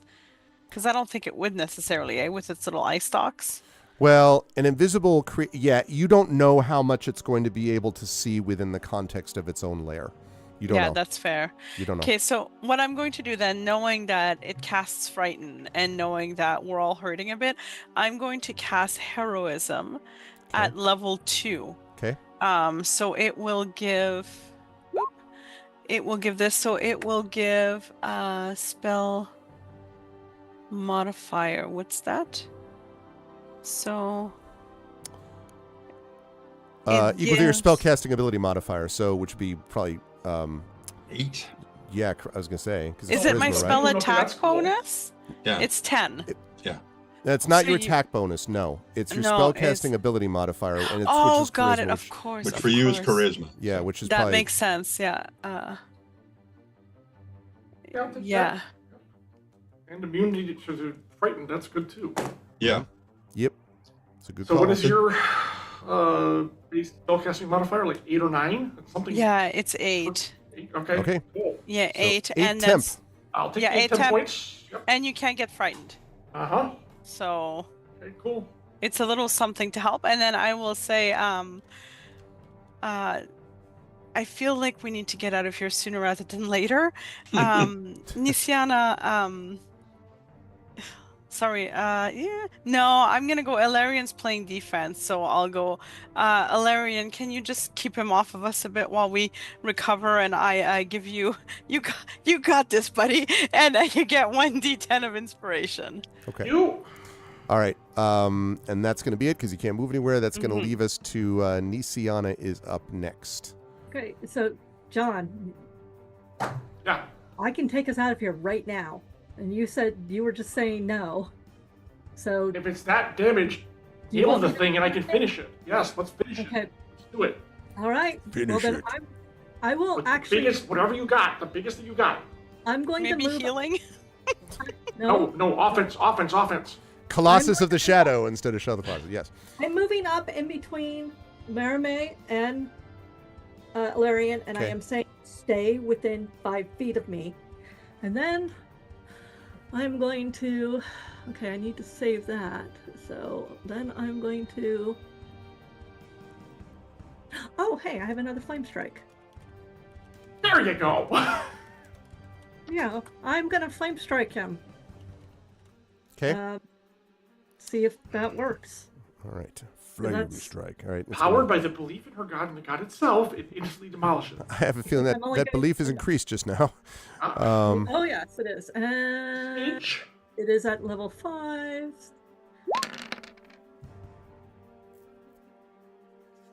Okay. Nice. It's dex save that it's trying to stay out of the way. Yes. Yes. Yes. Dex save 17. It's going to use its final choosing to succeed instead. Okay. Saving throw.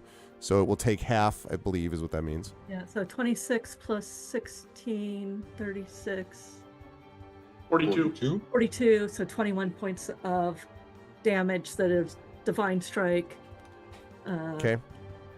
Radiant, And fire. Fire. Okay. So you can see the light just sort of sears it. And it's unquestionably badly hurt now. It kind of wavers back and forth as it is there. Nisiana, you are going to... So you did that, and then you moved up, so you're standing there. Okay, so pretty much you've done what you can do. I'm done. If there's a physical attack, I'm going to use my Radiant Wings to protect either one. Okay. It's not. It's going to use... It's on its legendary action, it's going to use the eye stalk thing.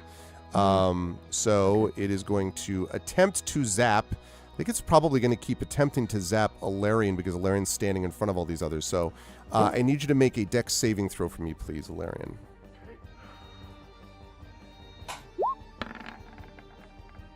That is a 16. 16 is enough, yeah. Woo!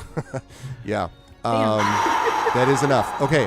That's going to lead us to Rowan is up next. Brandon, you just tell me if there's anything exciting about Rowan happening in this turn that you want Rowan to do or not. Hold an action if they appear, laugh happily, like high five everyone. Yeah, Rowan is still bitter and confused. I end my turn.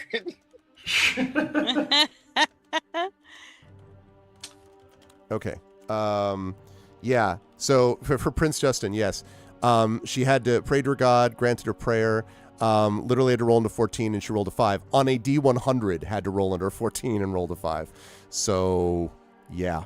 All right. Okay, that was the legendary action. That was Rowan, who said for the reasons we talked about. Tantin, anything else besides the hell's going on here? Confusion. You, when we last left you were like holding your fork, I think. Right. To light up the space. So Tantin is just, you can see like his eyes, sort of like when people have those mathematical formulae flying around them and you can see their eyes kind of tracking along. His are doing that, but like 15 times faster. And so he's piecing everything together, what transpired while he was out.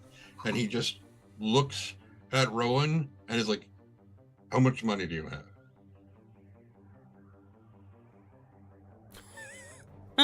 I am immediately confused by the fact that that was a question you thought to ask me. And then I actually check And I have Because basically, regardless of what you 1850 say, gold pieces. okay, regardless of what your answer is, he's going to be like, it's not enough to get far enough away from her.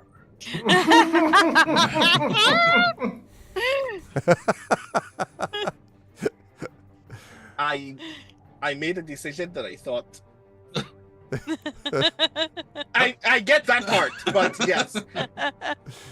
Meanwhile, Like I literally tell Tantan, you're gonna see me lawyer very hard in the next few days. Please pray for me. Atheist doesn't help. in the meantime, the second legendary action, Larian, I need you to make another dex saving throw. This is the sort of top, off-white attack. And Tantan is not an atheist. There's proof that the gods are there. That's a 9. Okay, go ahead. You were going to say something? This is the white one? This is the off-white one, yes. That's the paralyzing one? Is that No. the web? I think Yeah. It's the web. Oh. You have an inspiration. I know. But I don't think I'd it'll have be to roll. enough, I'd though. have to roll like a 10 to get it. Yeah. Mm. I'm gonna save that for my strength check. I'm just gonna. I missed it. Yes, you are webbed, so you are again restrained, which you can try to break out of. Restrained just means attack rolls against you have advantage, your attack rolls have disadvantage, and it has disadvantage on dexterity saving throws. And that was at legendary at the end of Tantan's turn, which means we're now up to you, Alarian, actually. So What? Yeah, exactly. so you can use you can, as an action, try to escape with That is strength. correct. Yep, that's what I'm doing. Right. Strength check. Strength check. That's right. Got to break on through to the other side. 13. Hold on, I'm gonna blow the inspiration. Oh yeah, I forgot. Yeah, the inspiration thing. 18. 18 is enough. Yes. So Rip, you break free from the webbing again. And then I will try to smite it with my sword because I still have one action left. Okay. That would be nice. That would be really nice. Nope. Is that 11? I'm looking No, at. it's an 11. Yeah, sorry. That's not going to do it. Okay. Not going to do it. You broke free at 11. No, you're still in front. Okay. So now it, which as I said is looking not so hot. I think is basically going to it is attempting to eliminate you as a threat. It is going to fire away with 3 eye stalk attacks towards you. First of all, Larian, wisdom saving throw, please. I know, so many saving throws. Wait, is it? It's a 17. It's a wisdom one. That's enough. Okay. And also you would have been immune to it anyway because the heroism. Exactly. But that would you wouldn't have only. It still was going to shoot that regardless. Okay. The next one is a sickly green one. I need a con saving throw for this, which I think the poison one means you're getting your advantage on it or something. Damn right. Okay. Mm-hmm. That suck. 9. Nope. That's not But going still to. resistance, so I take half. Okay. So. And I got the 10 hit points. Okay, so you're going to take half. So you are going to take 17. Right, so 10 hit points take 8 of it. Okay, so the temper gone. And I'll take the 9 remaining on the Aegis. 90. No, not me. 99. Okay. Fine. 99.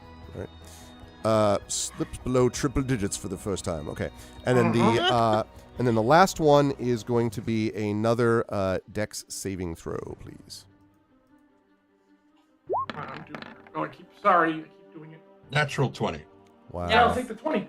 Yep. Wow, natural 20. You managed to dodge out of the way of what otherwise would have been this. My mighty shield glances off at it. Yes, I'm sorry, not a much, dodge. yes. It's you laugh in the face of its Planted disintegrate. firm. Yes. Exactly. Okay, let's see if we have a recharge.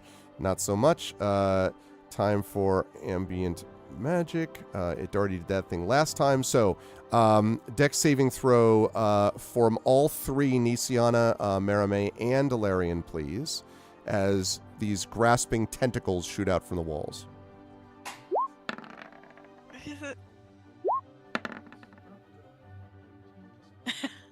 Oh, yay, I made Wow. mine. Yay. I did not. I Okay. 18. No. Sorry, you had what, Larian? 18. Okay. You avoid it, and Merame avoids it. Nisiana does not avoid it. Nisiana, is grappled by this thing, is held in place by this terrible tentacle of doom, Rude. so to speak. Okay, that was the ambient magic. That brings us now to Merame. Okay. I am going to stay near Nisiana, but I'm going to blah blah blah blah. I just need to see it. Doop. Go just over there, like. Okay. Still kind of You can peeking. look between my legs. I'm 15 feet tall. It's peeking not a around. problem. Yep. Peeking around Alarian. Uh-huh. And I say, let go of my sister. And I cast Rollissim's Psychic Lance at level 20. 7. Level 20. Okay. Level 55. Sibling Okay, bonus of 13 levels. Yes, it's perfectly within so- the game rules. I don't understand what you're talking about. Why do you think it's a problem? Right? You Right. need to make intelligence saving throw. Intelligence saving throw. Can't choose to, 18. can't choose to do it. Either. No, it is used up that ability. It so has. it has. I heard that. What has it got? The DC 19. It rolls. Okay, well, you're still going to taking take half half. damage. Still gonna take half damage. So Yep. level 7, that would be... What's up, Landis? What's Hang up, on here. everyone? You were watching a hell of a fight. Okay. So 7d6 usually, so 10d6. I thought you were saying 76 points of damage. Like what? 75,000 points of damage. 36 halved. So 18. All right. Now looks very wavery and very not dead. Very wavery though. Very much in the right. Okay. And then I'm going to tell Ilarion, let's just finish this already. I'm tired of this guy. And I'm going Seriously. to give you a 10. You're tired. Well, okay, I slept most of the combat. I'll give you a d10 of inspiration. You got this, Ilarion. And I'm going to stay near my sister in case anything comes near. Speaking of your sister, Nisiana is up, warning that legendary actions are probably on their way after this turn based on previous behavior. Nisiana, you were up. You've got a single hit point. You're also grappled. Now, I should say that, in case you're curious, while you are grappled, that means that your speed is 0. It means that you can't benefit from any bonus to your speed. The good news, though, is that you can take other actions. Like you're not, restricted or paralyzed or anything like that. It's just you can't move from where you are.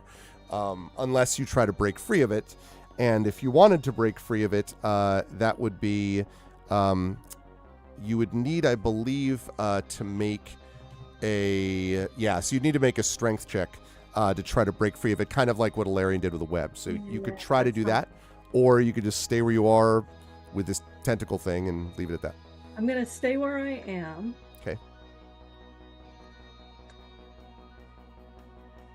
No, I need that 6th level spell. No.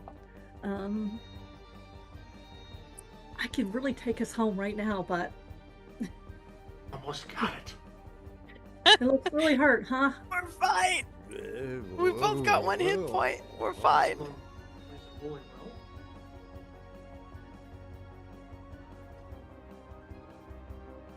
If I did Spirit Guardians, it wouldn't get hurt until it started. That's true. What does it do again? Sets up a circle of these spirits that are surrounding her Does it and protect all creatures of us, that. or just her? No. Yeah. It only it's around all of you. It doesn't damage. Only damages creatures that she would choose. So on its turn, it would take damage. But Oh. Yeah, if on its turn it would take 3d8 radiant every turn that it's up. But That works. Uh, That might be exactly what we need. A distance of 15 or feet. I could shoot it with smite. Yes. No, I can't. Godsmite. Godsmite. Yes. No, I can't. I know. But Actually, can I maneuver? Shoot it with a crossbow? I suppose. Yeah, you probably are proficient in light crossbow. I don't think you've used it to this point. Yes, I have. I also have a thing that lets me add 2d8. Oh. Okay. All But right. I Yeah. got- Well, then I suppose you can. So, That was one of those deals where it's going to be like, let me just check this out. Because it's like hasn't been used. And no, Blows the dust off. I used it in like our last fight.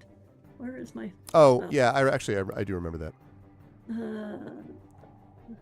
Come on, where's my thing? Oh, light crossbow. There it is. Am I any good at this? Not really. Okay, you know what? I'm going to do Spirit Guardians. Okay. It is a 15-foot field. And it yes, does not hurt. oh, sorry, go ahead. Yep. It doesn't hurt my allies. If this creature is within 15 feet of me, Yep. Radius, it takes 3d8 radiant, half on a save. Yeah, and I won't bother to put that up because it's within the radius now. We'll see what happens between now and then. And yes, Triffid, she could aim a crossbow when grappled. It just prevents her from movement, but she could certainly, like, physically moving her body around, but she can certainly move, get the crossbow in the way if she decided to do that, but she did not. So, okay. All right. Nisiana, good stuff. Time for a legendary action. It is going to shoot a random ray. It will continue to do this towards Alarian. Okay, I need a con save, Alarian. Poison? No. Mm-mm. The You said other not hopeful. great con save that you don't like. 11.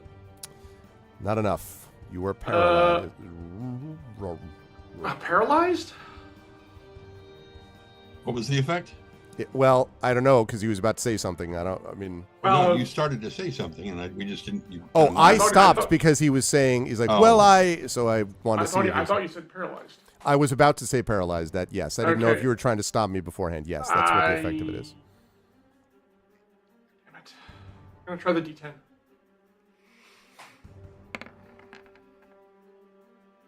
Ah, 15. No, not enough. Sorry. Okay. Well, that's... You are paralyzed, unfortunately. That was its, Oh, it was its legendary action, yes. and that was after Nisiana's turn. So that leads us to Rowan back in the hut. Rowan, anything in particular? Actually, Rowan and Tanton, since you're one after the other. Oh either- God. Just this buddy comedy show of Tanton reminding me that I'm gonna die very The soon. temporary spin-off, yes. Right.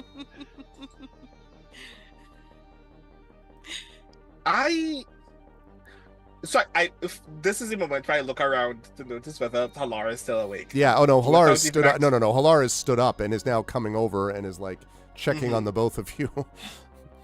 I think sleep Is is it- ended for Halar for the Uh-huh. Oh yeah. I just kind of say aloud, I know I don't need to justify the fact that you were both dead and incapable of moving. But I'm gonna say it anyway. We had a half a chance because I brought y'all here, and it was better than no chance at all.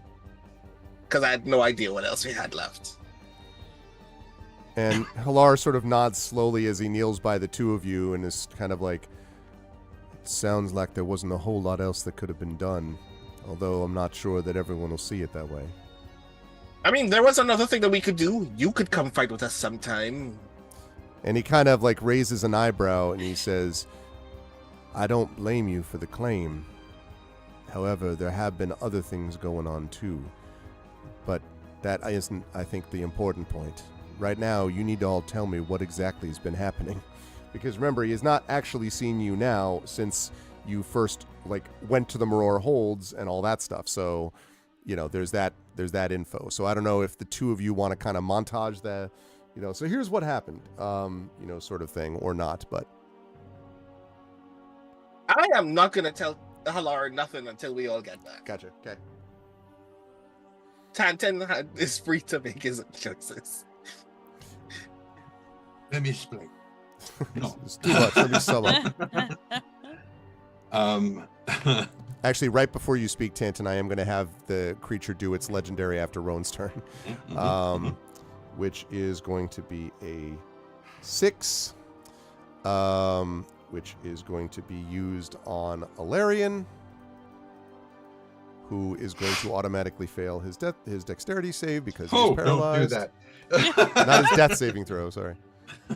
That is going to be a grand total of 51 points of damage. That is taken, I guess, shield first and then hit points later, Alarion, or? Off the armor. Yeah. And then the rest off me. Okay, so 51 minus 18 should be 33, I think. So 66. Yep. Okay. All right. Yes, Tanton, you were saying.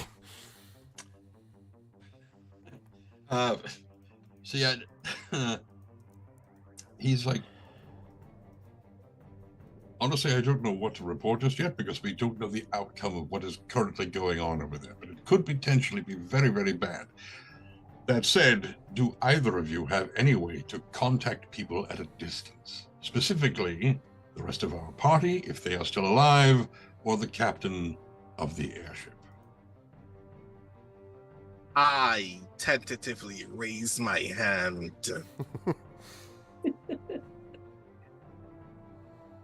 Because... All right, no, message has a limit. Message is 120 feet. Yeah.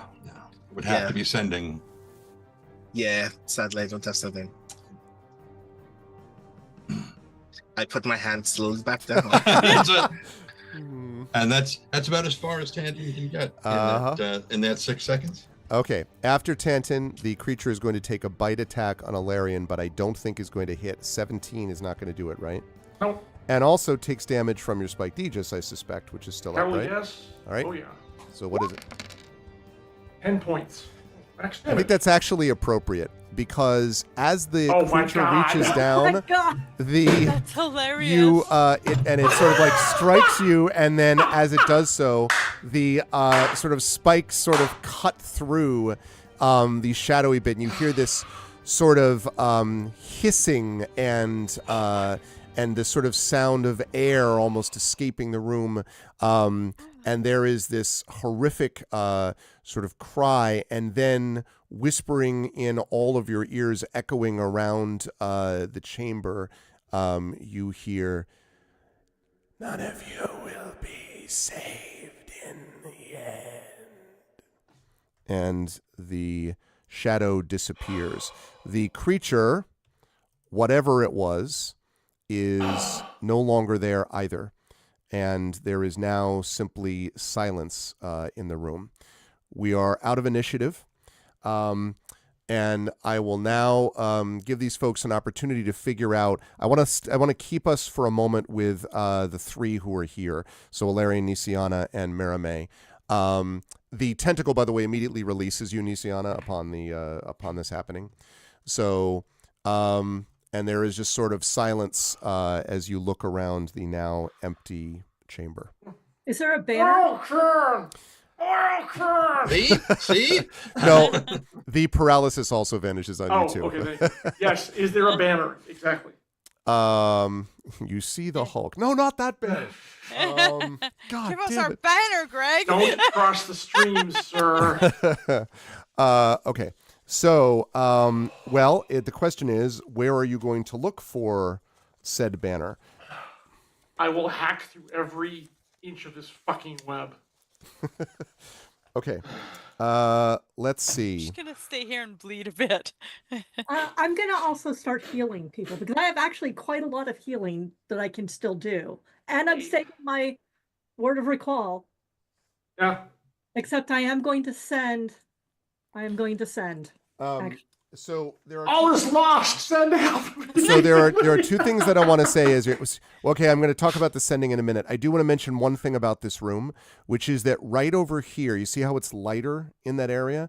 Yeah. That is because there is here some webbing, a lot of it actually, that is coming down from the ceiling, and you can see there is actually a hole in the ceiling, as if you could climb up. Because remember, you went down this ramp, right, to kind of this back way.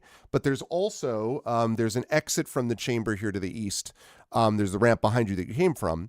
But there's also above you webbing that might allow you, it seems, to climb up into something else above you that has more, like, it seems to be more lit up there than it is down here.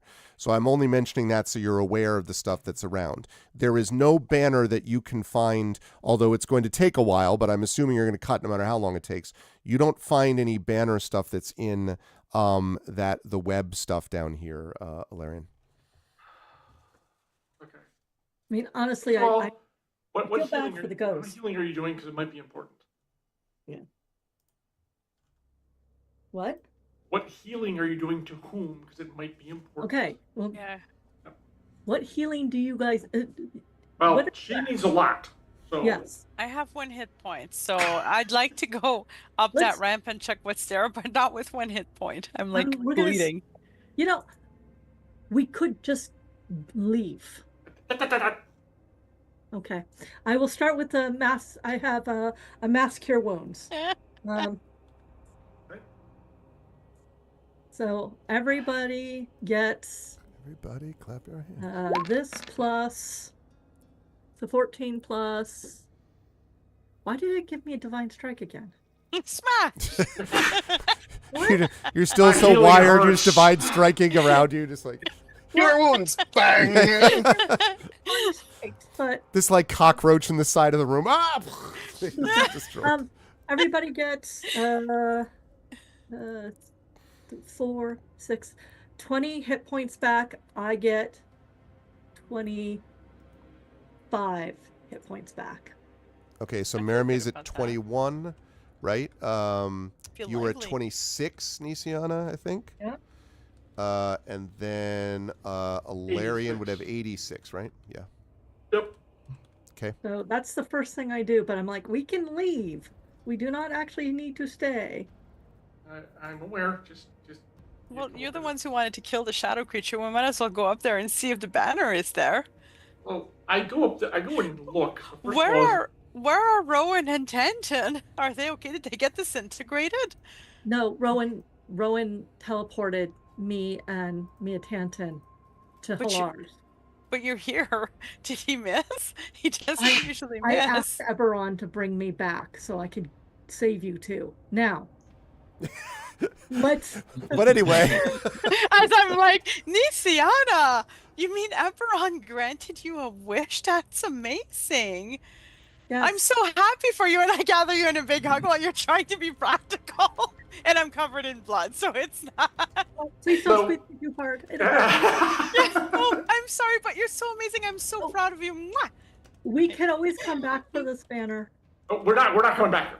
We're not coming back. Well then, Just give me 5 minutes. Eberron And- asked me for us to kill this thing. We have done this thing. Can we please leave? Yes, just Arv, looking up the corridor, this chamber, chimney, whatever you want to call it. yeah. Mm-hmm. Are there any spiders there? Not that are evident from here, although again, you're not up there at the moment. But we can see daylight. Is that correct? No, you can see a kind of more like a sodium light. No, you can see kind of an ambient glow that's coming down here. This chamber in particular that you just were in was very shadowy. What a surprise. But the area above is not nearly as much that way. So it's really just lighter in comparison to where And you then are. this is what? I can cast invisibility on all of us if that would be a good idea. That's a I chamber that's a passageway that leads off to the east. And there does seem to be a room up where you're looking right now, Larian. There does seem to be a room above you. Doesn't look like a very large one either. Well, no, I take that back. It's a decent size, but you do not see anything moving or hear anything moving up there. Why don't I cast invisibility on us as a little bit of I extra mean, safety? That wouldn't hurt. Yeah. Okay, I cast invisibility on all three of us, and I've got us mind linked now. Yeah, and I say, look, I never want to come back here in my life. However, we did agree to try to find that stupid banner, and plus I do want to go get the dwarf's body at the entrance to bring his kinsman back to him. At the very least, we should do that. If we're all invisible now, keep that word or whatever spell you can do to get us out of here, like super ready in case we run into something. But I should finish this. send to Mia Tanton that we are still alive. Yeah, Mia probably want to let them. Tanton? Oh yeah, probably want to let them know. Arv, you you can make me regular size now because I guess I it have, only I lasts have a a minute. 5% chance of it not working because we're technically not on the same plane. That may have changed now that this creature is like Right. gone. Right. You don't know yet, but But, or good work, I should folks. say its shadow avatar is now gone. I Okay, suppose. let me figure out my 25 votes. If you fly up in there, you look in there, and Spinweave is just sitting in there with a hookah, like, "What are you doing? Oh, I'm just, trying just to sword right to the throat. Welcome to Dark Souls. Oh my god! All right, Okay, so we're invisible, right? sounds like you are, according to Merame. Yeah. Yes. Yep. Yeah, Okay. I All have right. marked off the spell. All right, I want to go here and just look into the next room. Okay. So. You hear the sound of a gibbering mouther, and you feel compelled to throw yourself into the depths of hell. Oh, Probably, I great! could probably take that. Actually, now that you it's not exactly now that you mention it. It is, in fact, you see gray mist kind of billowing out from here, Ilarion. Fuck that. And it is, I was just about to say, it reminds you of the mist that you saw when you were looking at the room with the bridge, that was like Nope, extending over the, Nope. yeah. Nope. So that must be the other way in then. That's what Probably, we yeah. avoided. Well, remember, you went down. Yeah, but the Right. mist, they could easily end up here and poof, a little yeah, prestidigitation, What I'm saying is, teleportation. You're I know, probably but under the bridge. So yeah. yeah. Ah. remember that scene from King Kong when they fell into No. the ravine and just it's just nasty? Yeah. Okay, Did so you want to go check the Room of Light, or shall we just get out of here? well, theoretically, the Room of Light actually could get us a lot closer rather than having to go all the way back up. Technically, I'm willing to, especially invisible now. I'm actually tempted to go fly up there and see what's what. And believe me, since I have poison resistance, even if it is a spider, it won't really harm me. One more healing spell could come in handy, and I could just do a quick in and out and be done with it. I'm going to do my sending to Mia Tantan, and it says, "We defeated the shadow monster. Looking for the banner now. I will recall," and you can tell that there's a capital R there. "Recall us to the sanctuary behind the silver flame. Talk soon." It's italicized. Recall. Never seen Does or heard from sending again. indicate tone? Because I don't know if that was stated accurately or not. Actually, let me see what it says. Smiley face So actually, emoji. it's only to Mia Tantan. I can only send it to one Oh, okay, person. okay. So It's Yes. Sumi. Kick I have rolling no for idea me. what the message is, but I'm just so curious. Like, Yeah, well, Tantan, what do you That's say when you it, receive this? Do you like, you basically get that she is tired, she is relieved, she is a little impatient.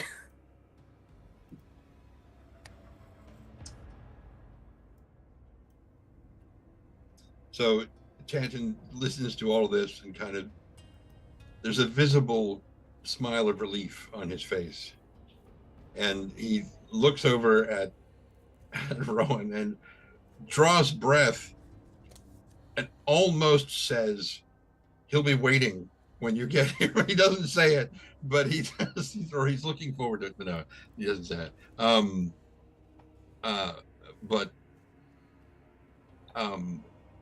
He does say, "Understood. Please send word to the airship captain to come back here. They have the Oracle." Oh, yeah. Oh, Oh shit. oh yeah. Aha! that's I love good. the oh yeah. That's the Oh, and that little thing. Valerian, did you pick up Nisiana? So if are you flying? I'm sorry, I got a little distracted trying to. Okay, so I was going to suggest that I can carry all of us and fly up the shaft if we'd rather stay together and just do this all Yes. at once, which I That think sounds is a good fun. idea. Yeah. Okay. Over So climb Schmime, I'm picking them both up, and we're just going to fly. over the link, I say I need to send to the airship captain and send him to salvation. And then Larry remembers, like, ooh, I think we need actually. I think we need to stay with them. Okay. I don't think we should leave the you-know-what out of our sight. And if you guys want to go back, I will stay with the ship. But we cannot let it be out of our grasp. It's too dangerous.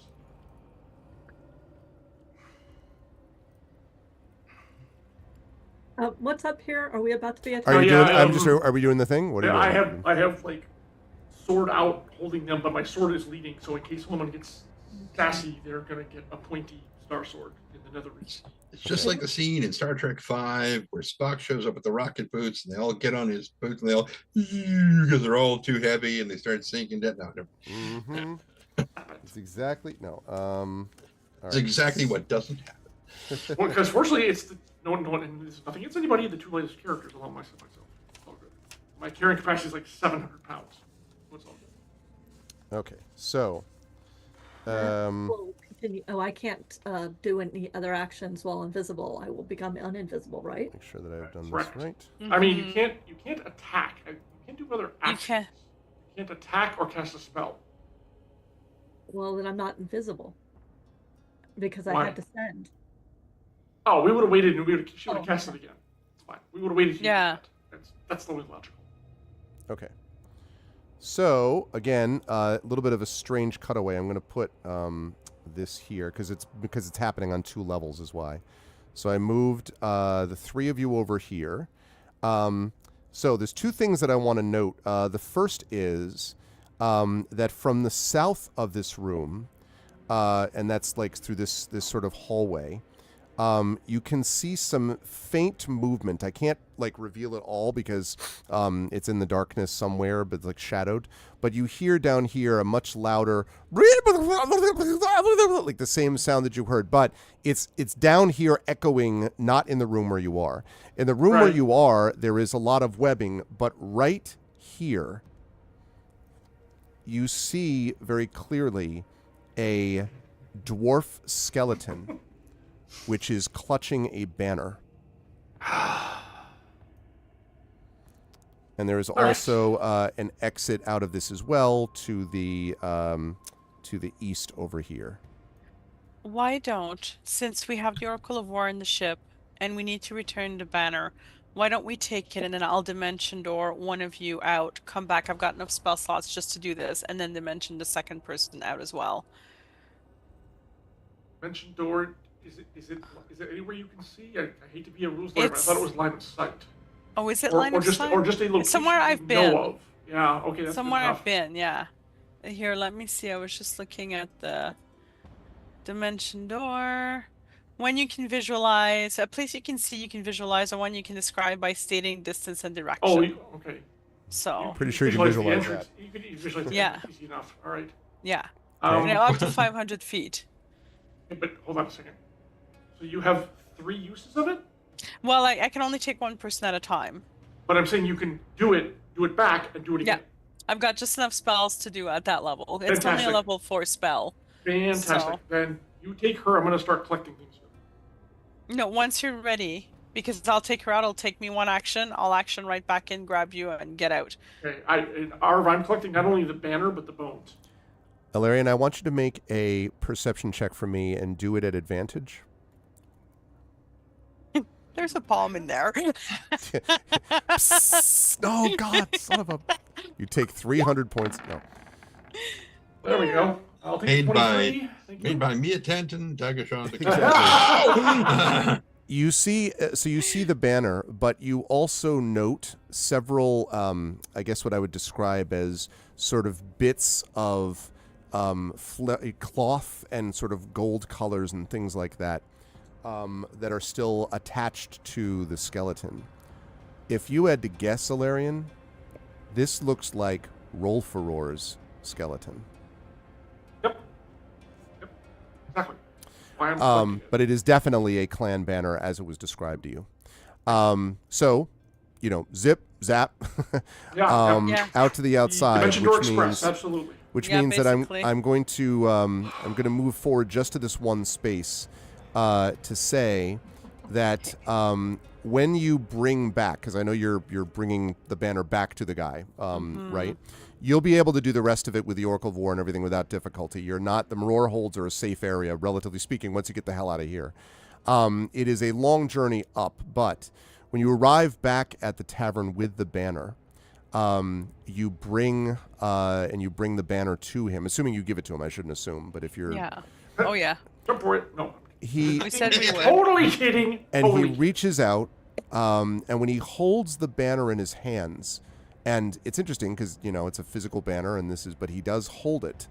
The banner sort of, it strangely hovers in place, but it is there. And his gaze extends into the mists of memory.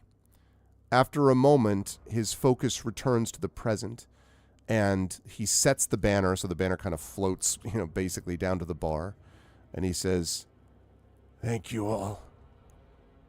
At long last, I can take my rest." With a peaceful expression on his face, he fades from sight, leaving a chill in the room that lasts until morning. We have completed From Dust. Hold up. Almost. Sorry, sir. Not quite. Okay, go ahead. This actually plays into the tavern. All right, okay. Just give me 2 minutes. That's okay. Is the kid quick here? though, because it's been a lot. Yeah, I know. Is the kid here? No, the kid is not there at the moment. All right, I gotta go find him. Okay. I have the barkeeper. Where do they live? Where are they? That doesn't take long to find them. There's not a lot of them left. I know. So track him down. By the way, at the entrance, I also got the body of the other guy. Right, I remember you said that. I around two of them. No, I know. Knock, knock, knock, knock, knock. So when he comes out and he kind of is, what? Yes. What? And he kind of I like set down stares. 2 carefully wrapped bundles. These are your kinsmen. We have recovered their remains from Spinweave's lair. Of course, I trust you know what you will do with them. Farewell. Go. That's all I'm doing. He literally just stares as you leave. The alarm bells ring. No. the other thing, we did get the belt of Dwarven kind, right? He leaves that on the. He does leave that on the bar. So you'd want to make sure we pick that up. Yeah. Not even waiting for a thank you. Just zip. I'm gone. Okay. Now we're And so that is the conclusion of From Dust. It's also the conclusion of the first part of Season 4. I will also tell the party that they have leveled to level 15. And I will mention that the next part of the Eberron Oracle of War adventure is called Dream Eater, because they have made their way out. They have gotten the information they needed from Spinweave, and they have barely escaped with their lives. But now they still have an Emerald Claw thing to foil, but we'll worry about that the next time. Well, that is about as good as it gets in terms of combat. That was great work.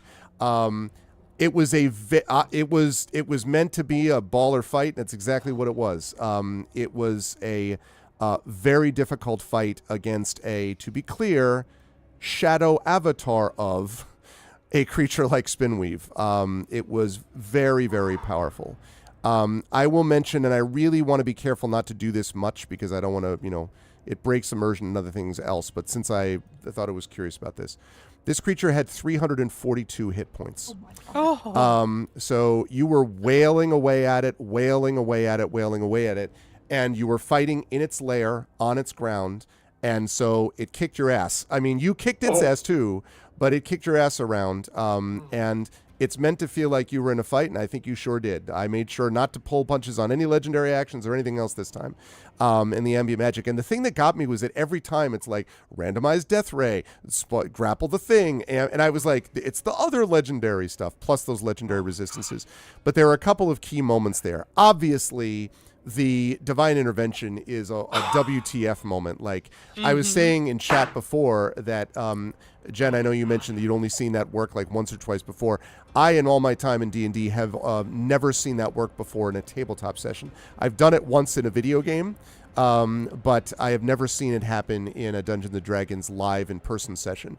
Now, 14% is not nothing. I mean, that's not a 0.001%, but still, you rolled a 5. You could even have done it if it were a 5%, which I love. Trent and I have often talked about this idea that the dice follow the narrative. It was such a beautiful idea that Nisiana would return at that moment.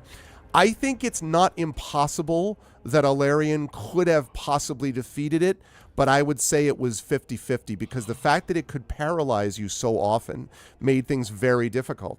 And the webbing too. The webbing. Yeah. I mean, it's a really well designed boss. Like I actually separately from everything else. Obviously, I'm ultimately rooting for all of you and for these players and for the story to continue. But I have to say, from a boss point of view, I was just kind of like, wow. All right. And now I get to do this. That was super cool. And it shows you the dangers, incidentally, anyone who's watching this and going like, oh, so that's what happens when you fight a super powerful creature in its own lair. Yeah, you don't want to mess with that. And then there's not much they could do. They had to get this information. It was what it was. I was very curious to see if you were all going to bail out of it. I didn't know also about whether Rowan was going to try to I had this image of Rowan and Tanton running out of Halar's hut. If we just start running now, how long will it take us to get to the Maror holds, or doing something, or summoning the Brailish military or something? It was really fun to watch. So it was a pleasure to watch this combat, which was not a matter of the complication of the combat. It was a matter of really titans battling in a level 14 versus level 14 way, and we don't often get to see that. So good work, party. It was great stuff, and I'm excited to see what happens with that. I will start with gentleman bottom right of the Ziggurat. So John, I mean, listen, you always wanted to see what would happen if Alarion really had to tank a fight, and boy, Alarion had to tank the hell out of a fight. He was clearly ignored they were clearly ignored at the very beginning, as we said.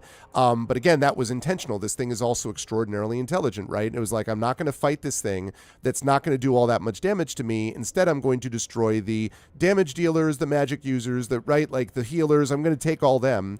And continue to do that anti-magic thing, which recharged only a couple times in that fight, by the way. If it had recharged more than that, that could have been a problem, but it did not, fortunately. But you had a lot that you had to sort of stand up against. And I know that, your rolls, I would say, were average. Like, some of them were worse, some of them were better, but they were whatever. But it was... You used every bit of it, and poetic justice that the last bit of thing that destroyed it was your own spiked Aegis at the end.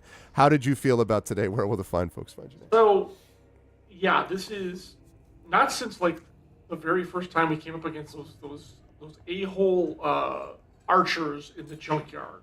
Oh. I seriously think we were going to lose a couple members of our party, possibly myself. And that divine intervention was amazing because I was going to try to get the hell out of there. I was going to, but he kept interrupting me. It's the problem. The moment I could, I was just going to try to fly and just grab Mirame and get the fuck out because I was done. But keep in mind, I blew half my dice pool on making those saves.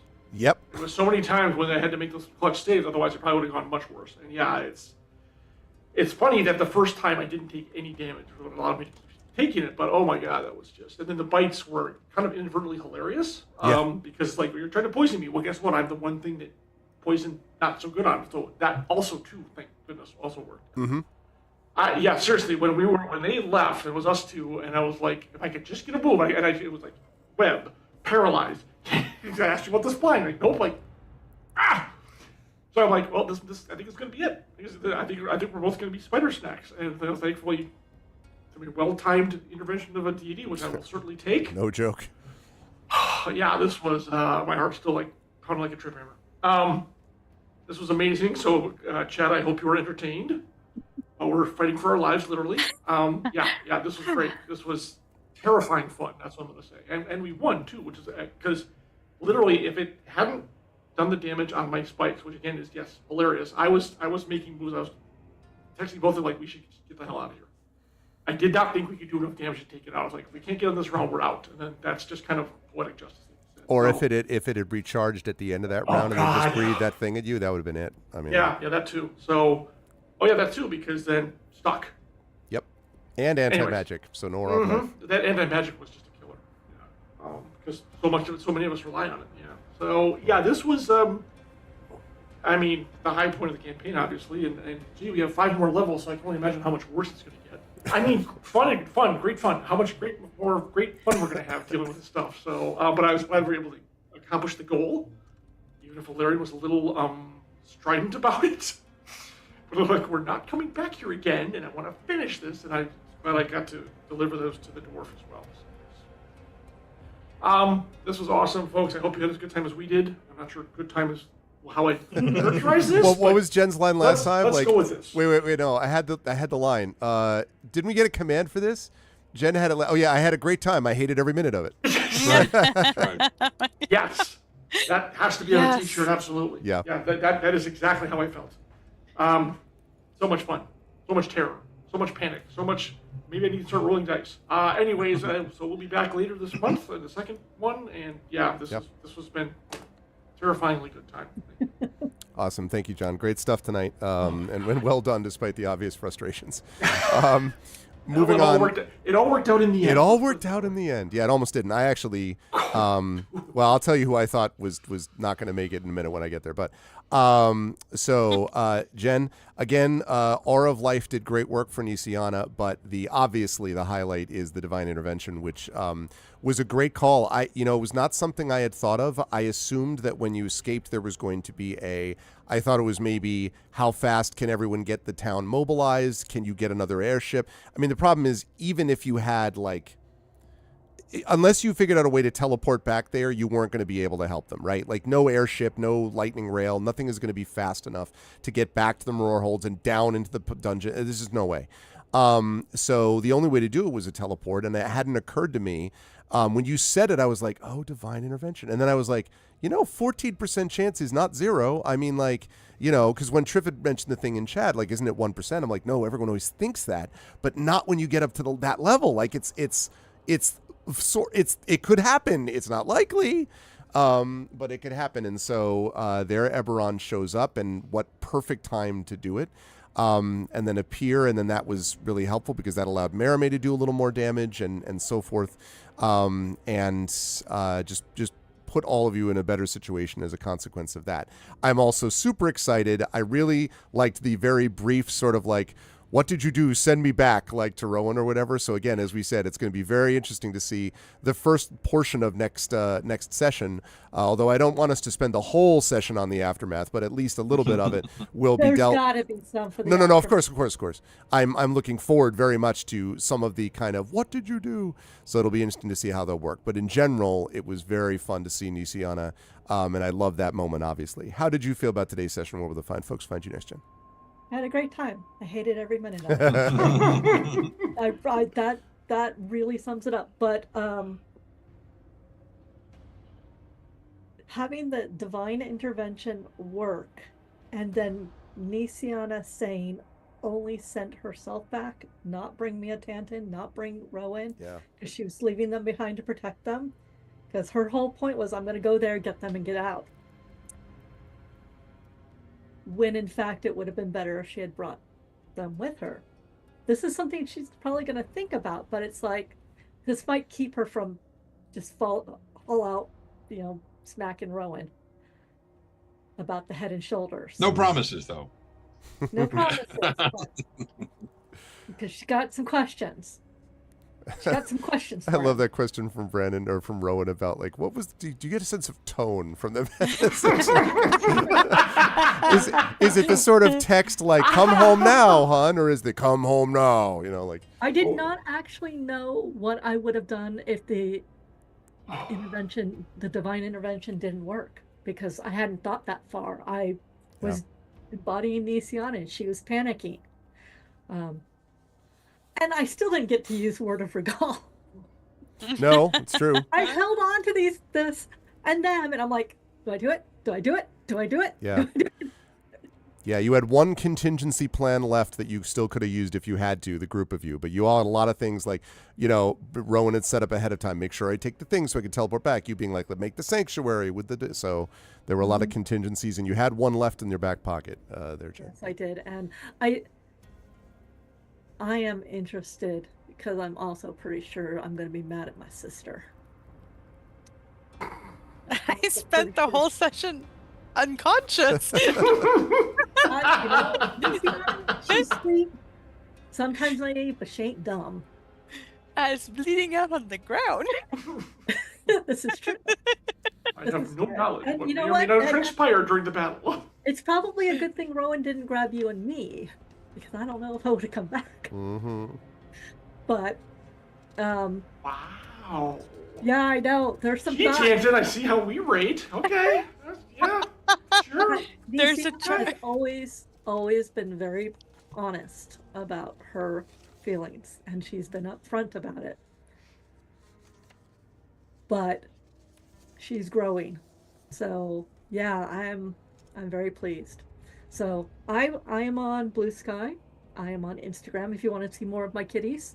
My mic is so good you probably couldn't hear the hissing and the meowing and the stuff that was happening over here. I had kittens running out of the kitten room, all puffy tailed, and I was like, what the hell? Because they did it separately, and it turns out Mina was just looking at them. So I would again like to remind you all about Augment 1, our magazine, Spring 2083. Pre-orders are love. The physical copy comes out. It's going to be released on February 14th. And Greg, I'm like, I'm so mad at you right now, but I'm also like, okay, that was good. But oh my God.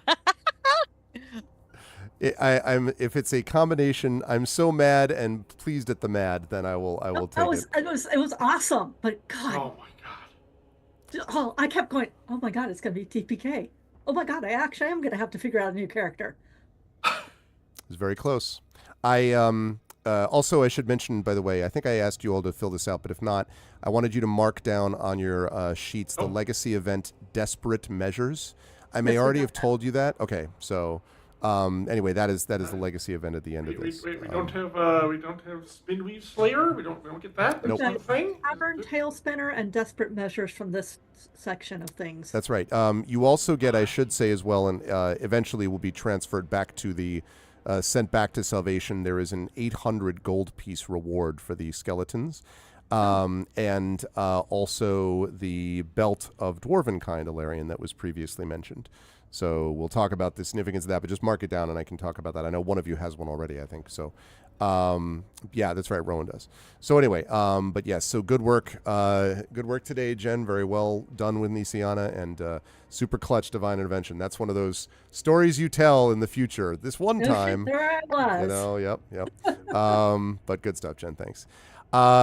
Brandon, there was a lot of pressure on Rowan, and I deliberately did that because there is just no way that in that moment you'd be able to be like, let's talk about it with everybody. This was a moment that you were going to have to decide about how to sort of tactically and otherwise do this with everybody in terms of bringing people home. And that weird interplane, or as I say, I hadn't thought about it until the whole plane of existence thing came up, and then I was like, oh, and then I started looking, I'm like, how do I rule it? But I think the way I ruled it is the way that it ultimately should have been ruled, in that it was the best balance we could do. And I think what it allowed was this great role play moment for you, in that it allowed you to sort of be like, how do I put this together? Like, because from your point of view, like, so what are the options? I can't make a decision. I guess we'll all die. Like, you know, you were not in a good spot. Like, if he hit with another one of those AoEs, for example, you know, at least one of you that I'm going to talk about in a minute was going to be dead almost certainly. And so there were not, and I guess you could try to resurrect or revivify. I don't know that you want to do that in the shadow death creature's lair that you haven't even defeated. So like, it's just, there's a lot of stuff going on that you had to figure out there one way or the other. The haste was also useful too, although somewhat more mitigated because of things that happened around it. But it was a good teleport that had to happen. And I'm sorry, not sorry, that you had a role play moment that you had to kind of figure out how to make that work, because it was really fun to see that, and it's going to lead to all kinds of juicy stuff, I imagine, in our next session or so. How did you feel about today's session, Brandon? And where will the lovely folks find you next? So in the Zoom chat as we were playing, I messaged to the rest of the crew, everyone is going to be so mad at Rowan when this is over. And Brandon is overjoyed at the story development. So I have been regularly like forgetting what's happening in our games until we actually like go live, and then like at the minute the eye stalks happened again, I was reminded of the most annoying video game fight that I've ever experienced. I'm not sure if you've ever played Final Fantasy Tactics Advance. Not Advance, only the first. I love Not Tactics, one of my Advance. favorite games. Maybe my favorite game. Good one. There is a boss fight in Tactics Advance against the Ultima Totema, which is a room full of crystals where the crystals cannot move, but the only things that it can do is physically attack someone in range or cast Charm at 8 blocks away. Oh, no. Holy crap. So if you don't have archers or mages in your team, it's just getting bonked and then watching the strongest member of your team get charmed and then take several members of your team for half their life. And this felt like that the minute the eye stalks have hit you, there is no option between just getting hit and having to deal with consequences for a turn, or being lucky enough to get out of the anti-magic field and being capable of doing one thing while your friends are frozen or dying. It's basically like a worse. It's like a more powerful beholder, right? Like like Xanathar on steroids. Like it is more or less, what you're dealing with. So like I do feel like Rowan was acting in character. Not just Rowan's own personal decision-making process, but that one of the corollaries of the conversation that he had with Tiziana is, if half a chance is better than no chance, I will take half a chance. It is better that some of us don't die and get to go back into this cave prepared than all of us just pile up over each other in this anti-magic field. I like that you were talking with Chad about that too. Like a couple of people were like this, and you were like, yeah, and that should be told to Nisiana over and over again. Like, as if like Rowan is talking to Twitch chat. Like Rowan's like, yeah. Tell Nisiana. It's really funny. If I wasn't in your way, God wouldn't have intervened. So yeah, it does very much feel like the combination of you're supposed to know when you're supposed to drop out of a con for your own safety, and if I don't bring Nisiana back while she is down in an anti-magic field, no one gets to heal anyway. And then it's very funny to go from that to, okay, all of us are in the dark in Halar's bedroom. What happens next? Nisiana gets up and goes, nah, I'm going back into the fight. I'm like, no, let me join you. Ah, you're already gone. I see. Cool. Fun. Which, again, everyone's making the decisions that they would have. Totally. And I think that's so very much. Yeah. I'm 100%. very excited Every to see single where one of that you. Yep. Yeah, and I'm excited to see where that manifests afterwards. In part because Rowan doesn't want to read that as want that to be read as cowardice. He wants it to be read as part of the plan. But at the end of the day, Rowan didn't kill the thing. No, I think it's funny that I was yelling, it's part of the prophecy, we have to stay together, and then I left you guys behind. Yep. I mean, and then the prophecy. It was so snap. So yeah, I get you, Brandon. I totally get you, but Nisiana, she mad. And the prophecy thing is gonna be fun as well, because I'm very delighted for Rowan to get the opportunity to go, oh, so we broke the prophecy and we're still alive? That should be saying things about the prophecy. Let's continue. So that's going to be delightful. So yeah, we are not dead. Another combat where Rowan didn't die the one time. Everybody else died at least once though. Except for Ilarian. Ilarian was bulletproof the entire time. Ilarian had the highest amount of remaining HP out of everybody, which is not a feat for Ilarian, but still very noteworthy. Thank you so very much for being a bullet sponge for the rest of us. I mean, you were literally a large target. We are very grateful to you. Yeah. So yeah, that was fun. Thank you for all the magic users for drawing the attention off of me for the entire first half of the fight. I'll say that back at you. I did have that image, by the way. I did think of that when you were just like, they're always ignoring me. I'm like, At one moment, it's that classic where it's like all the eye stalks like rotate towards you. Pew, pew, pew, pew, pew. Yeah. You wanted to be the center of attention so badly? Welcome. Now you're the only person Yeah. in the room I can attack. They live to rue those words. I'll tell you that much. That thought process. So yes, everyone. Hello, I am Brandon O'Brien. I'm a poet, writer, and game designer from Trinidad and Tobago. A reminder! ! Gray Shade. The book is done. So please look out for more information about Gray Shade, which we are hoping to be able to put in your hands very, very soon. I am very excited about this game. Yep. Summer release for sure. For your patience. Summer release for sure. Yes, for very sure. Which means that at some point we're going to do Gray Shade things over here as well. Listen to me. Yes, exactly. Yes. So thank you so very much for your patience. Please look out for more news about the thing. A reminder: Augment Magazine. Pre-orders are love. Pre-orders are life. Please do the thing.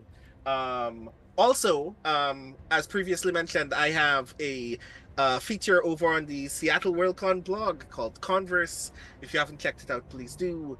Please read more poems. Please prepare to nominate poems for the Best Speculative Poem Hugo, because that is very important to me. Please give poetry all of the love that it deserves. The next time that you see me will be in New York. That's true, actually. I will be at St. John's University for a very special literary event featuring our good friend Marie Bilodeau and our other good friend Brian Tawara, where we'll be talking about writing and all of the words, and it will be so much fun. If you will be in the area, please pass through. It also means the next time that we play Eberron, Marie and I will be live on location. From this room. That's right. We get to go in the green room. We get to go in the green room. In the lair of the GM. Yeah, Every that's time right. Greg rolls a die, we get to cock it and make it a natural one. If it goes real bad, we tackle them. Yeah. Move the mouse button. Listen, I have my cat over here that's protecting me. See, this cat will not look. That cat is ready to go. Does that cat look like they would allow you to attack me? We'll make best friends with the cat, and then the cat will attack you. But that's right. They will be here for the 20th before the kind of the 22nd is the next time they're doing it. That's 2 days afterwards. So Marie and Brennan will both be here for that. And yes, February 20th is the date of their actual event. I'm very excited for that. It is going to be 2:00. It is going to be open to the public. There will be refreshments. I actually started by wanting to make sure we had a lot of people that we attending. I now have been told we need to make sure we know how many because we may have to, and I quote, adjust the audience numbers because we have a lot of my colleagues that got really fired up about it because I appreciate my colleagues and they're like, hey, this class should go. The dean's like, these people should go. I'm like, great. If I get standing room only and the fire chief's looking at me side eyes, absolutely perfect. That's exactly what I want. I'm very excited for the event. I'm really happy that Marie and Brennan and Brian can do it. So yes, definitely come to that on February 20th. I just want to underline what Brennan said. Sorry, Brennan. So other than that, you can find me almost everywhere on the internet at The Rising Tides. That's TITHES. And also at my website, which is also my newsletter at BrandonO'Brien.xyz. And again, at the Seattle in 2025 blog, as the author of the Converse segment on that blog. Please check that out, please. It is very cool, I promise. I am not just like a literature teacher in those comments. Please check that out as well. Thank you, Brandon. Good stuff tonight. Marie, Mara May did get a little thing, but spent a lot of this fight, not appearing in this picture, yes. Which was interesting because a lot of what it does, you folks rely a lot on various magical effects. That was taken away from you. You rely a lot on particular things like, for example, Aura of Life, which is also magically associated, and other things like that, which was taken away from you. The paralyzing to Ilarion, we talked about that.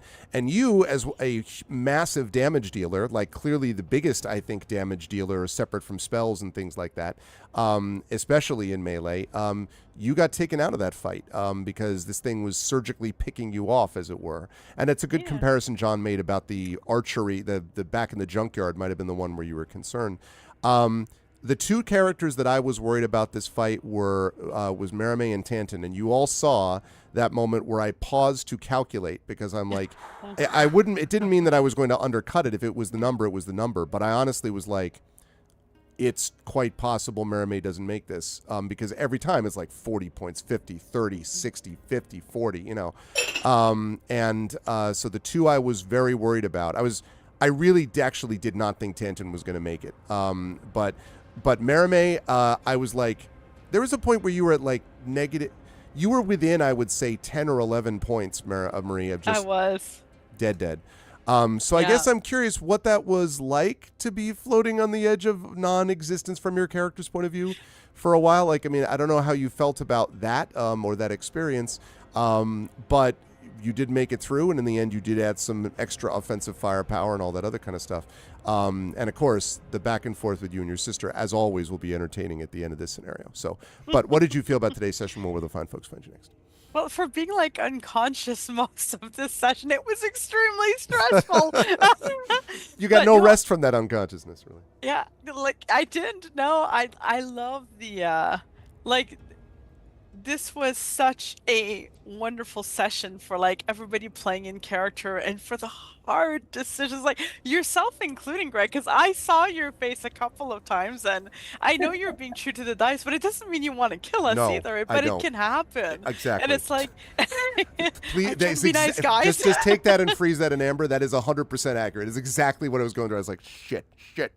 But yeah, what am I gonna do? Right? Like it was, and it was okay. Like it's the roll of the dice, but like, and Brandon, like your decision to like Merime, like will love you forever for that, for doing what you did. Like to her, it was like he heard what I said and he respected that. He did what he could, but like having to take only half the party, that was heart-wrenching to watch, and so like beautiful intention. I was sure you were gonna die too. I was sure of that last time. I was like, oh no.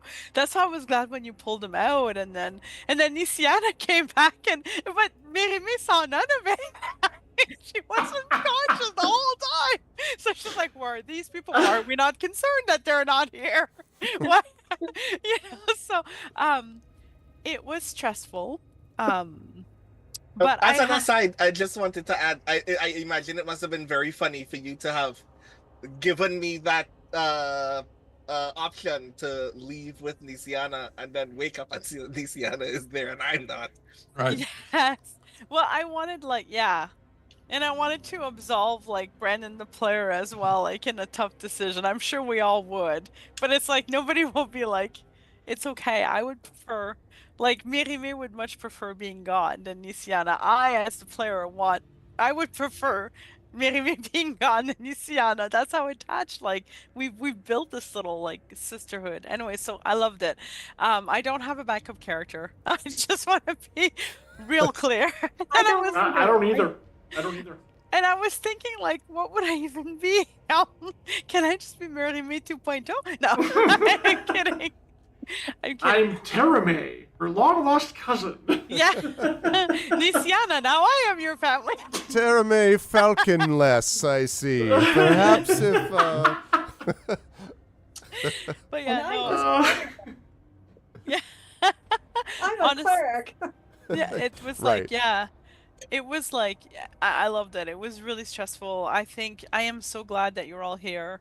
Like, just every time I play with all every time I play with all of you, I'm reminded of how amazing you all are, not just as players, but as human beings as well. And it's highlighted by each of the little tiny inflections, even on your faces or in your voices, the excitement at the really dark things, and then the moment of hesitation at the role that you just don't want to do because you don't want to hurt someone. Like I love all of it. So thank you. This was absolutely stunning and beautiful, and I love you all, including chat, so much. And everybody's already mentioned where I'm going to be and what I've got coming out recent. I've got Augment. I have 3 columns in there. I'm going to be hanging out with Brandon and Greg again, and then at Eberron, the 3 of us get to play again. It'll be a World Fantasy Convention Part 2. So yeah, so much love to you all. Thank you.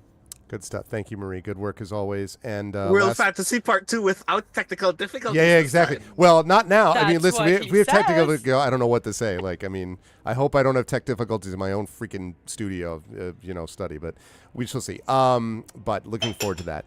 And last but certainly not least, like I said, Tren, of all the people that was here, I was concerned about Merime. I was real concerned about you.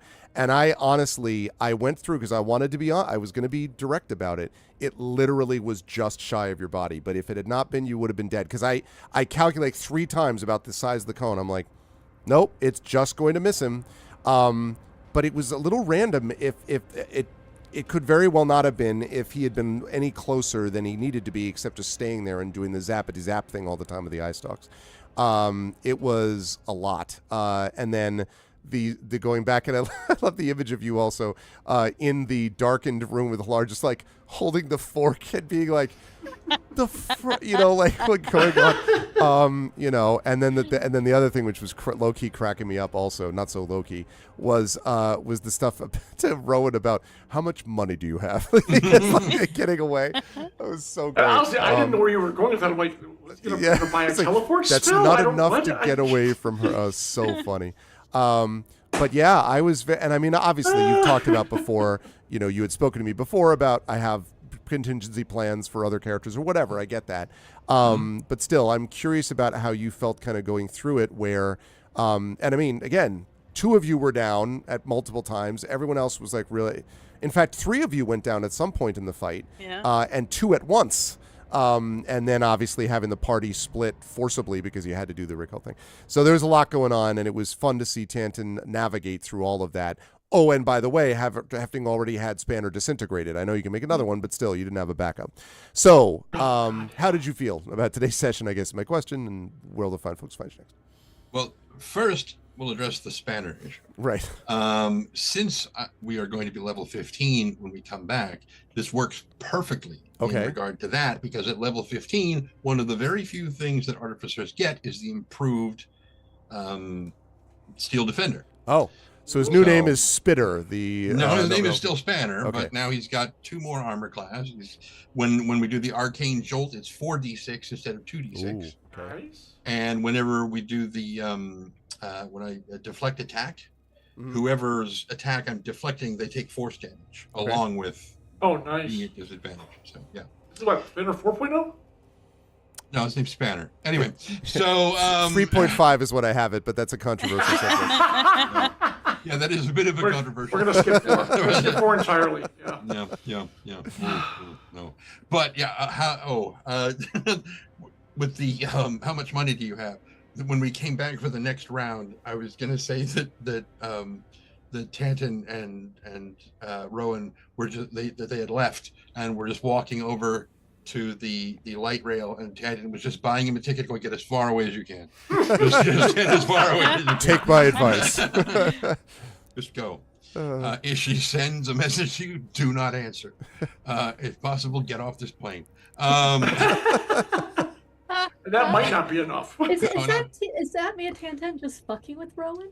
I don't know yet. But he didn't say it. So, but he's once he figured out what was going on, what had actually happened, because when he looked at Nisiana and said, "What did you do?" He figured she would have recalled just the 3 of us, and he could not fathom why she would have done that, and which is why he was so like, "What did you do?" It didn't occur to him that Rowan might have been the one to do it until after Nisiana left, and then he put it together and was like, "Oh, so he brought us and left her. Oh God, and, this is not going to go well.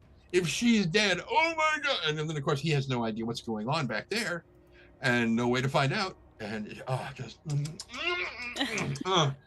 love it so very much. But yes, was from the moment we ended last stream, I was like, he's dead, and I'm like, what am I gonna do? I have got to have a character set up and ready to go. Not ready to go. It's not like he's gonna walk in, right after Tanton drops. But you're playing Spinweave. All right, well. Ice talk. No, I mentioned to Arv, I'll go ahead and say this because I don't think it's going to happen, but it was damn funny. I basically snapped awake from a dream like a week ago or so. And the idea was that Tanton died in the next fight, and then when you guys continued on, the next time you crossed through the dead gray mist, the 4 of you walked through, but 5 people came out on the inside of the mist wall. And when you guys turned around, I'm like, who are you? And he was like, my name is Weller Pale. And then just and just to watch John's reaction of, no! But I think and I'm not sure if I just lost count looking at the character sheets. Were we level 9 when we fought Strahd? Because that doesn't seem right. No, we were in our teens. No, not teens. No, you weren't in your teens. That adventure only takes you to, I think, maybe it might have brought you to 11, maybe, but it's not a full out.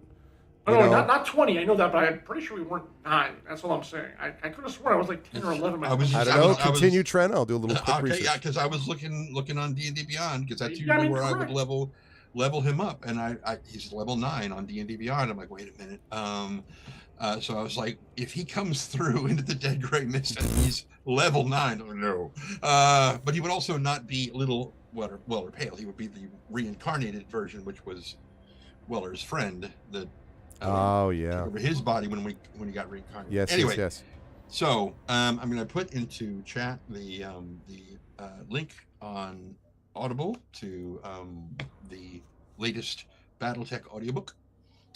Selling quite well, by the way. It is, and it has been very well reviewed. It is currently all 5 stars on all things. All of the physical written reviews have been 5 stars. It's been very good. Nice. Very, very pleased with it. By the way, you were level 9. Yes, you were. Oh my God. Okay, yeah. So, yeah, that'd be great. That would have been kind of funnily awesome, yes. Yeah, so you guys would never get anywhere because he would be stopping and trying to take samples of everything. That doesn't happen now. No, never, not at all. No, but on the plus side, if Rowan did try to teleport us back, I'm sure Tangent had a piece of the webbing. And so it's like, this is from there. Use this as the anchor to teleport us back. Anyway, not necessary. But now we've got many, many, many days of airship travel for them to come back to us, or for us to meet them halfway in Karnath. Oh, sorry, excuse me. Could go wrong. Oh, that's a list. Anyway, where will people see me next? Here. Right here. Yep. That's right. In a few weeks for the 22nd. Also, a couple of uses of inspirations.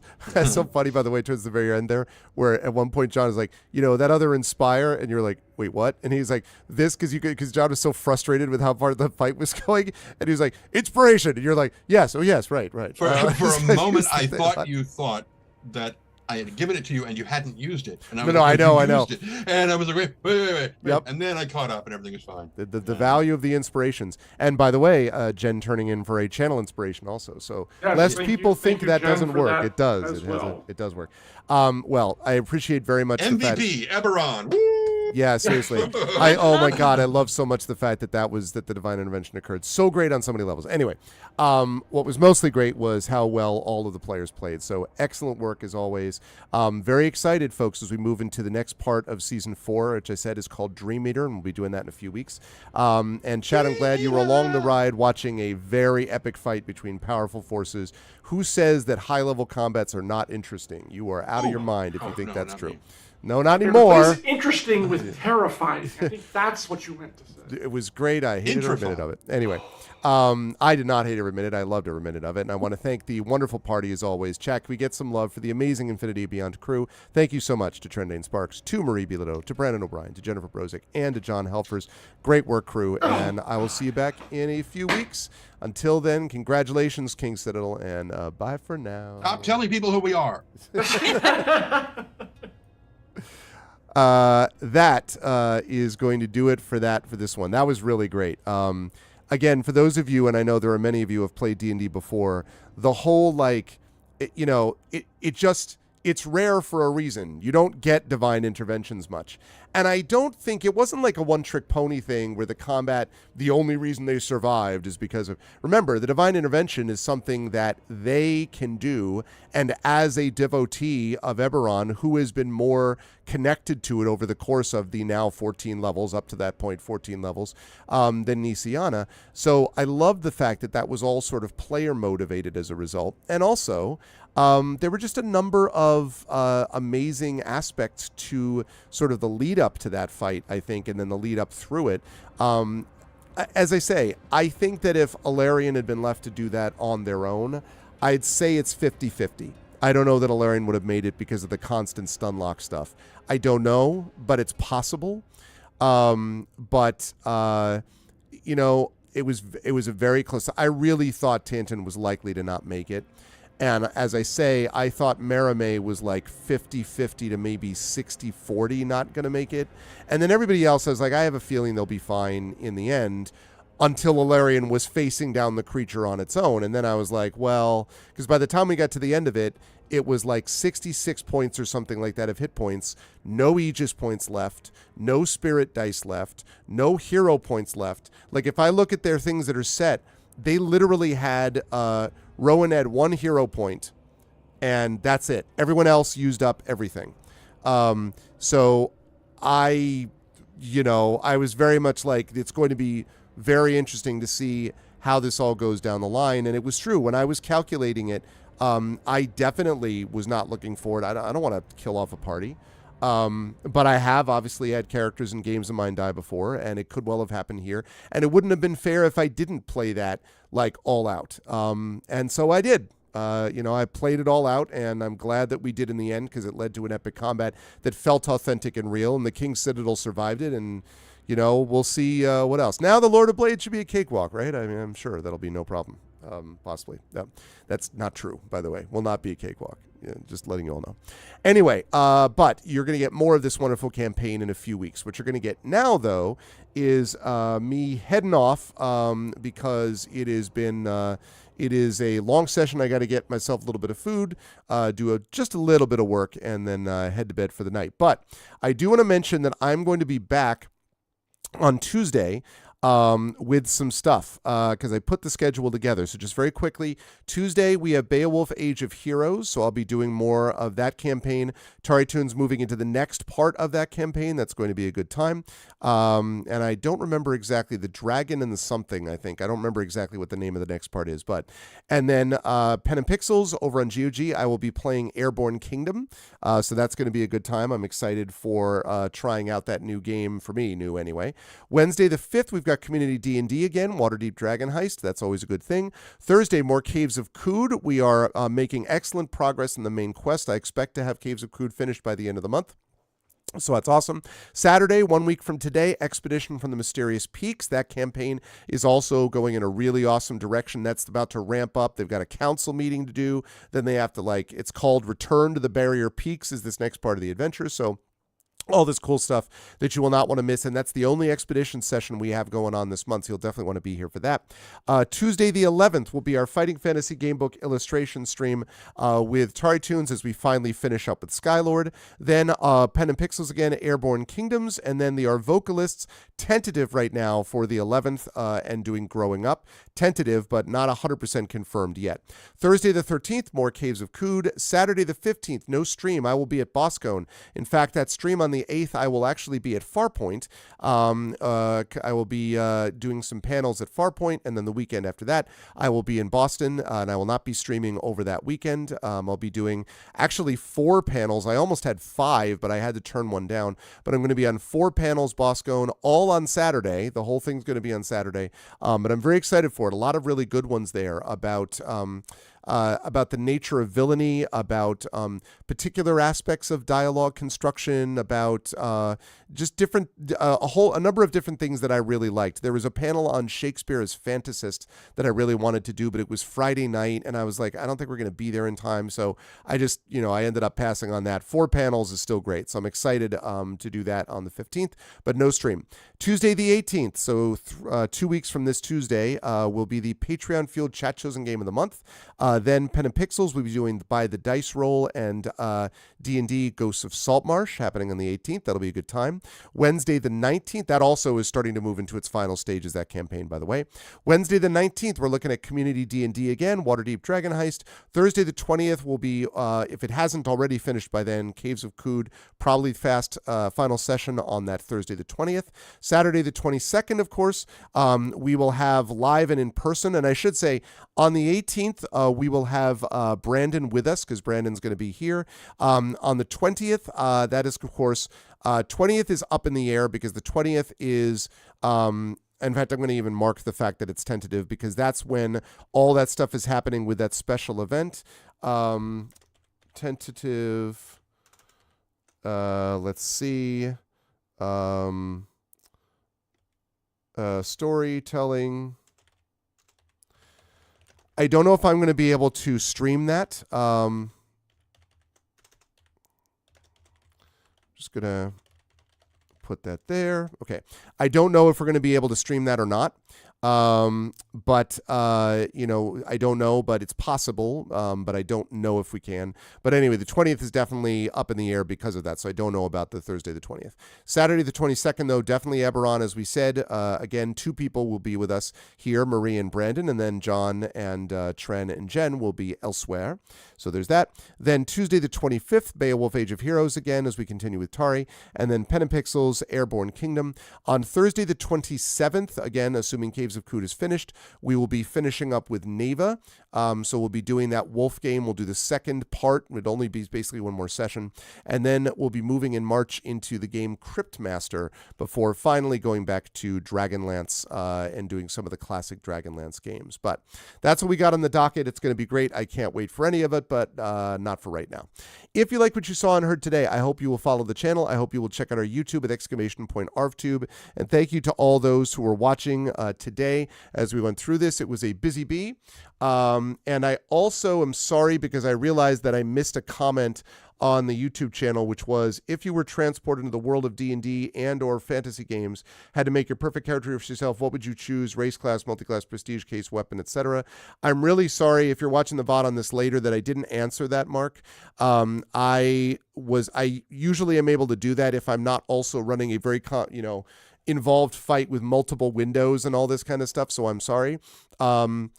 And I will have to think about that question and get back to you. I don't know.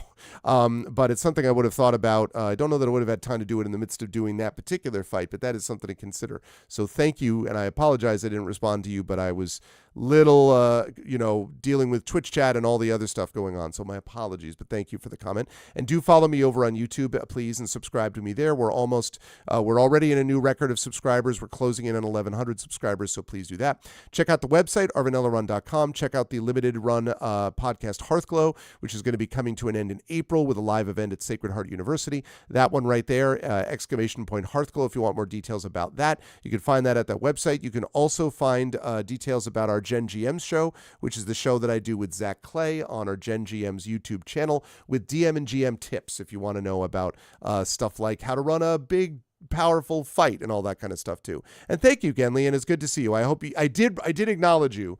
Was that you who said that? Oh, Genly, I'm sorry. If that was you who said that then on YouTube, then thank you for doing that. And please let me know and remind me, and I will definitely answer that question in the future. I will definitely not. It's an interesting question, and I definitely won't duck it. So anyway, on the financial front, !Arv shop. If you want a slick shirt like this with on the back of it saying, I don't know if you can see it. Yeah. Hold on a second. Right? It's a little dim now, but it is basically it's the entire King Citadel along with the best bad idea we've ever had. It's the best bad idea we've ever had. So if you want shirts, and you can get them in different colors and different sizes. Tren was wearing his green one today. So please do that because it's cool swag for you. You'll definitely get people asking questions about it. It'll look good and, feel better and all that. And it will also support the channel. So please do that. The Patreon, !Arvtreon, sitting right there. That will also support us. And also you get cool stuff for yourself and the channel and inspirations to help our players, which was really important. Inspirations to help our players really were helpful in this situation. So definitely do that.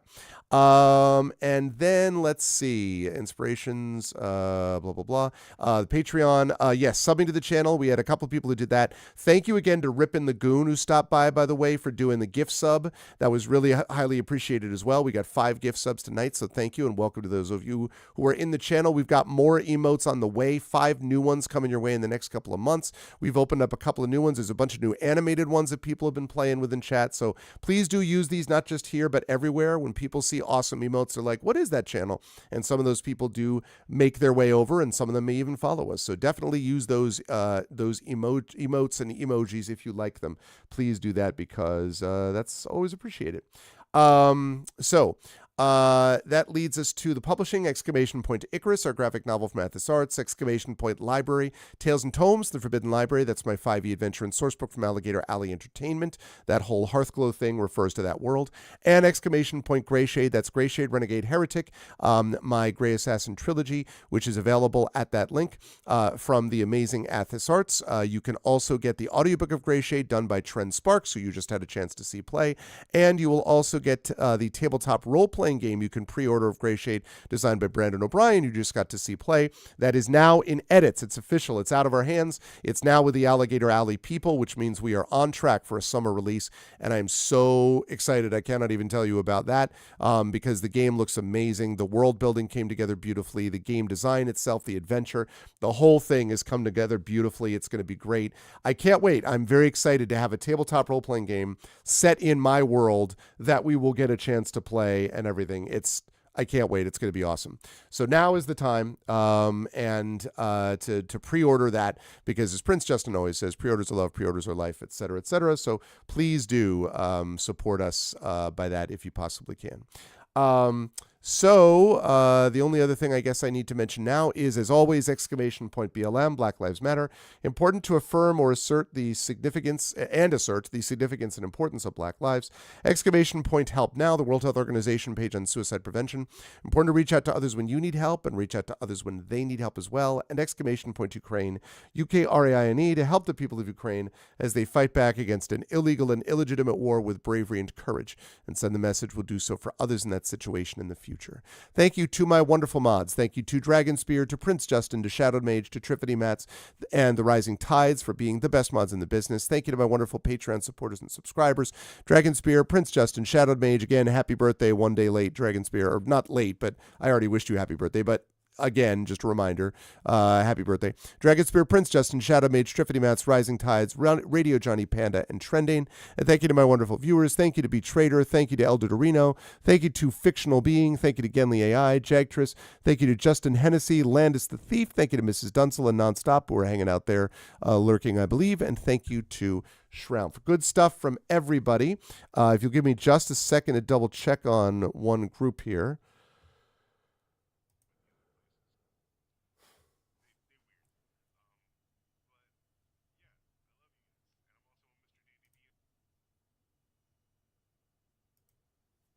I had an idea for a place that we were going to raid, and then,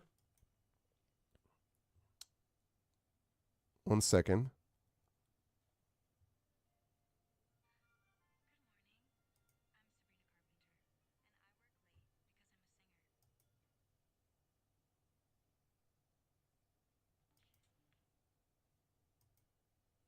Okay, I know where I'm sending people. So we are going to do a raid, and the raids are quite simple, and they go like this. If you are not a sub, you're going to do this, which is the Arvanauts have landed, followed by Twitch raid, lowercase Twitch, uppercase R, lowercase AID. If you are a sub, please do this. You get to do Arvany Hype. The Arvanauts have landed. Arvany Roar, Arvany Whipped, Arvany Smog, Arvany Love, Arvany Blown. There's a bunch of Arvany animated emotes now.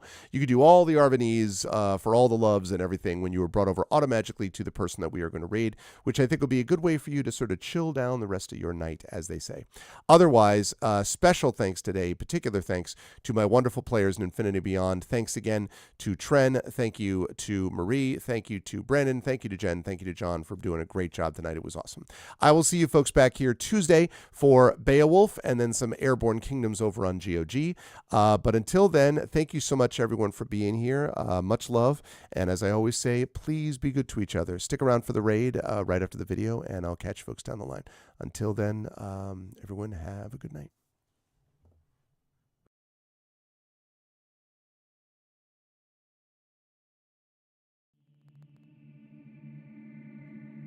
Most folks in Eberron live their lives hoping to survive and protect the ones they care about the most. A few do that and more, trying to help those around them, even the ones they don't know. But only one group does all that when no one else can. The King's Citadel. The ones who do the job no one else can do. Valerian, the Shield. A star-forged Aegis whose strength lies in their shield, their armor, and their will to keep the Citadel and its mission safe, no matter what the cost. Merime, the Sword. A Kalashtar bard whose dreams predict doom and disaster, so that her skill in battle, insight into the hearts and minds of those she encounters, and love for her sister and the Citadel is more necessary than ever. Tantin, the Brain. A dragon-marked human artificer whose jovial demeanor conceals a deep curiosity, razor-sharp intellect, and long memory. He knows what he did for the last war, and he knows what it did to him, and how much worse the next war could be. Nisiana, the Heart. A dragon-marked halfling healer whose love for her sister is matched only by her desire to help and heal the members of the Citadel. She's grown wiser and more wary, yet even in the midst of doubt, hope remains. Rowan, the Wild Card. A human wild magic sorcerer who's played a dangerous game for most of his life. He's gone all in to save his friends, but they aren't the only ones sitting at the table. As the shadows gather, will he have the chips to pay if his bet is called? These 5 elite operatives came together to aid the salvage outpost of Salvation, where the Grey hovers nearby, a threat and a promise. With the Oracle of War, they found an artifact powerful enough to end a war, or begin one. They traveled to Sharn, City of Towers, to unravel the Oracle's mysteries while stopping assassination attempts from the terrorist organization known as the Emerald Claw. They found Sky Blue, the daring thief tied to the ancient draconic prophecy, and stopped the Claw operative Arulin Karnak before traveling back to Salvation and into the Grey to repel a war-forged invasion and take the fight to the Lord of Blade's secret fortress Razorcrag. Capturing one of the Claw's most powerful lieutenants and sent to negotiate peace with the nation of Thrain, they survived another assassination attempt and saved the Thrain's leader from the continent-wide vengeance of the Undying Court, only to discover they'd been betrayed by an ally who was not as she seemed. Now the King's Citadel must stop the Emerald Claw once and for all, using their new knowledge and new allies to finish the Claw and gain the information they need about the Oracle of War before it's too late. But can they learn the Oracle's secrets, stop the Emerald Claw, and discover the deepest plans of the Lord of Blades? Only if they remember that in the end all they have is each other and the King's Citadel. Long live the King. Welcome to Eberron. Welcome to Corvair. Welcome to the world within and without Salvation.